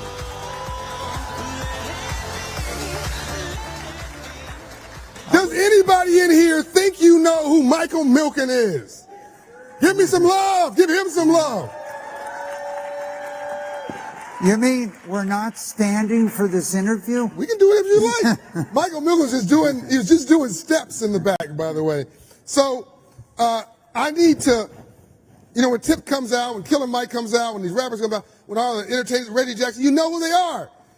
But I feel really bound up when somebody like Michael Milken shows up. And I gotta thank God. We know we have a lot of builders and achievers and amazing people, and I got one coming up after this that's gonna blow your mind, who's an incredible guy, Brian Chesky, the founder of Airbnb. And all these people who are coming up and who've been here for 3 days, and folks are going to Davos, and folks are going to President Clinton's conference, and all these, and people going to the UN. He's probably the wealthiest.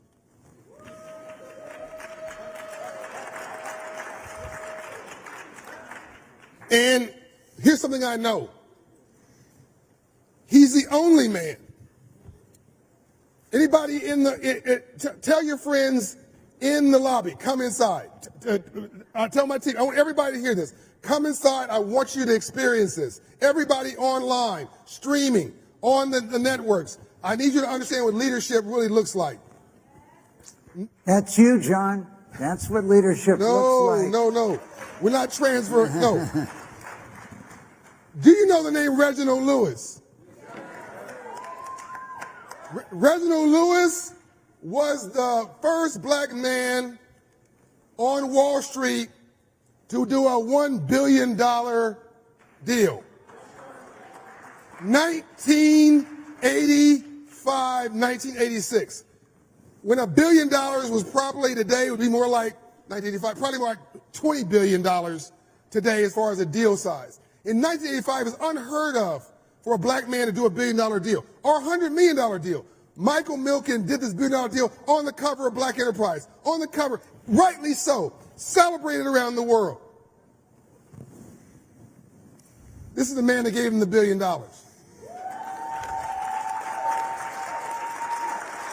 Yes. Yes.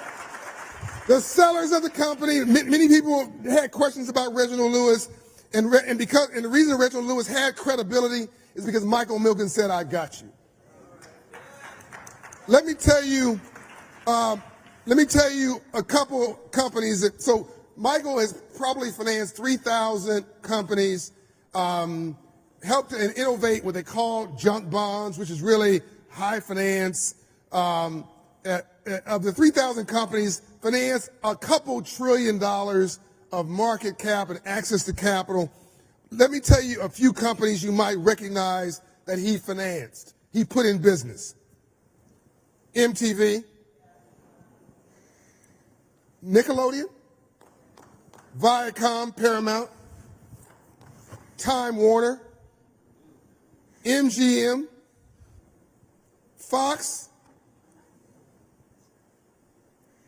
Turner Broadcasting, and CNN.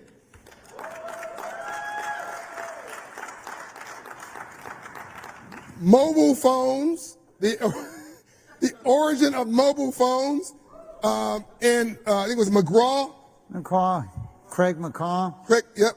MCI, Verizon,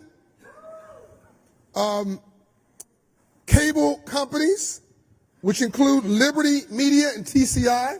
Liberty Media now owns F1 Racing. So we were in Las Vegas a few weeks ago. We went there to support a charity for Felicia and Ben Horowitz, helping hip hop artists who are trying to retire, and and they're raising money so hip hop artists can retire in dignity. So that's their foundation. Yes, Felicia and Ben Horowitz. And as I'm walking, as Shasha and I are driving up to the event, here's a guy coming out with a sparkled like entertainer's vest. Him and his two buddies, they just performed as a warm-up act. We're just a hip-hop group. What can I say? It was him. And he, home builders, Kaufman and Broad. I mean, the list just goes on. This is just a few. If I just had one of these, I'd be happy, right? I just had Reginald Lewis, I'd be happy. And I've never said this in public about you, and I want to make sure we have solid time for you to go through some stats and facts that people need to know about the state of the world. And I want to cover entrepreneurship and health and wellness. You and my wife are very passionate about health and wellness. Let's now talk very quickly about. So that's the rest of the Las Vegas story. I'm so excited. So we're in Las Vegas, and he says, "Call me later." So I sent him an email and called him, and he said, "What are you doing?" "Nothing." And he says, "Well, you want to go? You want to come to lunch?" "Yes." So we're at lunch, and who's the guy who dropped by? The former CEO of Disney? Jeffrey Katzenberg. Jeffrey Katzenberg drops by. "Can I talk to you for a minute, Mike?" So he pulls him off. And then before we leave, he and another friend, Mackenzie, who's here, said, "You want to go to F1? "Yes." We just figured we'd get some, tickets. We find ourselves right next to, where the cars are going by. Because why? Because it's Michael Milken. No, because it's John Hope Bryan who likes to race cars. Well, that too. Thanks for telling all my business, Michael. I appreciate that. But so now that you've embarrassed me, I'm going to embarrass you. I've never said this in public. Michael Milken was a cheerleader. Head cheerleader. Head cheerleader. True story. Tell us this story very quickly. You're in high school. In his high school? In Van Nuys? That's correct. And it was a very important position to motivate 3,000 to 4,000 students. And I had I had one of the people on my cheerleading team was a young girl named Sally Fields, who then had a career and has a career in the entertainment business. So, but you're a cheerleader. You get behind an idea. You want people to buy into that idea. And our goal there was school spirit. Be proud of your school. Be proud of yourself. And the school had a championship football team. As we traveled around, we wanted to make sure that we were good representatives of our school. Now, see, here you go. I thought I was going to give you a whiz bang. I was going to tease you. I was going to put you in a slightly embarrassing moment, and you just flipped the whole thing on me once again. This guy literally has a genius IQ. Like, literally. Whatever the topic is, he just, by the way, flew in from the Middle East just for this conference. He was there holding one of his Milken Institute conferences. Milken conferences, you should try to go to it, by the way. It's one of the biggest and most prestigious and most important conferences in the world, Milken Institute. He's at Milken Institute. He's got. Well, it's got a lot more prestigious, John, since you came. Yeah, whatever. So what can we say? He's got the Milken Center for the Advancement of the American Dream. He just bought 6 buildings across from the White House and Treasury Department. Imagine what that security clearance looked like. He bought 6 contiguous buildings. He's building the Milken Center for the Advancement of the American Dream, which is going to be amazing. And by the way, again, Andrew Young quote, coincidence is God's way of remaining anonymous. It's next door to the Freedmen's Bank. So you talked about the White House and the Treasury, but the Freedom Bank was my bank, my mission. The idea that everyone should have access to capital.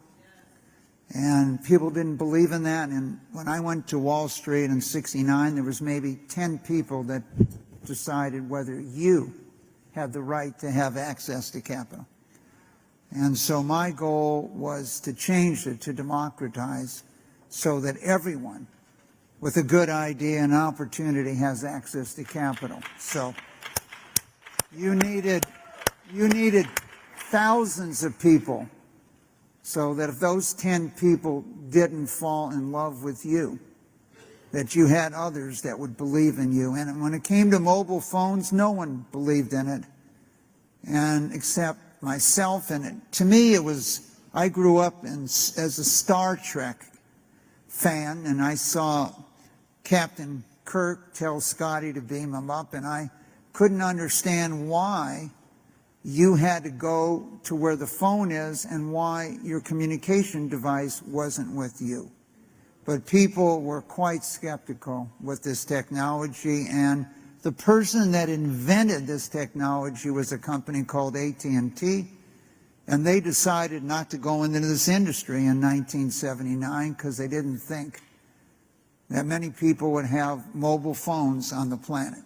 And 20 years later, you were selling almost 1 million mobile phones a day, and they thought the whole worldwide demand would be 1 million. So you can have an idea, but you have to make it come to life. And if you wanted Atlanta, and you wanted to have the mobile phone franchise for Atlanta, the application only cost $10,000. You could have applied, and many individuals did. But then you had to build it out, and that cost hundreds of millions. And so it's always individuals about an idea. And after the Watts riots in 1965, I wrote down this formula when I was at Berkeley, that prosperity, opportunity, jobs required access to financial capital to multiply the ability of people like John and others that have ideas and abilities. But if you didn't provide financial capital, many of those ideas never became a reality. And so you find individuals in history that made the decision to bet on an individual, financially support an individual, and that individual changes the world. And Reg, to me, was going to change the world. And he didn't have as much capital, but he was the best prepared, knew more about the businesses than anyone else, and he was the best bet. Ted Turner had an idea of all news. No one believed in it. They used to laugh at CNN. They're not laughing anymore today. And so these are the people that have changed the world, and You just need to team up and get that access to capital to them. And I have been so fortunate over the last 50 years to meet individuals that had a dream, had ability, had an idea, and those ideas changed the world. And they just needed a little capital. And that's why in the last 30 years of the 20th century, small businesses like many of yours created more than 60 million jobs once they had access to capital. And the large companies, when they now had to compete on an even playing field, that you had access to capital, you had more ability. They couldn't compete, and they created minus 4 million jobs. So it's always the small, the idea, and whether that idea is Tesla or whether that idea is Amazon, that changed the world in so many ways. And today, I'm happy to tell you there's thousands of points of light that if you have an idea, you just got to make sure you're knocking on the right door. Absolutely. I'm going to say something a little controversial. I've never said this to you, Mike. We never had this particular conversation. But it struck me as I looked at this list of companies, and then the outliers on this list, people like Reginald Lewis, the minority businesses that you've backed, all of the people on Wall Street now, not all of them, but a lot of folks running major companies on Wall Street now worked for Michael Milken at Lehman Brothers and other places. It strikes me, Mike, going back 30 or 40 years when you pioneered this whole space of alternative finance and et cetera, private equity. You were so pushing the envelope. You were so edgy. You were being inclusive. You're trying to get people to the table who weren't at the table, like Reginald Lewis. Well, and a threat to the establishment. That's what I'm getting to. I think that this is why you had some of your problems. They were trying to get you off the stage. And some people that wanted to be mayor or president also in that process. But I would say one reason I wanted to come here is that my goal was to run a space program. And in 1957, when Sputnik went up, I wrote a letter to the president at the time telling him I was ready to run the space program. I didn't tell him I was 11 years old at the time, but I told him I never missed a math or science problem, and I've been looking at space travel and thinking about it for a long time. I never got a letter back, unfortunately. And so that was my plan. And then the Watts riots happened in Los Angeles, August 11th, 1965. And I was home from Berkeley, and Los Angeles was on fire. You didn't have to go to Vietnam. There were armed personnel carriers on the street. And I told my dad that I couldn't understand it. This was the city of dreams. Didn't feel the discrimination growing up in LA, entertainment industry and others. But here's our city on fire. And I eventually went down and met a young African-American man. And he was sitting there looking at a building that had been burned that he worked in. And he didn't participate in burning it, but he didn't stop anybody. And so when he woke up the next day, he didn't have a job. He didn't have any savings. He was married, had a child. And he told me because of the color of his skin, no one loaned his father any money when he wanted to have a factory, and no one was going to loan him money. And to me, it was just outrageous. I could not believe that. It was irrational. And so I went back to Berkeley, changed my major to finance. And so it was the Watts riots. And when I got married 3 years later, I made sure I got married on August 11th, 1968, not to forget it. And so one of the reasons I'm here is to tell you what was is no more. Today, there's an opportunity for everyone.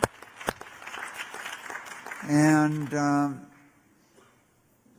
Ken Chenault was the head of American Express. He's the chairman of the board of a large private equity firm, but there's many today.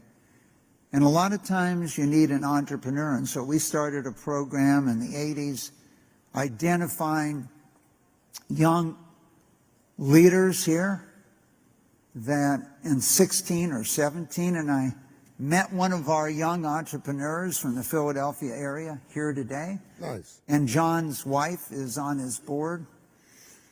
From the mid-'80s, an entrepreneur that has built numerous businesses. And so sometimes you need a hand, and I saw myself, Ricky took the risk of bringing Jackie Robinson to the majors. And every day, on that his day, in Major League Baseball today, many years later, the players wear number 42. And my grandson, no coaching from me, when he had to write his article in 7th grade of the person he admired most, I'm going over his house, he's going to make a presentation to the whole school, and lo and behold, it's Jackie Robinson that he's writing about. And we should not forget those people that came first and changed the world. One of Michael and I, he allows me to debate with him. We were on CNBC last night. If you haven't watched that, it's our top interview from last night on CNBC. You should go and watch that interview we did last night. You'll see a little constructive friction there. He and I debate. Like he wants to convince me he knows more about black people than I do. Because he's a genius and he studies this stuff and he really cares. And on some areas, he actually does know more about the world and where we're going than I do. And sometimes you don't. And so we have that conversation. Can you tell them a little bit? That's how we learn from each other. That right? is. And I love that you love to not only talk, you love to listen. You're still learning. At this point of your life, with all your success, you're still learning. And you're still thriving, and he was the most frustrated just sitting backstage doing nothing. He feels like he needs to do something, solve something, go something, do something. And finally we have you here. I want to cover one thing in particular. I want to make sure we don't run out of time for it. I want you to cover the statistics and the data, not now, before we wrap, on where the world's going. All right, but before we get there, I want to get personal for a minute. 30 years ago, you were told you had 18 months to live. You had prostate cancer. And you're obviously still here. 1 in 4 African American men get prostate cancer. 1 out of 4 African American men. Ambassador Young had prostate cancer, I'm pretty sure. Hank Aaron, I'm pretty sure, was successfully had it cured. But, and I go get checked, by the way, every year. Everybody should get checked. The largest funder of prostate cancer research in the world.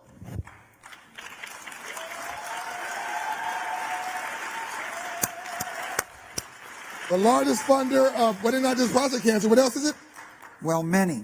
Melanoma, many other fields. The largest. How did you cure? You were told, the doctor said, write your will, get your affairs in order. You got 18 months to live, and you use that genius brain of yours and said, hell no, I got stuff to do. How did you turn it around? Again, I want to save time for your vision for the world, but how did you solve it? He's got a book out now, by the way, that he's signing for everybody. How did you solve it? Faster cures. It's available to everyone. I would say I tried to figure out what everyone in my family didn't do. I had 10 members of my family died from cancer. Wow. And when you say that, John, I remember I went to travel the country visiting with people. We had been funding medical research for 20 years, many other areas, but not in prostate cancer. And I eventually went to the head of urology oncology and my wife, and I sent him all my records, and I was looking for a solution, and his solution was I should get a psychiatrist for myself. We should get a psychologist for our children. And I should get my affairs in order. And I told him I really appreciate the advice, but I'm going to try to do a few things first. And I think what we looked at is what was going on in medical research. And 30 years ago, people weren't sharing their research. Mm-hmm. You'd go and talk to a person who was working on something, and they tell you, well, I have this article coming out in Nature or Cell in a month or 3, and after that we'll share it. And so we set up a program that if you wouldn't share your work and you wouldn't work as a team, then we didn't fund you. And if someone said, well, they couldn't share, I'd say, well, that's because your work is so important, you don't need our money. And within 6 months, every single person shared. And then we were the country for a decade had been trying to increase the National Institute of Health budget.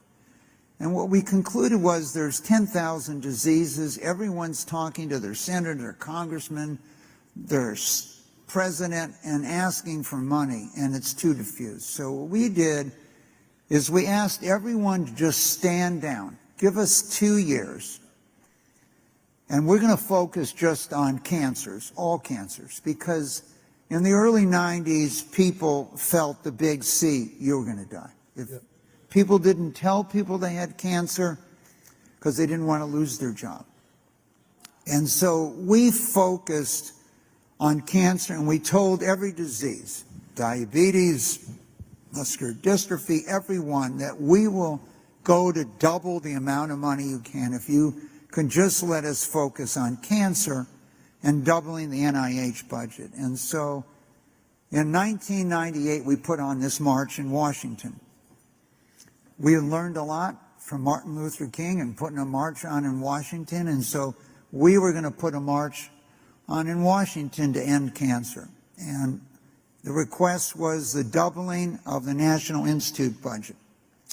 And 2 months after the march, the President of the United States, President Clinton, signed into law the doubling of the budget. And since then, we've had $500 billion incremental funding. And that is one of the reasons why we had a vaccine for COVID in less than a year. The first human being was inoculated with the Moderna vaccine 9 weeks after we sequenced the genome of that virus, 9 weeks.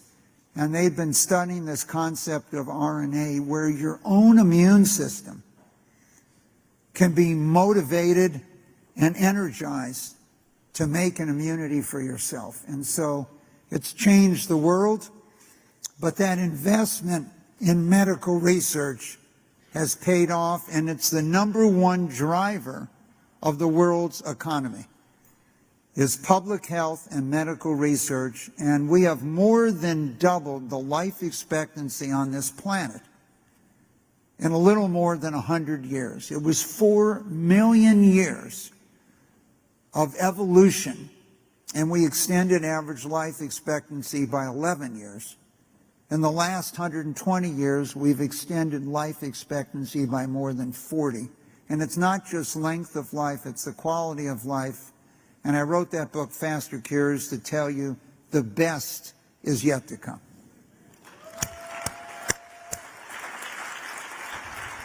And all that's great, and that's fantastic, and really important. But what'd you do to stay alive? When you were told you had 18 months to live, you didn't cook things for 2 years? I only ate fruits and vegetables raw for 2 years, because you can change how your genes are expressed by changing your microbiome. And I would say to you, it's been a quest for more than 30 years. We came up with a new periodic table. You might have studied oxygen or hydrogen when you were in school, but we created this table of what does broccoli do? What does Brussels sprouts do? What do all these things do? Why are they on this planet? what was their purpose from that standpoint? And so the food chain is going to change, and we can create healthy humans, healthy planet. We grew 72 billion animals last year to feed human beings. We caught 100 billion fish. And so in doing that, 10 of the 20 major things that infect the environment is growing something for you to eat. And by going to a plant-based diet, you can be healthier, you can be safe, and as you know today, it's becoming more mainstream. You can go to college campuses and find 10% of the kids today are vegetarians. And so we're going to change the food chain, and we're going to change your life. It'll be healthier and it'll be longer. I'm not a vegetarian, but thanks to my wife, I'm a flexitarian. I still like ribeyes, but I eat more fruits, more fish, more fruits and vegetables. I try to make sure there's something green on every plate food that I have. I try not to eat processed food. Shatra says that being healthy is 80% what you put in your mouth and 20% working out. And when she told me that inflammation, that 80% of all diseases lives on inflammation, it stopped me cold. Most people are not fat, they're inflamed. And you can solve that. And when I say we need to make smart sexy, this is what I mean. We got to get out of the rhetoric, get into the details of life. You can go online today and look for foods that are anti-inflammatory. I don't know if anyone in the audience ever eats Greek yogurt today, but there's been a dramatic change because the old yogurt was inflammatory and Greek yogurt is not. And so, unfortunately, Yoplait and many of the leading yogurt companies didn't understand that eventually science was going to change what yogurt you eat. And so, but we have this thing, John, called the Global Gourmet Games every year, where we serve you food and you have to figure out what's in it. We're going to invite you next year and see if you can tell the difference between spaghetti bolognese with filet mignon and spaghetti bolognese with tofu. We'll see if you can tell the difference. So Shatra, she has, by the way, she has a wellness, she had a whole 360 wellness thing that we've done here because we believe in health, wealth and health, and they're now connected as a philosophy. And she has been educating me on all this stuff. And she messed with me one day. We were in Maui and she made some chocolate chip cookies. And I thought she'd lost her mind because I was being able to eat chocolate chip cookies. So I killed it. I ate as many as I could before she remembered what she had done. And I was overdosing on chocolate chip cookies, and it was all over my face. And she looked at me. She said, "You enjoy that?" "Oh, that was fantastic." And I'm trying to change the topic before she remembers that she's fed me something unhealthy. And she says, "John, they're vegetarian cookies. They were delicious. The cream I put in my coffee now is completely natural, and I go to cryotherapy. I mean, I really believe in this now." And she might have saved my life actually because my blood pressure was through the roof. And I want you guys to take your health seriously.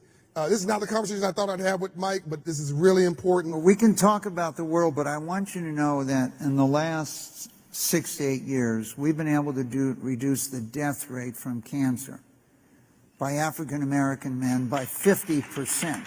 Whoa. Say that again. I need the world to hear that. Say it again. What happened?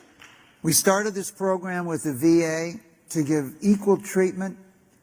And so when you enter the VA system, you also enter the leading cancer center in the community. And we have latest technology and everything. And in the last 6 years, 8 years, we've reduced the death rate for African American men by 50% from cancer. So should we spend a minute on the world? Yeah, we are. And by the way, Mike, you just might make it into heaven. You just might. You just might make it into heaven. You're pretty good. You're a pretty good guy. You've done your part. So we're out of time. But we're out of time. We had one more mega session. Are we okay? I know we're going a little over. You enjoying this? So Michael doesn't do these meetings. I'm glad he's doing it with us. I need you to pivot now. You and President Clinton have said something to me that's very powerful. Intelligence is equally distributed, but opportunity is not. I need you to spend 3 minutes telling us where the world is going. Give us a demographic map.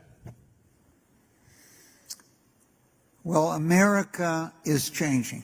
You know it. Unfortunately, most people do not know it. 1960s, 75% of everyone born in the United States that was not born here. So everyone here, not born here, came from Europe.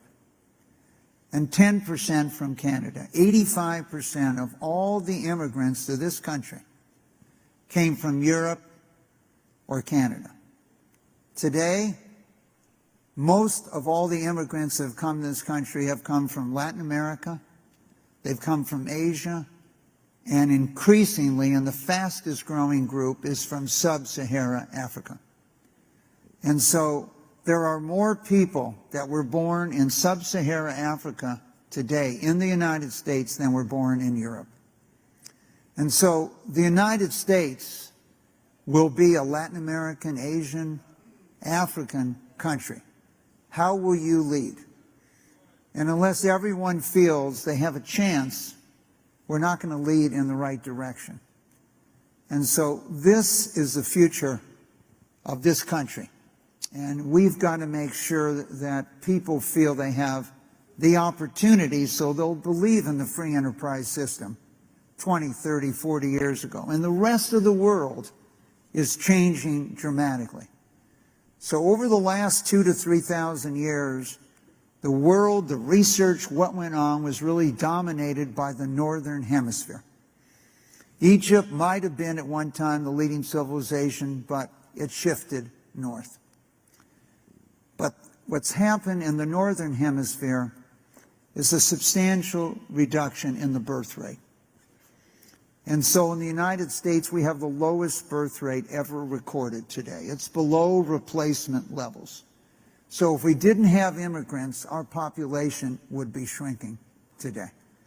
And that's the way it is in Europe, and that's the way it is in China. China had less than 10 million children born last year.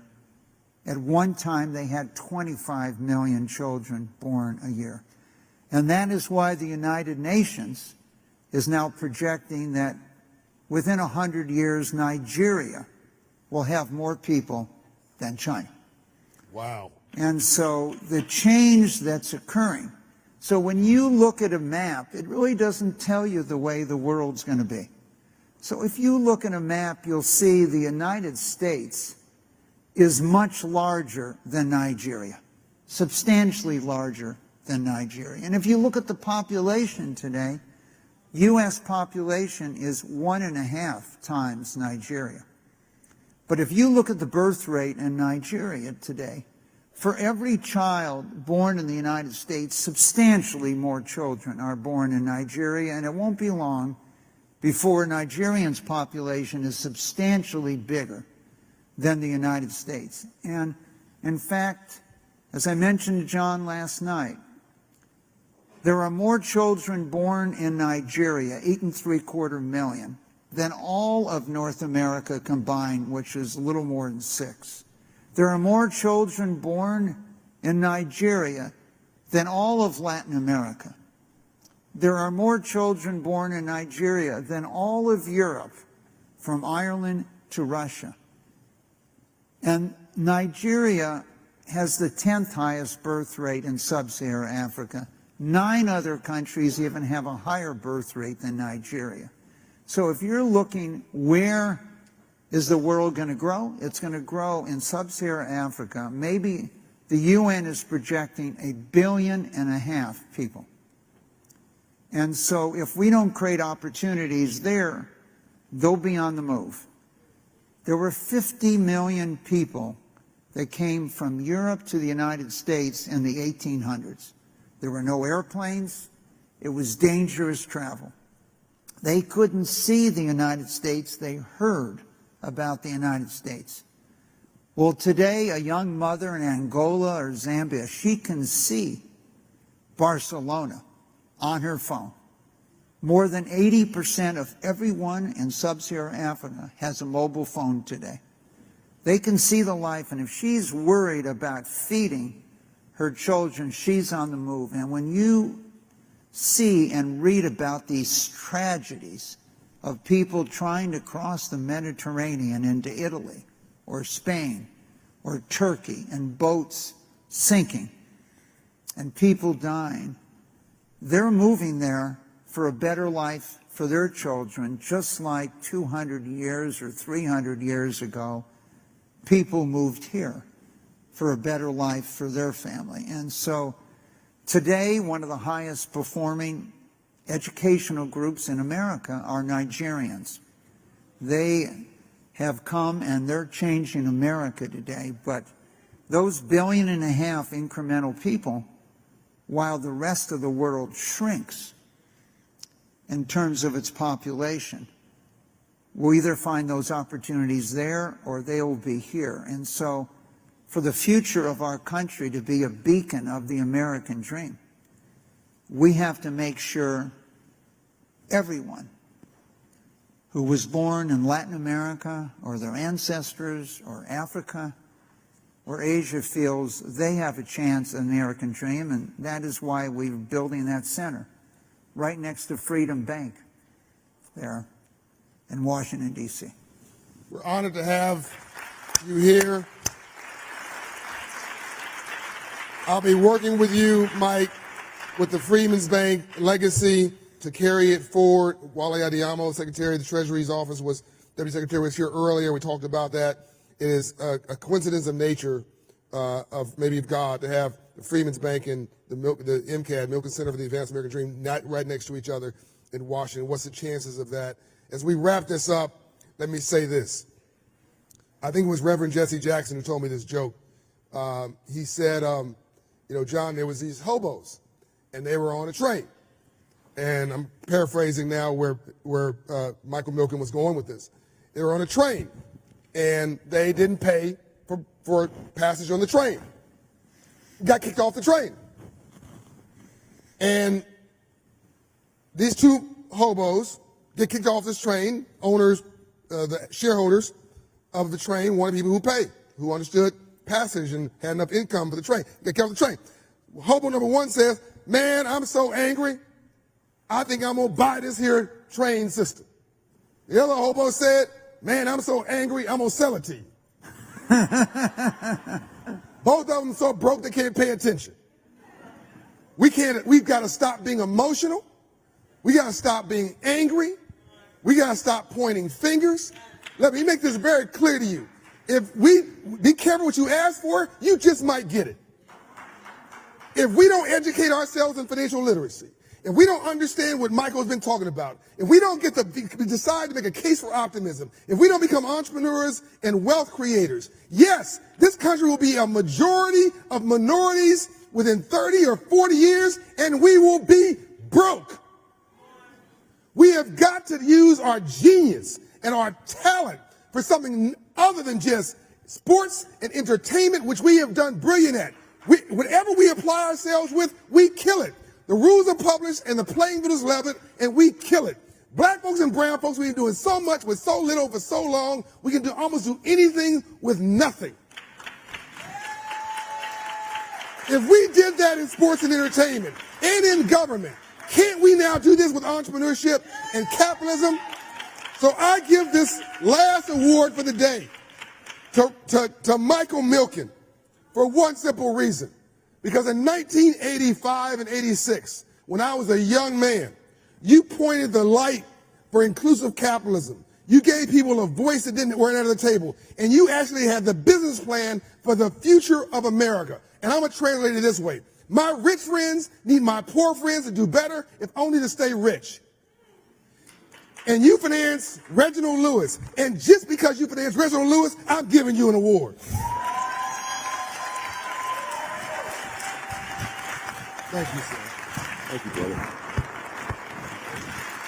Michael Milken, everybody. Love you, man.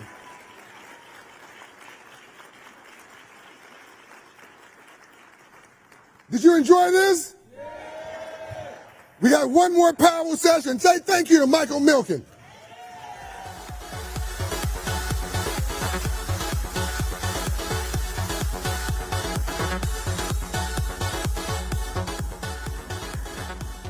Woo! And the inspiration keeps going. We're excited that our next guest will be talking about redefining the entrepreneurial journey of Airbnb. We have a transformational guest. His simple idea was to turn an idea into something amazing, and it's turned into one of the world's most recognizable brands. Please welcome to the stage the co-founder and CEO of Airbnb, Brian Chesky.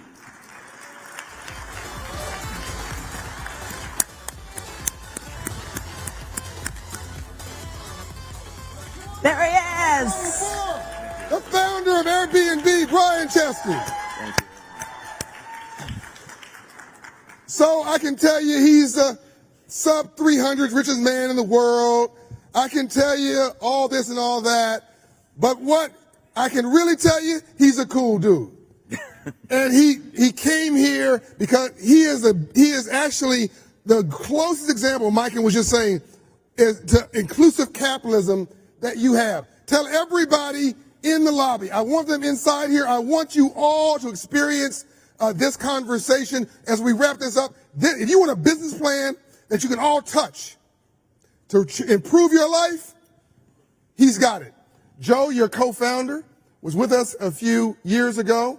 A great guy. He now runs, I think, the foundation for the company. I said yesterday that our friend Sam Altman was probably the Steve Jobs of this generation. That's because not only is he a genius, but he was fired and rehired like Steve Jobs was, and that explosion put him on the front page of everything in the world, and without question, he's doing important work. And what you may not know is the one behind the scenes really pushing to get Sam back into the CEO seat was actually Brian Chesky.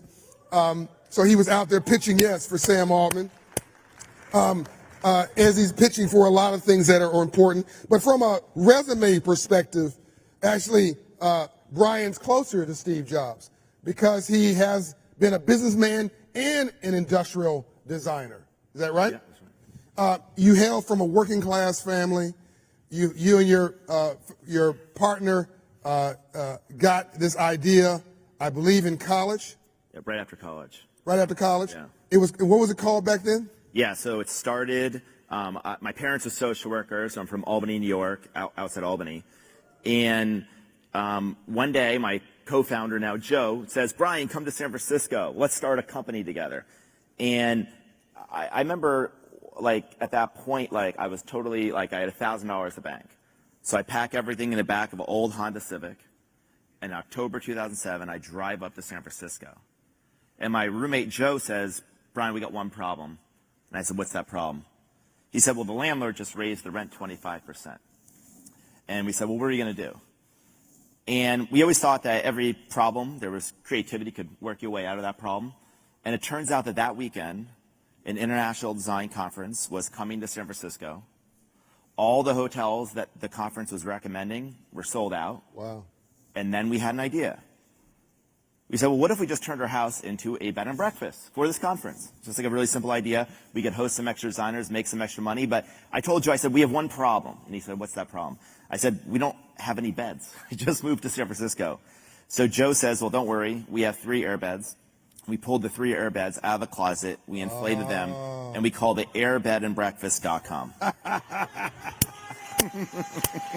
Oh, my God. Air mattress. Air mattresses. The Airbnb. Hosts have now earned $180 billion, but it started with 3 airbeds in our living room. Wow. Air mattress, Airbnb. That's right. That's so cool. And it's been $100 billion? Over $180 billion hosts have earned. Yeah, like so for every like about $1,500 spent in the world, $1 spent on Airbnb. And so obviously we whoa, repeat that again. Right, back up. Roll that again. Yeah, so for every like $1,500 spent in the world, one of those dollars is spent on Airbnb. So it's about the size of the economy of Croatia if you were just compare it to a country. That's unbelievable. And the amazing thing about it, entrepreneurship, my God. yeah, well, and I think like you and I have talked about this because you have a goal to spread entrepreneurship around the United States and a million Black businesses and around the world. And I think that Airbnb, like think about my story. I became an entrepreneur starting a tech company, but before as a tech entrepreneur, I was a host. Because I took the biggest asset everyone has in their life is their home. Yeah. And we said, well, what if within 10 to 20 minutes, you could take your asset and immediately start making money? So we created a system of trust. Because the first time we came up with this idea, I remember somebody said, Brian, I said, yeah. He goes, I hope that's not the only idea you're working on. He said, why? Wow. He said, because strangers will never trust one another to let them in their homes. So we said, well, what if they weren't strangers? And they said, what do you mean? I said, well, what if we both had profiles? What if we could message each other? What if all payments handled through the platform? And what if after the stay, you and I reviewed each other? And what if we provided even more protections? Like if your home gets damaged, we'll cover up to $3 million of damage protection. And like we have AI screening technology to prevent parties. And we just did all these different things. And it turns out that when you design a system of trust, suddenly you enable commerce. And you make something easy for people, then suddenly you have millions of entrepreneurs. And so we have over almost 5 million hosts. If you put your home on Airbnb, half the people who put their home on Airbnb get a booking within 3 days. Within 3 days, you start making money, $400 or $500 like immediately. And just in Georgia, here in Georgia, hosts last year earned $500 million. Wow. 56% of the hosts in Atlanta are women. So it's a very diverse audience, and I think it's an ultimate equalizer. $500 million in Georgia, people. Georgia, just last year. Just last year in Georgia. Right there, we got a couple out there. That's 1 year old right here. So I wonder, and I know we're drifting a little bit in the conversation. Yeah, no, go where we want. But I wonder whether there's an opportunity for people of color who've got too much month at the end of their money, who are trying to find innovative ways, legal ways, ethical ways to come up in their life, to build wealth, to build opportunity, to build cash flow and build wealth. I wonder if there's a way for people of color to either use their house as new hosts or buy a house and become a host.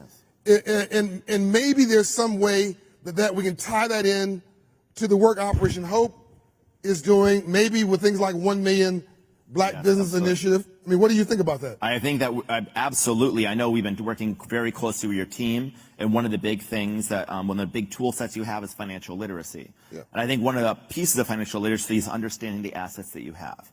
And again, I think helping people understand that you're already paying for this asset if you already live in a home, or there's an asset available if you want to basically get a second home. And understanding the really basics of cash flow, what Airbnb can generate, what your basic costs are. It is one of the most amazing types of economic opportunities. The average host in the United States makes $14,000 a year. Most of this is supplemental income. And here in Atlanta, I think half the hosts are small business owners. About 1 in 10 are teachers. 1 in 10 are artists. So you've got an incredibly diverse group. And I think one of the things you and I share is if you want to change the world, you should do 2 things. Well, you should do more than 2 things, but 2 things that we believe. The first thing is allow everyone to be an entrepreneur. Because when everyone's an entrepreneur, then they start to own their own destiny. Yeah. They can lift themselves up. And if we can give the tools for people to be entrepreneurs. The problem is entrepreneur sounds like a big, scary thing. Yeah. But it turns out that everything in the world that was big started small. It started with a single step within 3 days. So if we can make a small step, you can grow. Another thing I've always believed is that you want to change the world, you should bring people together. You should bring people together, especially people that look, sound, and come from different backgrounds. And if you bring those 2 people together, then they're going to realize the other is not so other.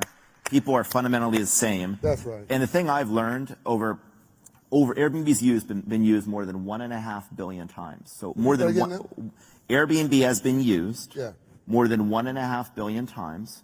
in 220 countries and regions. That means that, That's most countries in the world. other than Iran, North Korea, South Sudan, Crimea, Belarus, Russia, but other than, and it was in Belarus and Russia until obviously last year. So what is that lesson? I am shocked myself at how well this idea works. When we came up with the idea 15, 16 years ago, and you were to tell me that like 1.5 billion people would live together, what I've learned, I mean, it sounds like not a good idea, let's be honest. It turns out it works. Because I don't want my cousin Pookie living with me. Yes, exactly. But if he pays me, I might actually do that. It does turn out, though, that most people are fundamentally good, and we are, at some deeper level, 99.9% the same. And it sometimes takes you to travel. It takes you to walk in someone else's shoes to realize that that person, those types of people that I thought were totally different than me, they're not that different after all. And that travel and living together in community can be the ultimate education. And if we can educate enough people about one another, allow them to own their destiny, 5 million hosts today could be tens of millions of hosts. We're adding tens of thousands of black hosts in the United States every year. And I believe that's just the beginning, because these are seeds that will turn into, I think, a really big garden.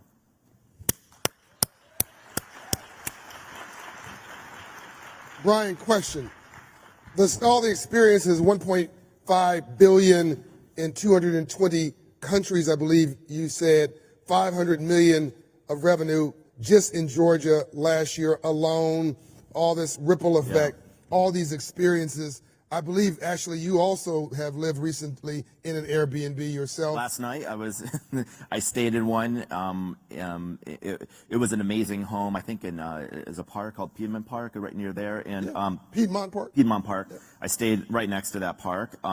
And it was this like family house. I walk in, there was like a piano in the living room, and the family lived there, and they weren't there, but it was like this incredible artifacts of their life. It was a really great place. Dude, when you rent an Airbnb, this is by the way, this is not the question I was going to ask you, but now I'm just nosy.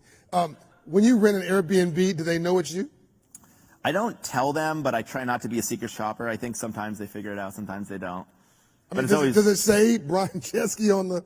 It says my first name, and after they accept a reservation, they get my full name, and they often figure it out, but not always.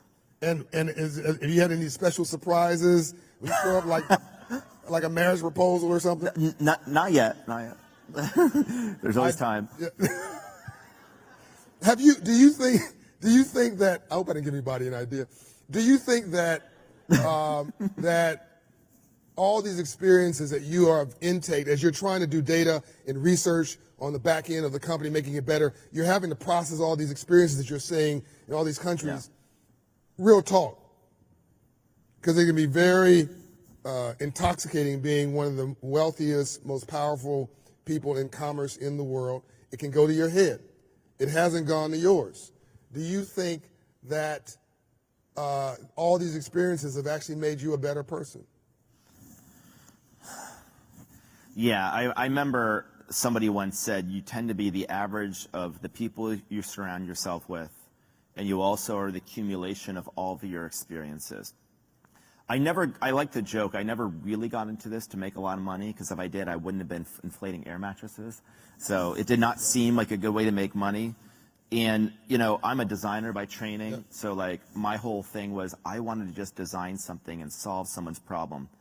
But I grew up not traveling very much. I remember like once a year, my parents are social workers, so once a year we go on an airplane, because my mom would go to a conference and they would pay for a conference, so it would turn into the family vacation. Right. And the first vacation I ever went to was St. Louis, because that's where the conference was, and that was the first time I was in an airplane. Then every year we went to a different place. And I remember that travel was like the ultimate education, because I don't remember every day I went on a school bus, but I remember every single place I traveled to. I can tell you every trip I've been to, every place I've been, but I can't tell you all the times I went to school. And so travel became like an education for me. But then when I started the company, starting a company, somebody once said, is like jumping off a cliff and assembling the airplane on the way down. Yeah. And you gotta just learn, and I think the number one trait you need, or one of the number one traits, is curiosity. Yes. I think that's the same trait that comes from travel. Yes. And so am I a better person? I'm a more complete person, because I have seen so much more of the world. I've seen so much more of people. I grew up believing the world was the way it was, and that you have to fit into that world. And you have to, fitting in is a really important thing growing up. And that you can't really change that much about the world. And it is the way it is. And people over there, they're like that, and these people are like this. I mean, it's kind of funny. People without passports tend to be the people with the strongest opinions of other people. That's crazy. And so it turns out that we just need to come in contact with more people, more ideas. When I look at the people on this stage, it's been an incredibly diverse group. Yes. And that is one of the superpowers that we all have, is that we shamelessly take the best ideas from everyone, and the best ideas win. It was really beautiful, by the way, to your point, to see T.I. and Mike Milken and Reggie Jackson and Alex Rodriguez and Toby Lukey, Canadian, and Brian, you. And I may be missing somebody. Sam Altman. Huh? Sam Altman. Sam, well, yes, I'm talking about just literally. just today. Ambassador Andrew Young in the same room. Oh, yeah, in the room, yeah. Having the same conversation. Yeah, Anthony, having the same conversation, concerned about the same things, eating the same food, listening and being interested into the same things, having kindness and respect for each other, hugging each other, loving each other, and all being here for you. Yeah.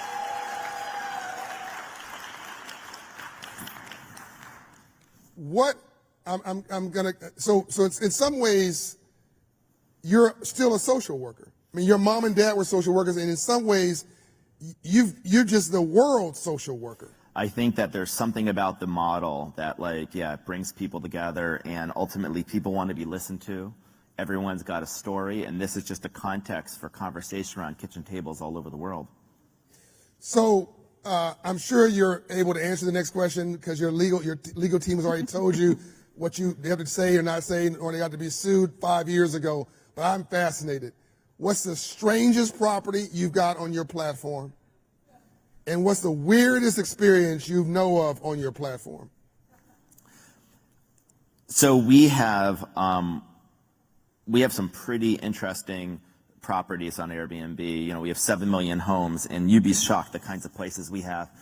So we have a giant boot that you actually sleep in. Somebody built a boot in New Zealand. A who? A boot, a giant boot in New Zealand. Boot? A boot. Somebody built a, obviously oversized boot, about 15 feet tall. Someone else loved, Yellow Submarine, the Beatles song. Yeah. They actually created a yellow submarine in the middle of the woods, and this submarine has a waiting list to stay in. We found another person, they built a giant dog. They called it the Dog Bark Park B&B, and you enter through its rear to get into the house. So I could kind of go on and on and on, but you can rent anything on Airbnb. Is there anything underwater? I think we probably do have. We have a lot of things on water. We have literally thousands and thousands of boats. We might be the biggest boat rental company. Really? Probably. I was joking. No, we have thousands and thousands of boats. We have castles. We have thousands of tree houses. I mean, by the way, the easiest way one of the easiest, best ROI I've ever heard of, maybe even better ROI than many tech companies, is a tree house. Because the land isn't very expensive. Or return on investment. Yes, exactly. Yeah. So the land isn't very expensive. The tree houses cost maybe tens of thousands. I mean, they could cost more if they're really nice. But some of these make over $100,000, $200,000 a year. So it's completely crazy. Wow. But the weirdest experience, we've had a lot of bizarre ones. I'll just share one. One time, we get millions of people call customer service for all sorts of complaints. And I remember one time somebody called customer service and they said, I want a refund. And we said, well, why do you want a refund? Yeah. And they said, because the house is haunted. There's a ghost in the house. So, typically what we do is if a guest calls, they want a refund, we call the host. And we say, all right. And all the host had to do was say, yeah, there's no ghost, and then the guest can't really provide photo evidence. And so we... But then the host... Well, we hope the guest cannot provide... So the guest says, I want a refund, the house is haunted. And the host says, it is true there's a ghost in his house, but his name is Stanley. He's a friendly ghost, and I disclosed it before booking. And so now the guest and the host have a major dispute over Stanley, the ghost. And that is, as weird as that sounds, we have 4 million people staying in an Airbnb tonight around the world, about 4 million, which is basically as many people as the city of Los Angeles population. Yes. So the 1 in a million, those stories happen every day. single day. Yeah. You forced hotel companies to change their business model. You forced resorts to reimagine their business model. I mean, you've got everybody, running around trying to figure out how they can compete with you. And that's a beautiful thing.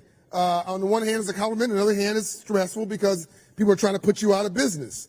And somehow you continue to rise. We had our friend Sam Altman here yesterday, and he pointed toward the future of AI. Yeah. You were involved with that, not just because you're his friend, but because you're using artificial intelligence. Let's spend a couple minutes on AI and technology and how that relate to a company that we see as a housing company in most people's eyes. How does it relate to that? Then I want to pivot the time we have left to the future and the vision you have for the company, for the country. We're going to make a case for optimism, if you want to, for our world. And how do we all fit into that? But let's start now with AI and technology. So, one of the things that Sam Altman would say, and almost every intelligent person on AI has told me, is that this is going to be one of the greatest technological revolutions in human history. The last big platform shift that changes our lives was probably the mobile phone. The App Store was launched in 2008. Before that would have been the mid-90s with the internet. And before that would have been the 70s or 80s with the microcomputer or the personal computer. And that most people believe that this is going to be bigger than all of them, maybe bigger than all of them combined, more like electricity or more like the Industrial Revolution. And whether or not it is or not, let's just assume that is where this is going because of just the power. More so than from the horse to the automobile?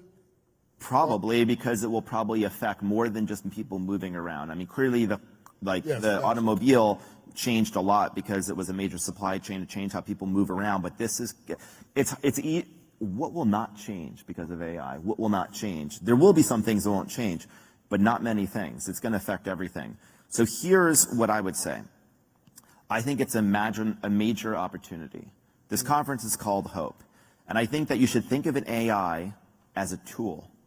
It's a tool. And we humans are tool builders.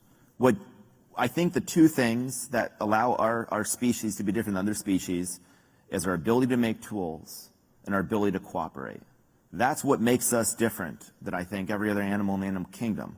We can cooperate and we can make tools.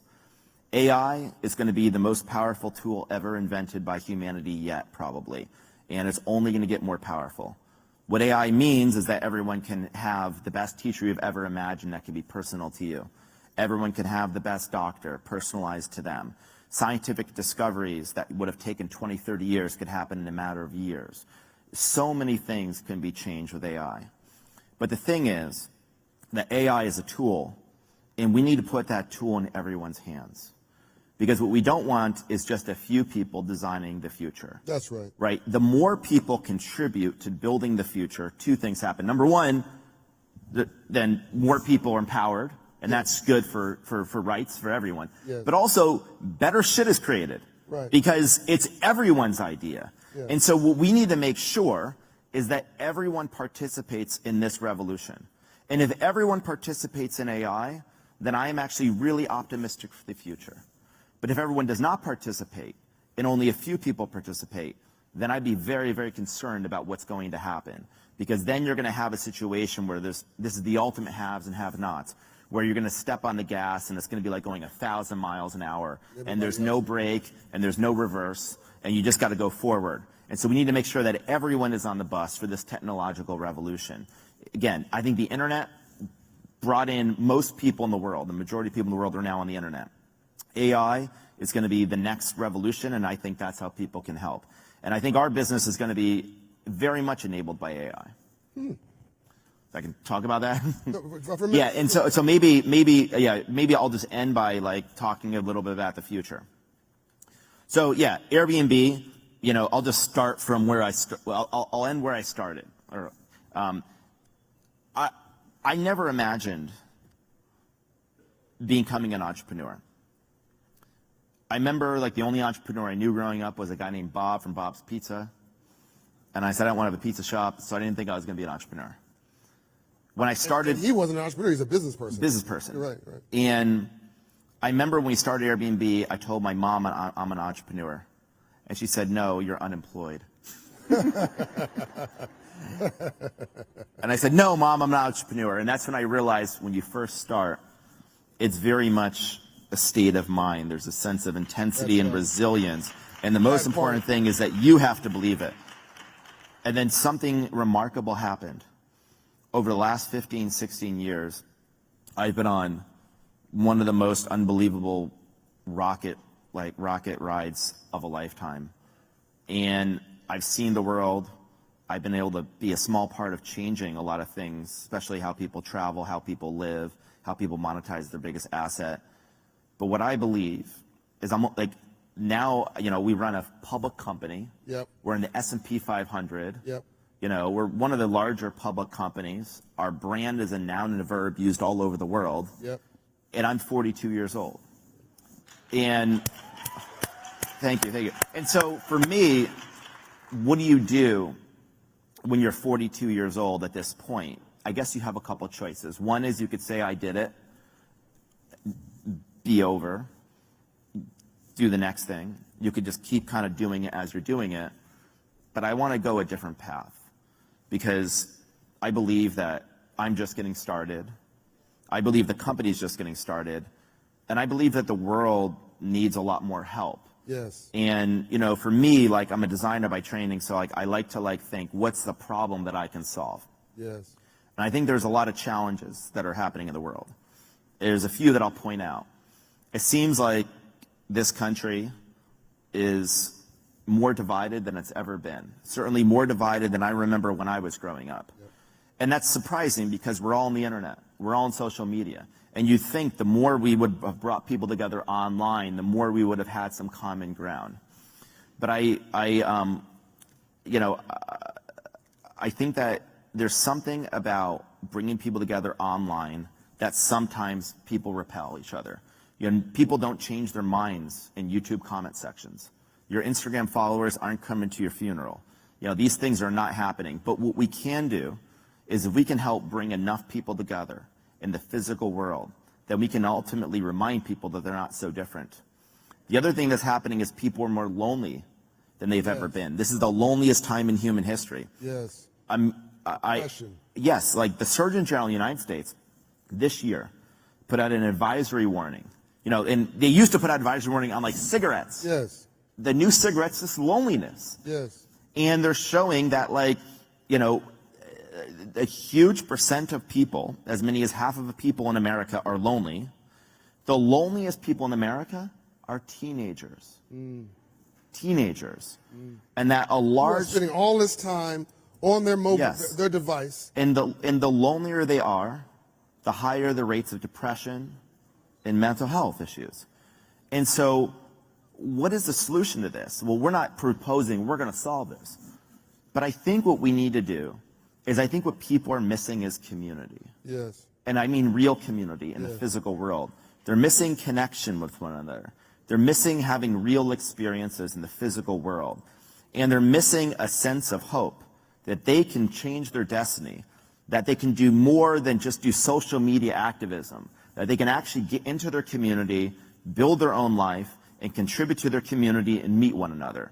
And so what I want to do in this next chapter of Airbnb is to go much bigger than just monetizing your home. We'll talk about, in the future, maybe I'll come back and tell you more about what those plans are. Sure. But I want to really innovate on our system of trust.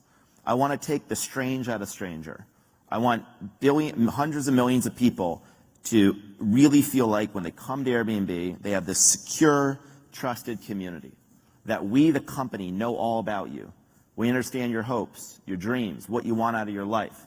And that what we ultimately do, like any good host, is we just match you and connect you to other people. Maybe you need a home, maybe you want to have an experience, you need a service, there's a bunch of things that we can do. And that we can create tens of millions of entrepreneurs. And by bringing enough people together in the physical world, we can make this world feel a little bit smaller. And that's ultimately what I'd like to contribute. You're going beyond housing. Absolutely. Beyond a rental experience. I think giving people a life there's experience. life experiences. And I think ultimately, you know, like education is going to be a big part of it, because travel is one of the ultimate, like, one of the best ways to learn is by traveling. Expand your You mind. expand your mind. You have real experiences. They're incredibly vivid. So again, You and Sarah Fryer next door need to be just like talking to each yeah, other. definitely, My God. definitely. Yeah, we're definitely both in the community business, and I just think, yeah, I think we're just getting started. But I think that what we need to do, I mean, if I were just end with this thought, whatever problems we have in the world, we have the technology to solve. The problem isn't a lack of technology, and this is the worst technology we'll ever be in our lifetime. But what we need is cooperation, and we need a grand vision that we all can work towards. And that vision is going to require cooperation. It's going to be very hard to cooperate if we're fighting. And at some point, we probably need to listen to one another. And I don't know how these arguments that are happening in society get resolved, except for at some point, people listening and working together and realizing that we'll all have more if we work together than if we fight. And again, that's what I think this world is going to need. And almost all problems are global.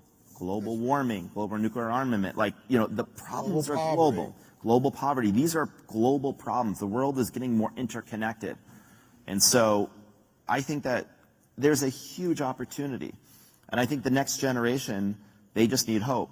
And that hope needs to come from a vision. And that vision needs to come from the sense that you were born in this world, but you can leave behind a better one. And you can change things. And here are the tools. And the tools you have are better than any tools anyone has ever had in human history. And you're as smart as all the people that were born before you. So you're as smart as all the people before you, and you have better tools than them. Then what's stopping you from making anything you want in this world? I think it's a mindset. It's a sense of cooperation. And I think we can build something so much greater than what we have today. Woo!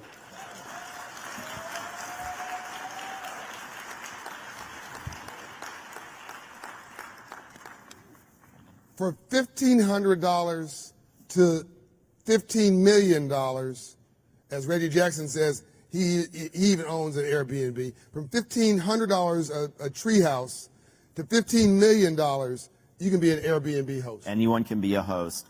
You can do it in a matter of like, you know, an hour. You can list from your phone. You can download the app. You can have guests within 3 days making money. We have people to help you.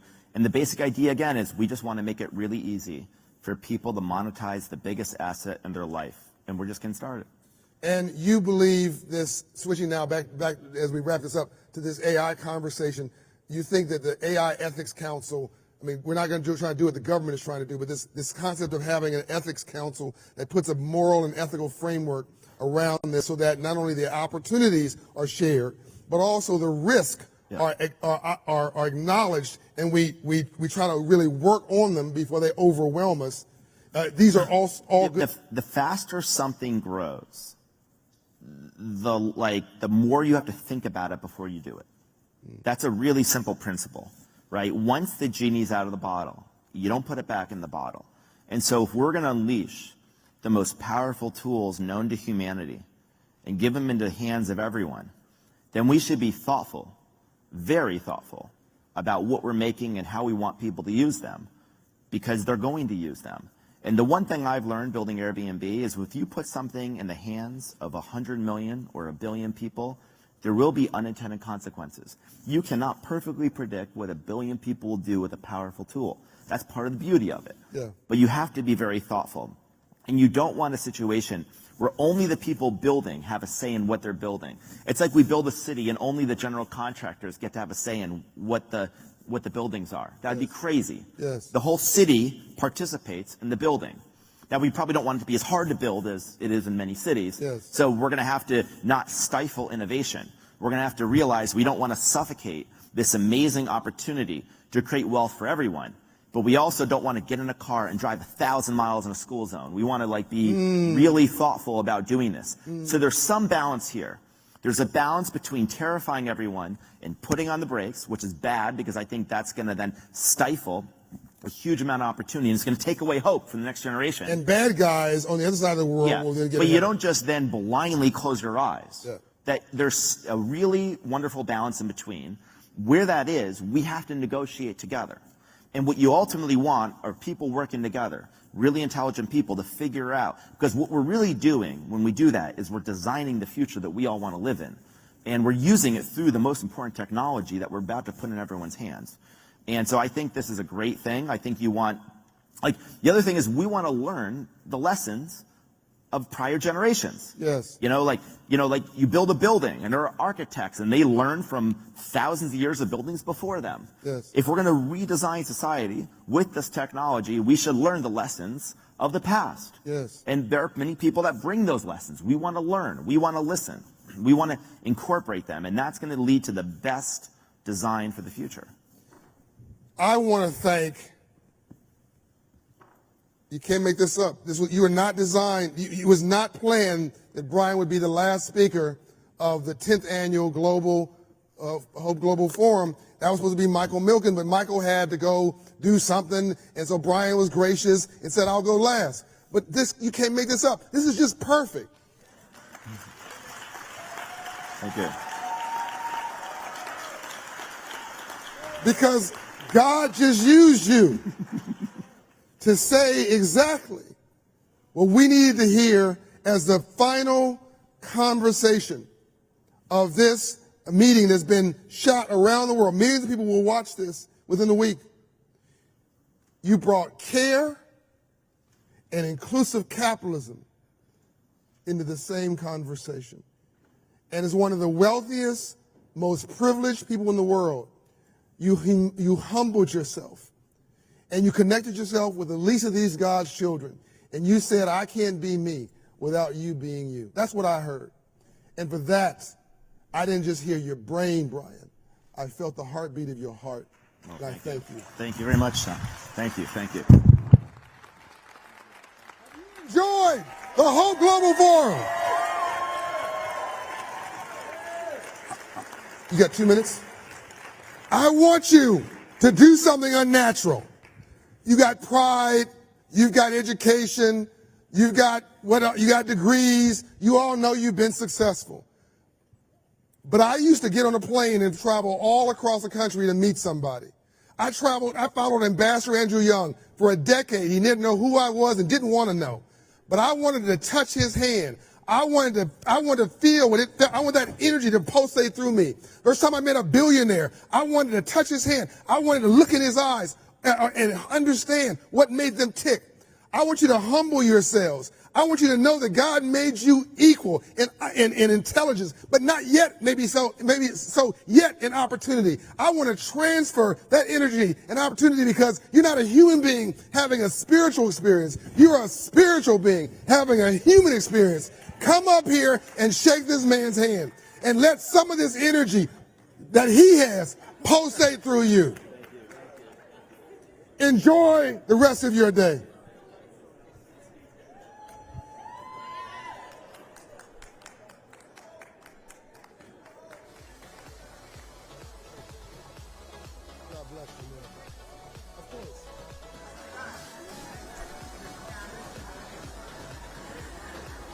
Thank you all for coming. We'll see you next December.